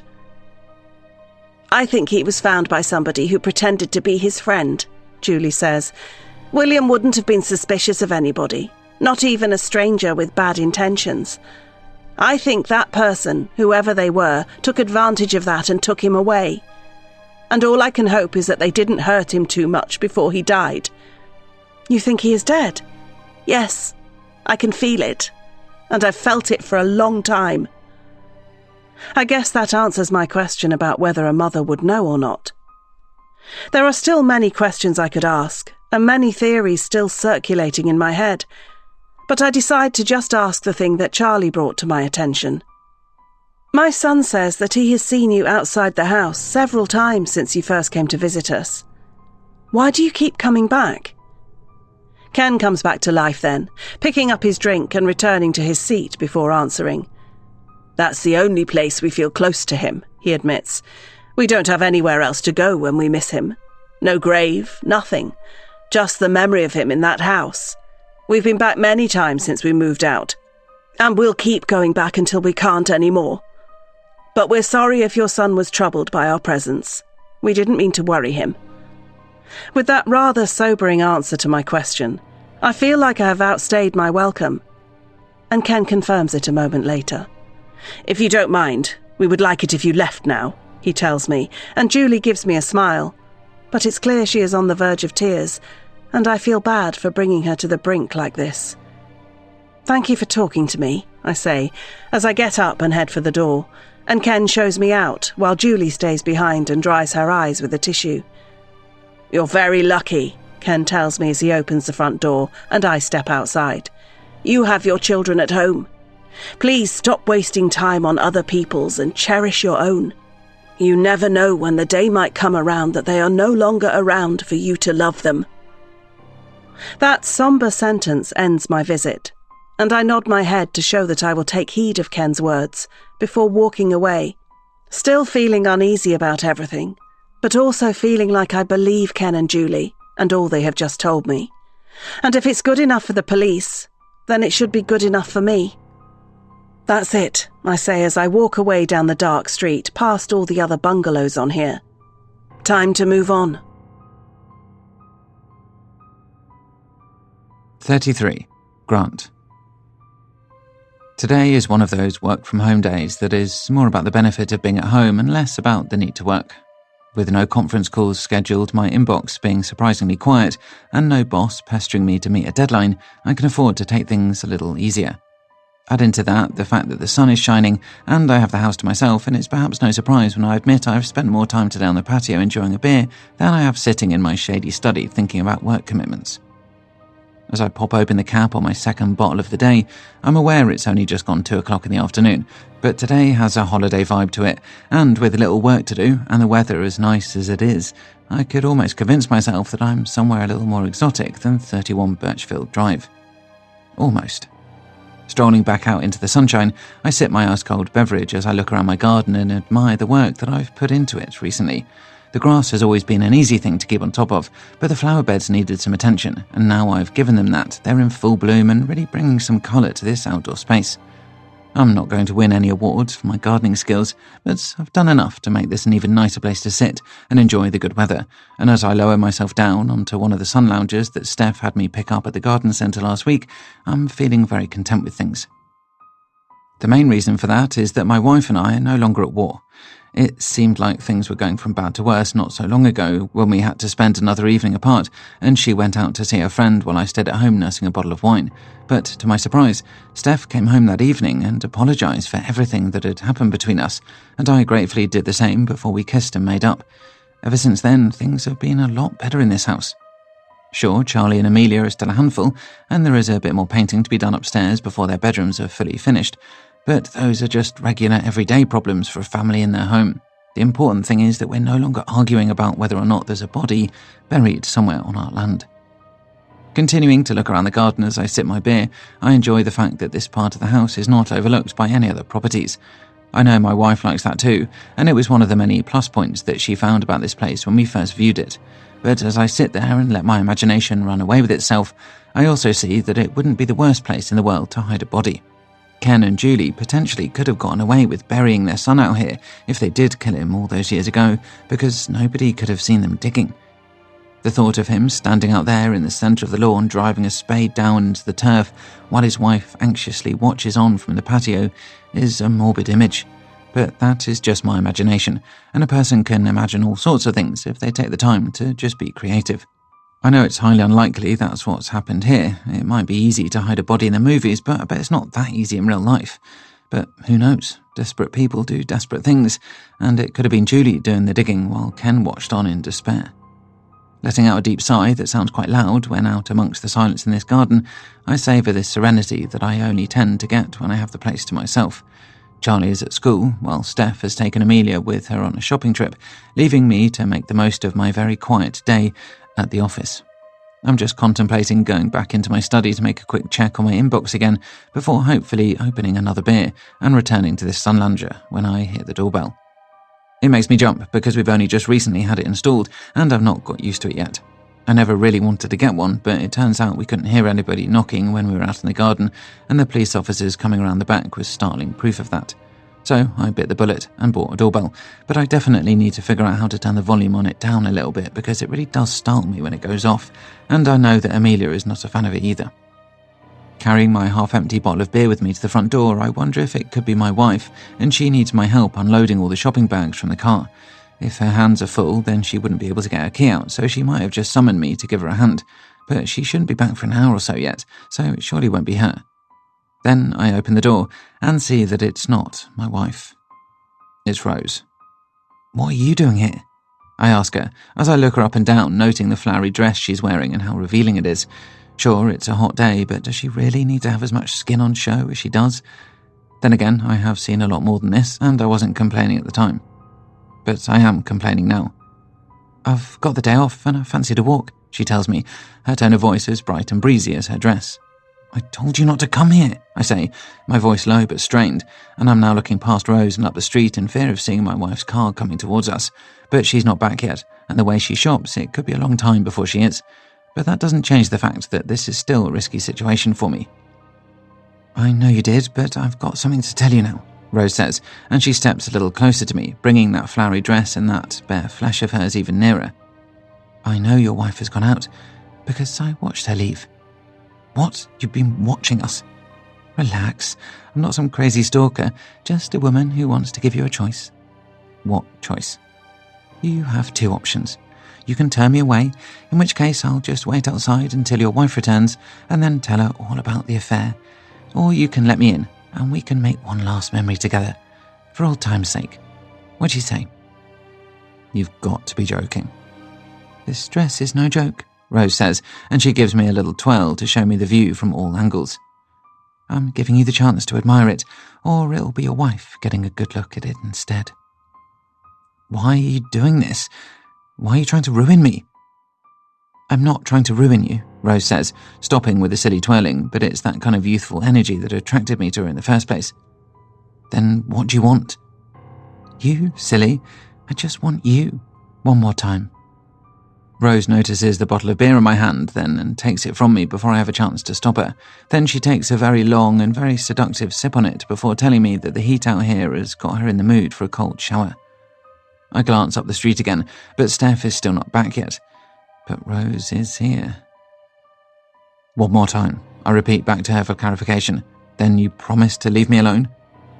"As long as you give me your best effort," she says with a wink before draining my beer and asking me if I have any more in the fridge, stroking my chest with one of her long fingers as she does.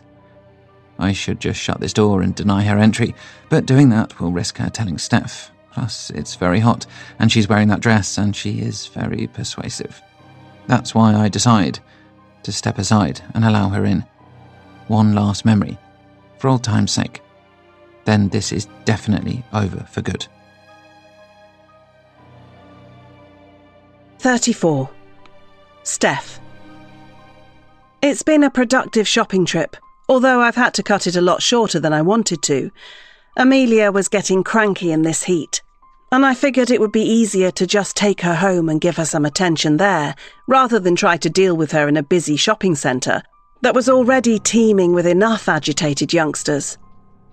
Now we're both in the car on the way home, and while my daughter is still a little grizzly, she is being a lot better behaved than she was when we were in that department store, when she was screaming at the top of her lungs. "Don't worry, we'll be home soon, and then you can be Daddy's problem for a little bit," I say with a wry smile, looking at my daughter in the rearview mirror and seeing her staring out of the window, amazed by all that is passing her by.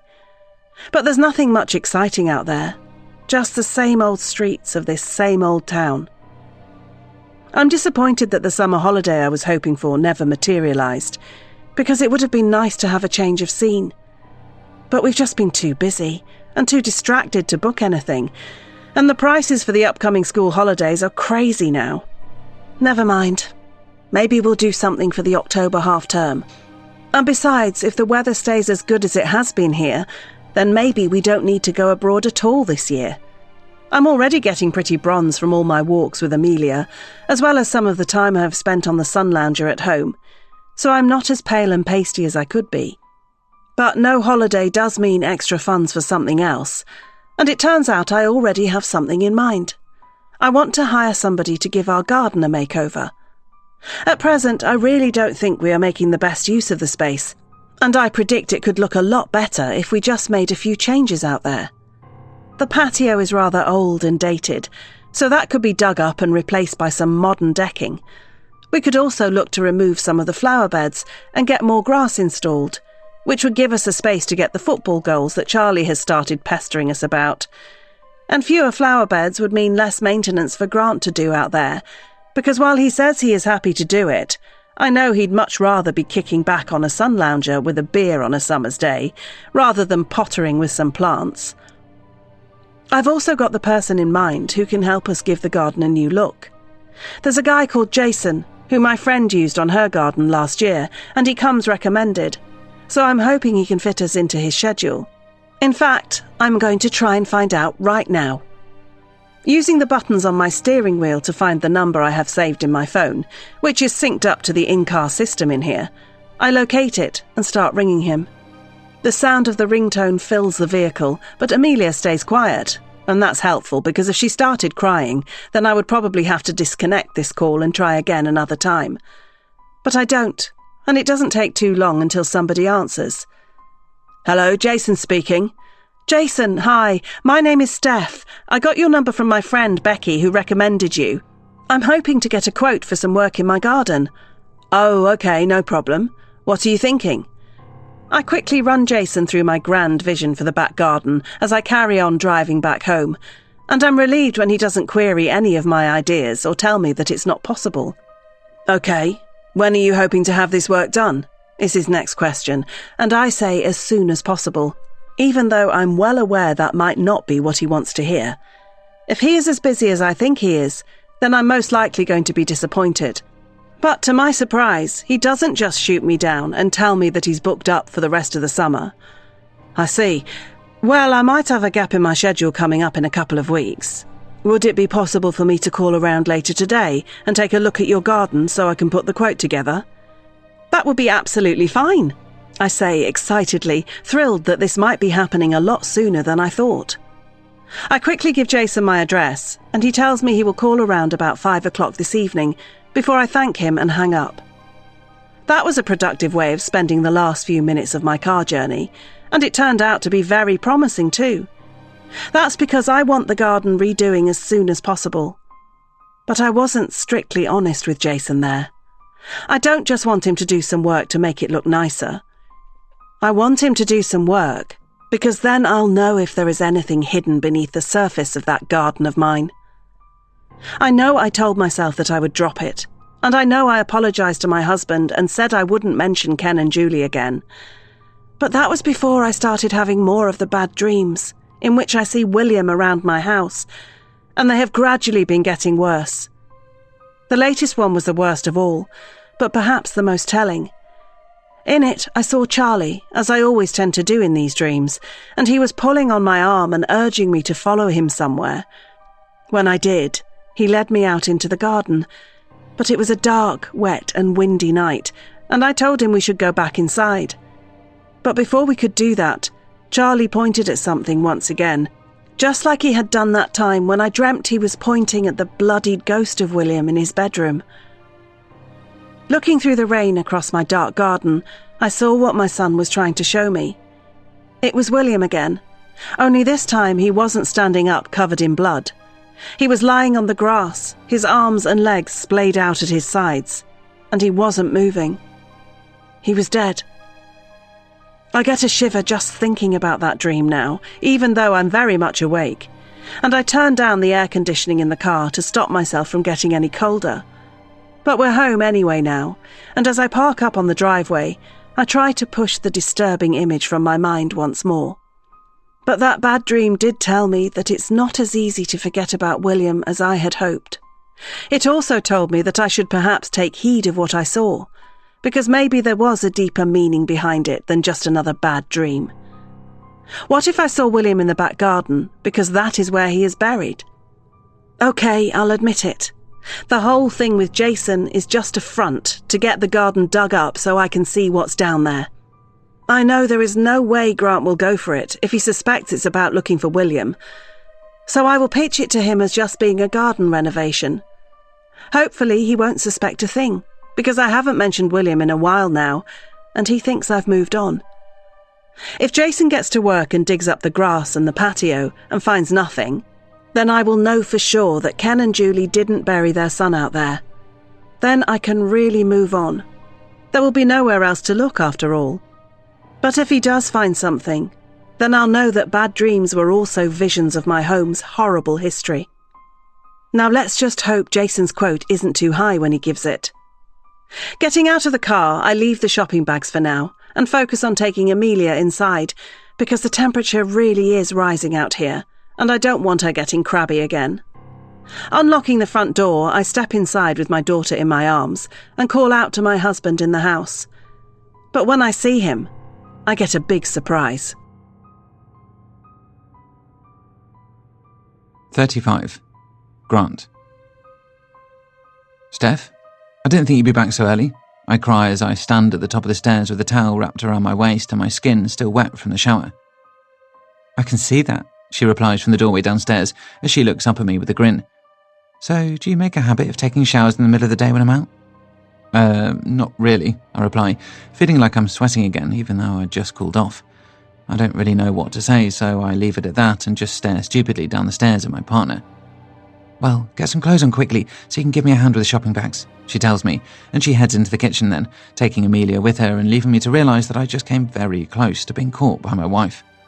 I never should have let Rose in. It was far too big of a risk to take, but I managed to get away with it. She's gone, and Steph never has to know she was here. My secret is safe. Rushing into the main bedroom and grabbing some clothes, I throw them on quickly so I can get downstairs and give my wife some help. As far as she knows, I'm guilty of nothing more than just taking a little break from work this afternoon and cooling down with an impromptu shower, and that's about as much as I want her to know. My guilt runs deeper than that, but that's for me to deal with and nobody else. Having dressed in an old t-shirt and a pair of scruffy shorts, I scamper down the stairs and put on my shoes before going out to the car to retrieve whatever shopping bags are waiting for me. There's not as many as I thought there would be, so it's a relief to know that our joint bank account won't have taken as much of a beating as it sometimes does, but that's about the only relief I get before I go back inside and face more questions from my wife. So, what have you been up to this afternoon, besides showering? She asks me. Because you sure haven't been working in your study, that much is clear. I worry then that I'm rumbled and look around the kitchen in case there's a stray item of Rose's clothing that might have been left behind, but there isn't. I might be an idiot, but I'm not that careless. How do you know I've not been working? I ask nervously. Because your computer is in sleep mode, and it only does that when you haven't used it in a while. Oh, right, I say, running a hand through my hair that's still wet from the shower. You checked on it?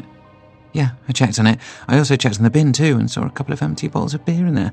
Seems like you've been having quite the party without me. Steph really is observant, but the wry smile she is displaying tells me she's only winding me up and she still has no idea of the full extent of what I got up to while she was out. Relaxing a little, I ask her about what she bought on her shopping trip, and she gives me the rundown, ending with her telling me why she came back early.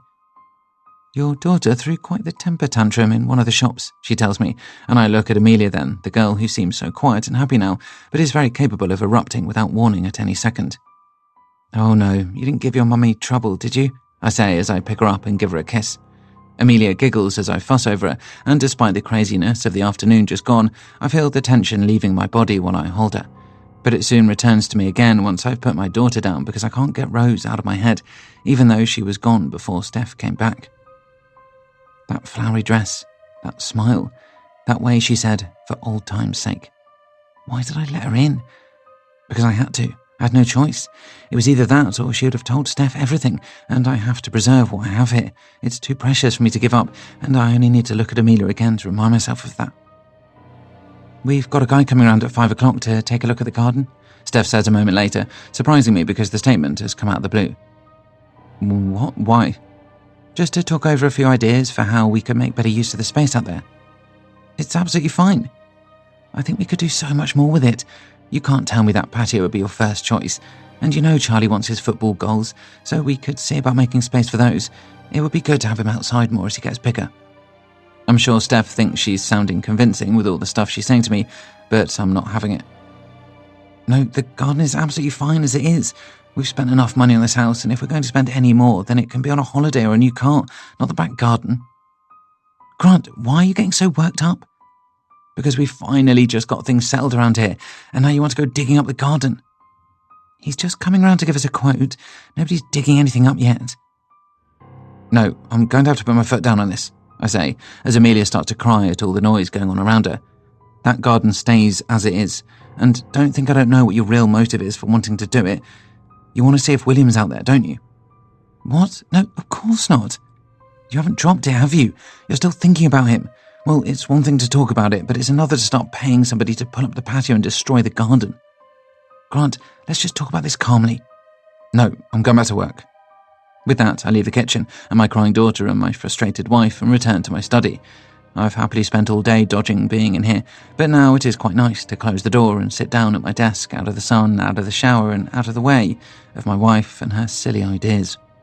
The back garden is fine as it is, and nobody is digging it up.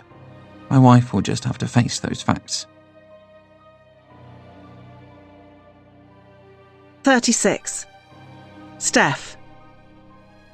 I guess I wasn't as cute and as clever as I thought. Grant saw straight through my plan to have the garden renovated, somehow figuring out that it had less to do with wanting a more picturesque space and more to do with wanting to see if I could solve the mystery of what happened to little William once and for all. But with that charade well and truly shattered, there's no point beating around the bush anymore. If I want that garden digging up, and if I can't get a tradesman to do it, then I will just have to give the police a good reason to want to dig it up instead. Grant won't be able to stop them, will he? With that in mind, I have come to the local police station now, and I have asked the officer on the desk if either PC Bridge or PC Hill are available for a chat. She told me that the latter was off duty, but the former was in, and that he would be with me shortly, and I have been waiting on this plastic seat ever since. It's uncomfortable, as is the fact that I am in a place that tends to have several criminals passing through it, but it will all be worth it if I leave here with what I need. I've left the kids with Grant and told him I'm calling at my mum's, so there'll be no beers and early showers for him today. Just toys, feeding, and a headache that progressively gets worse. But I've told him that I won't be too long, and I'm hoping that will be the case. Thankfully, PC Bridge emerges into this waiting area a moment later, and when he does, he beckons for me to follow him. Having led me into a small room with just a table and 4 chairs, we take a seat opposite one another, and he asks me what the reason for my visit is. I start strongly, telling him that I believe I have new evidence that could suggest Ken and Julie Gray had something to do with their son's disappearance. And what would that be then? PC Bridge asks wearily. I visited them both recently, I say, and he looks surprised by that. I wanted to talk to them about everything, just to get it all clear in my mind. They were very polite and answered all my questions before we moved on to talking about how I was settling in their old house. When we did, I mentioned that I was thinking of having some work done in the back garden. That was when their demeanour changed. What do you mean, changed? They looked very worried, and then they asked me not to do that, so of course I wanted to know why. And what did they say to that? I seem to have the policeman's curiosity now, if nothing else. They said that they had performed some kind of memorial service for their son in the back garden one day, a few years after they had given up hope of ever seeing him again. It was just the two of them, and apparently they played some music and said a few words, before burying a few of William's old things, clothes, toys, drawings. They buried them. In the back garden, yes, and then they said that they would hate for those things to be disturbed. Who said that? Well, Julie did most of the talking, but they both agreed on it, and they were very adamant. They felt that disturbing the earth at the back of their old house would be disturbing the memory of them laying their son to rest. Okay. I suppose I could see why they would say that. You don't think it's just an excuse? An excuse? For what? For that garden not to be dug up? What are you getting at? PC Bridge asks, and it looks like I'm losing him again. So I get right to the point. Don't you see? They don't want anybody digging around in that back garden. Why do you think that is? PC Bridge says nothing. It's because William is buried there, I cry. Now hang on a minute. We might be getting ahead of ourselves here. No, don't you see? This is proof that they are worried about that back garden. If they were that worried, then they would have just stayed there to make sure nobody touched it. I don't know, but you have to look into this, please. You want us to dig up your back garden? If there is a body there, then yes, I do.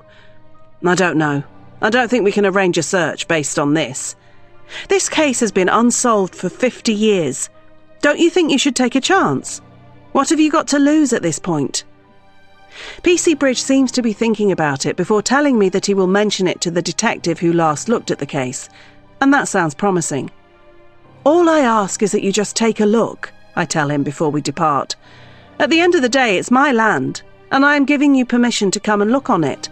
If there is nothing there, then I'll deal with the mess afterwards. But we have to know for sure, right? I'll be in touch if we need to speak with you again, PC Bridge says, not giving me any more than that. And I have to leave then, still unsure if I am getting them to do what I want, but hopeful that I've done enough here. As I walk away from the police station, I find it hard to believe how easily I was able to sit and lie to that officer. The whole story about Ken and Julie asking me not to renovate the back garden because they had some of William's memories buried there after a memorial service was complete fiction that I concocted when trying to come up with a good reason to make the police interested. But they won't ever know that. If they do speak to Ken and Julie, then the couple will deny it, but that could just be their word against mine. The only way the police will really know is if they start digging, and that's exactly what I want them to do. If William isn't there, then I might have some explaining to do. But if he is, Ken and Julie will be the ones with questions to answer. 37. Grant. The weather has finally turned, and the blue skies have been replaced with grey, grumpy clouds, the kind that suggest rain is imminent and that it will be a while before the residents of this town need to be reaching for their bottles of sun cream again. Oh well, it was nice while it lasted. But while it wasn't raining when I left my office 10 minutes ago, I can see it's just started to now as the first few drops hit my car windscreen as I drive in the direction of home. Turning on my windscreen wipers for the first time in a long time, I watch as several pedestrians out on the street run for cover, clearly caught out by the sudden change in weather. Brits are funny like that. We moan about the rain all year round, but it only takes a week or so of sun for us to forget that it can turn bad again so quickly. But of course it can, because we don't really have seasons here. It's just random, and it's generally rubbish. But at least I'm dry. Moving on through the increasingly slick streets, I make sure to keep my mind distracted with the radio. Silences aren't my best friend these days, because when they come, I just find myself thinking about life and all the things I've done that have led me up to the present moment. My career choices, the friends I stayed in touch with and the friends I've lost, the night I met Steph and the decision to marry her, the children we opted to try for, the house we decided to purchase, and the women I decided to get involved with when I should have known better. Was it all just random chance, or was it my destiny to be here now, driving back to 31 Birchfield Drive in the rain, with everything I have and everything I've lost all wrapped up into the messy little bundle that's my life? I have no idea. I'm not that deep of a guy to spend too much time trying to figure it out. All I know is that I've done some things right and some things wrong, and I'll probably carry on that way until the day that I die. Turning onto my street, I can not only see the rain coming down now, but I can hear it hitting my car, and it's getting louder by the second. This is just typical of my luck recently. 5 more minutes and I would have been inside my house, nice and dry, yet I'm now going to have to make a mad dash to get inside, and even then, I'll still be drenched. I know I had a go at Steph the other day about spending more money on the back garden, but maybe I was hasty. Perhaps it's not too late for us to book a holiday. It does look like summer is over here after all. And then I see something that confirms that the good days this year are definitely in the past. I see a police car, and another, and another. There alongside a couple of vans and an ambulance, and most worrying of all, they're all parked outside my house. "Steph, what the hell have you done?" I say out loud as I hit the brakes and stare at all the vehicles blocking the way for me to park on my own drive. But I know I'm only going to find out the answer to that if I get out my car and go inside. So I do just that, exiting my vehicle and running through the rain towards my front door. Bursting inside and calling out for my wife again, I reach the kitchen, but I don't find anybody in the house. That's because they're all outside in the back garden. Steph, the police officers, and the sniffer dogs. Opening the back door, I step out onto the patio and several officers turn to look in my direction, surprised at my sudden appearance. But they're not half as surprised as I am to see them all here, and I demand to know what's going on as I approach Steph, who's standing under an umbrella and looking rather sheepish. "They're looking for William," she tells me quietly as the search resumes all around us. "Why the hell are they doing that?" I cry as the rain soaks into my skin, but I'm not making any effort to try and shelter under my wife's umbrella because I don't want to be any closer to her than I already am right now. That's because I'm so mad at her that I could scream. "They got new evidence," she tells me, before assuring me that the kids are safe at her parents' place and that they don't have to know what's going on here. But while that's all well and good for them, I'm fully in the loop, and as much as I wish I wasn't, I can't just forget about this now. Looking around, I see the sniffer dogs with their noses to the ground while their handlers stand by, holding their lead and waiting for a reaction from their canines that would warrant further investigation. To the left of them, I see a couple of officers using what looks like a metal detector, but I assume that particular device is for detecting unusual shapes underground, rather than ancient coins that might be worth £1 or £2 at an auction. And around them, there are forensic experts waiting to see if they'll be called upon to lend their expertise, as well as a man who's standing with his arms crossed and chewing hard on his gum. Is he a detective? He sure looks as miserable as all the ones I see in the TV shows, so I assume that he is. But so far, it doesn't seem that anybody has found anything, and maybe it's not too late to get these police officers out of here before all the neighbours start gossiping and the journalists start snooping around. My wife has got us in a right mess here with her obsession over William and where he might be, and while I thought it had already gone far enough, it's clear there are even more levels that her fixation can go to. But this has to stop now because there's no way we're going to last if it doesn't. But then it does stop because I hear the cry from the police officer at the bottom of the garden. He's standing by the shed and is holding one of the ground-penetrating devices, but it's what he said that is more attention-grabbing than what he's holding. He says he's got something. Steph instantly steps forward on the patio then, lowering her umbrella and allowing the raindrops to hit her, but she obviously doesn't care about that. All she cares about is that she is possibly about to be proven right. As the other officers and the forensic specialists move in, as well as a sniffer dog who's already starting to get agitated, I see the patch of grass that is of interest beginning to be disturbed as it is dug into carefully. The low rumble of thunder that occurs at the same time does nothing to make this scene any cheerier, and as I look up to the sky to see if there are going to be any lightning bolts flashing across it, it's impossible to shake the sense of impending doom that hangs over this back garden. There's a lot of shouting a moment later, and Steph demands to know what's going on, pulling at my arm and telling me that she knew there was something here all along. She looks on the verge of tears, and despite my indifference to everything she has ever said about all of this, I am too. As the officers call out to each other over the sound of the thunder and the detectives step forward to get a better look, I have to admit that my wife was right. There is a body in this garden. It just doesn't belong to who she thought it did. 38. Steph. I stare out of the window, my left hand gripping the cup of tea that I'm holding. But just like the weather outside, my drink has gone cold. As I observe the man from the estate agency hammering the for sale sign into the soil bed in my front garden, I wonder how long it will be until I start getting some requests for viewings here. 31 Birchfield Drive is officially on the market again, and it cannot sell quickly enough.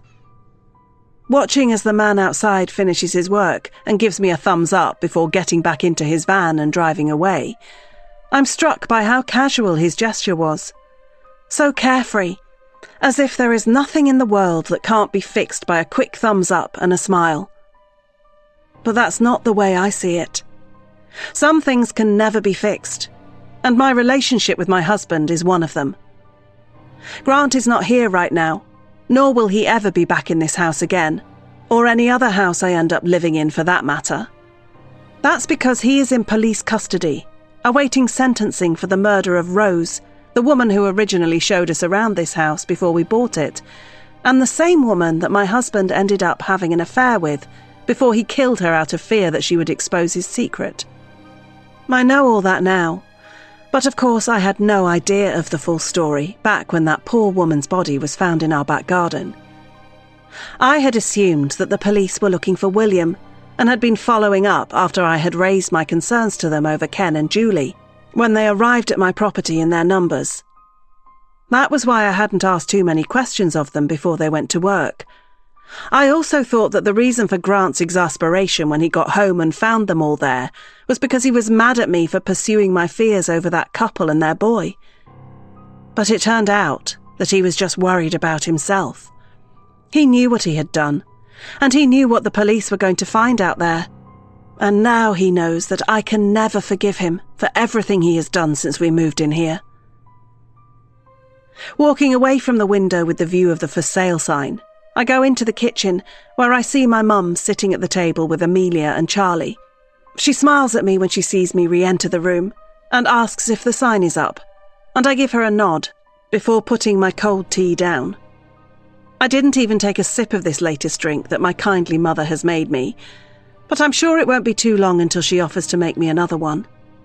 She has been my rock since that nightmarish day in the back garden when everybody turned to look at Grant before he was put into handcuffs and led to the back of a police car amongst the pouring rain. My husband might be a lot of things, but it turns out that he is not somebody who can lie when under heavy police questioning. I suppose that is something to be grateful for, because at least that way it has prevented the need for a long and drawn-out murder trial. Instead, when presented with all the evidence, Grant cracked and admitted everything.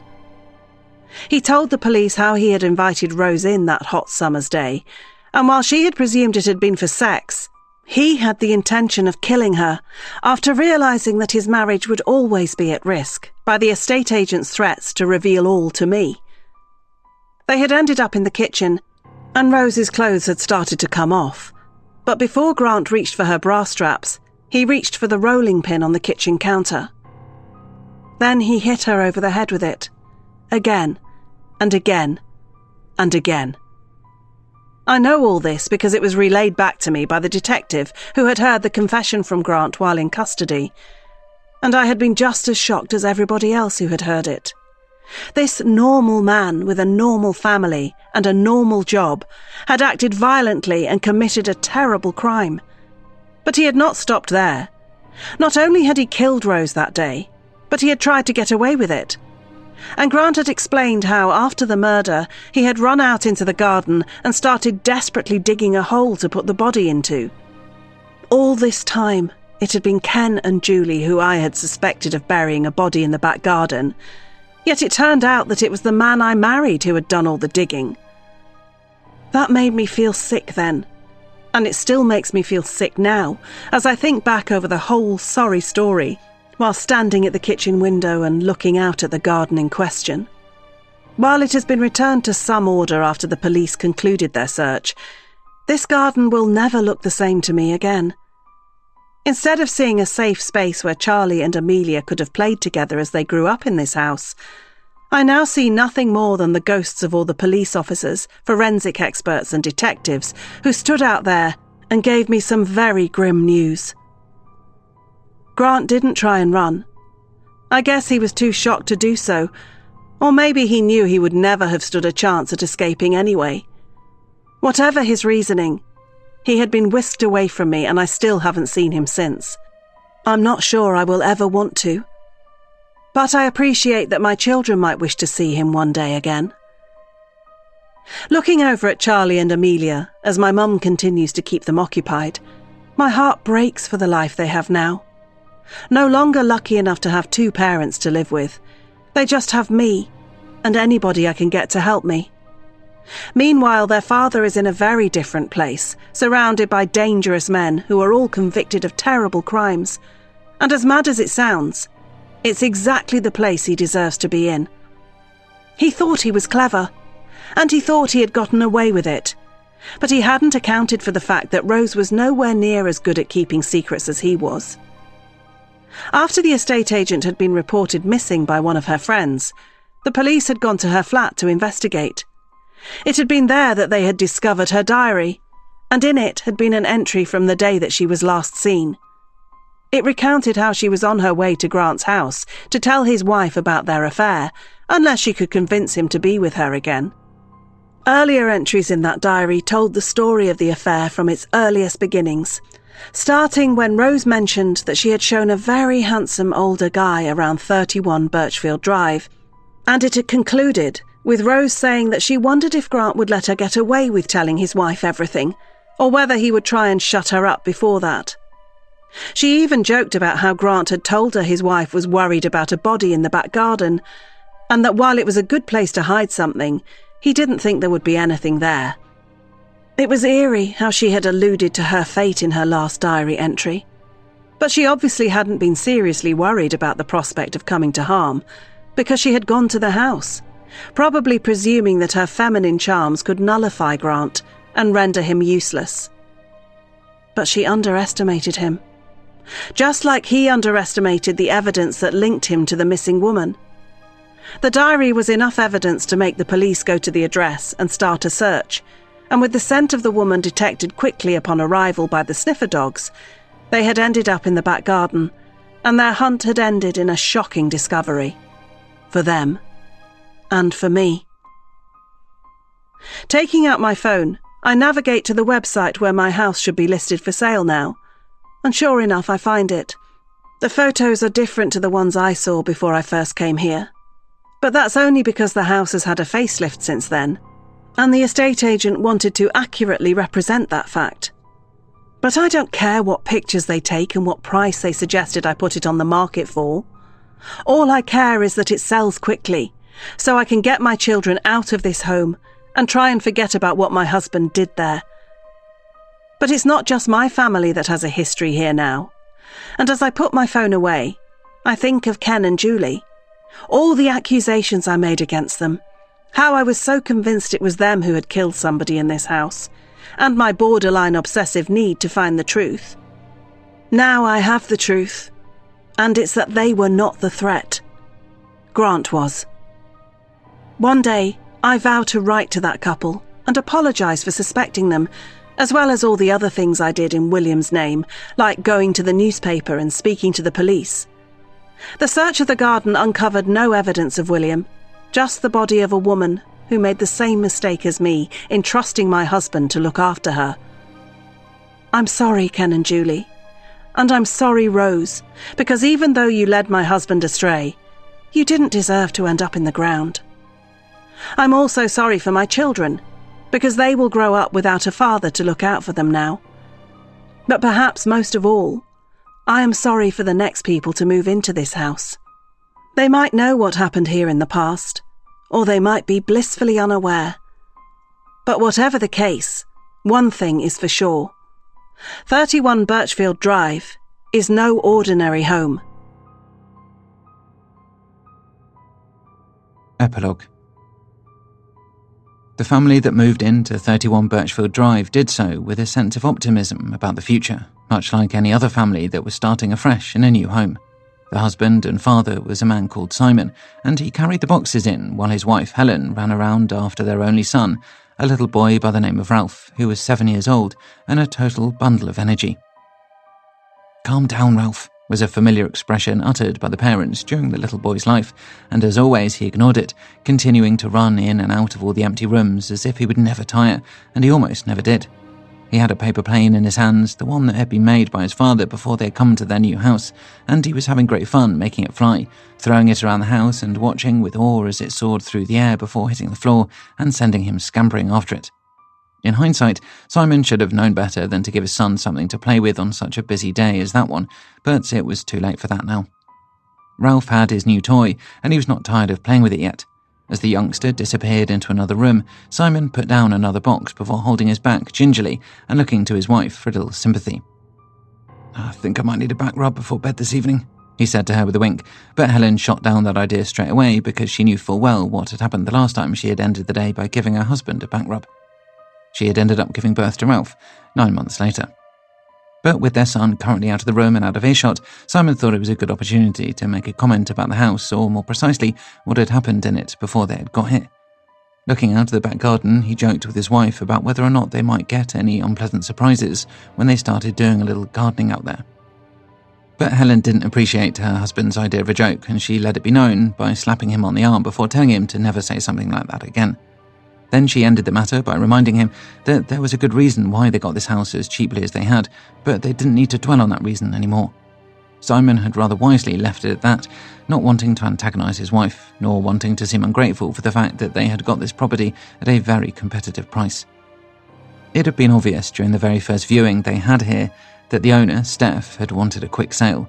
It was no wonder either, what with the fact that her husband had killed his mistress here and buried her body in the garden. But that hadn't put off Simon, nor had his sympathy for the distressed wife put him off making a very cheap and cheeky first offer. To his surprise, Steph had accepted it without trying to negotiate, and that was how Simon had come to be standing in this home now, surrounded by boxes and still with plenty of money in his bank account to pay for the redecorating. But the smugness he felt about purchasing his newly acquired family home at a ridiculous rate was interrupted a moment later by the sound of his son calling for his help in the other room. Having left the kitchen and entered what had once been a playroom occupied by the previous owner's son, Charlie, Simon saw his boy crouching down on the bare floorboards and trying to stick his fingers through the gap. It didn't take a genius to work out what had happened. The paper plane had accidentally gone through one of the slits in the floorboards, and now it was gone for good, despite Ralph's best efforts to get it back. "I'll make you another one," Simon had assured his upset son, and despite the young boy not wanting to give up easily, he ultimately accepted that it was a lost cause and left the room to go and find something else to keep himself busy with. Simon remained in the empty room for a moment longer, visualizing what it would look like once he had given it a lick of paint and got a new carpet and some furniture in here. It would be transformed, just like the rest of the house, and it would be as if all the previous owners had never lived here. As he walked out of the room, his feet caused the floorboards beneath him to creak a little, but they were strong and sturdy, and it would be a very long time before they needed replacing. That was good for Simon because he didn't want to have to be the one to pay the money to have them changed, but it was also good for somebody else too.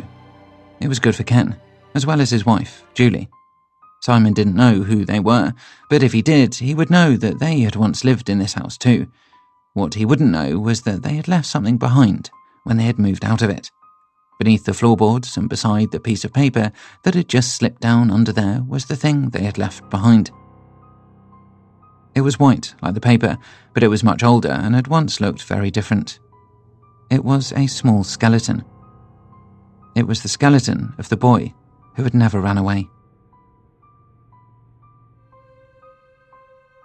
You've been listening to We Used to Live Here by Daniel Hurst, narrated by Deirdre Whelan and Adam Goodwin. Published by Clipper Audiobooks, an imprint of W.F. Howes Limited. This work is copyrighted 2022 Daniel Hurst. This recording is copyrighted 2022 W.F. Howes Limited.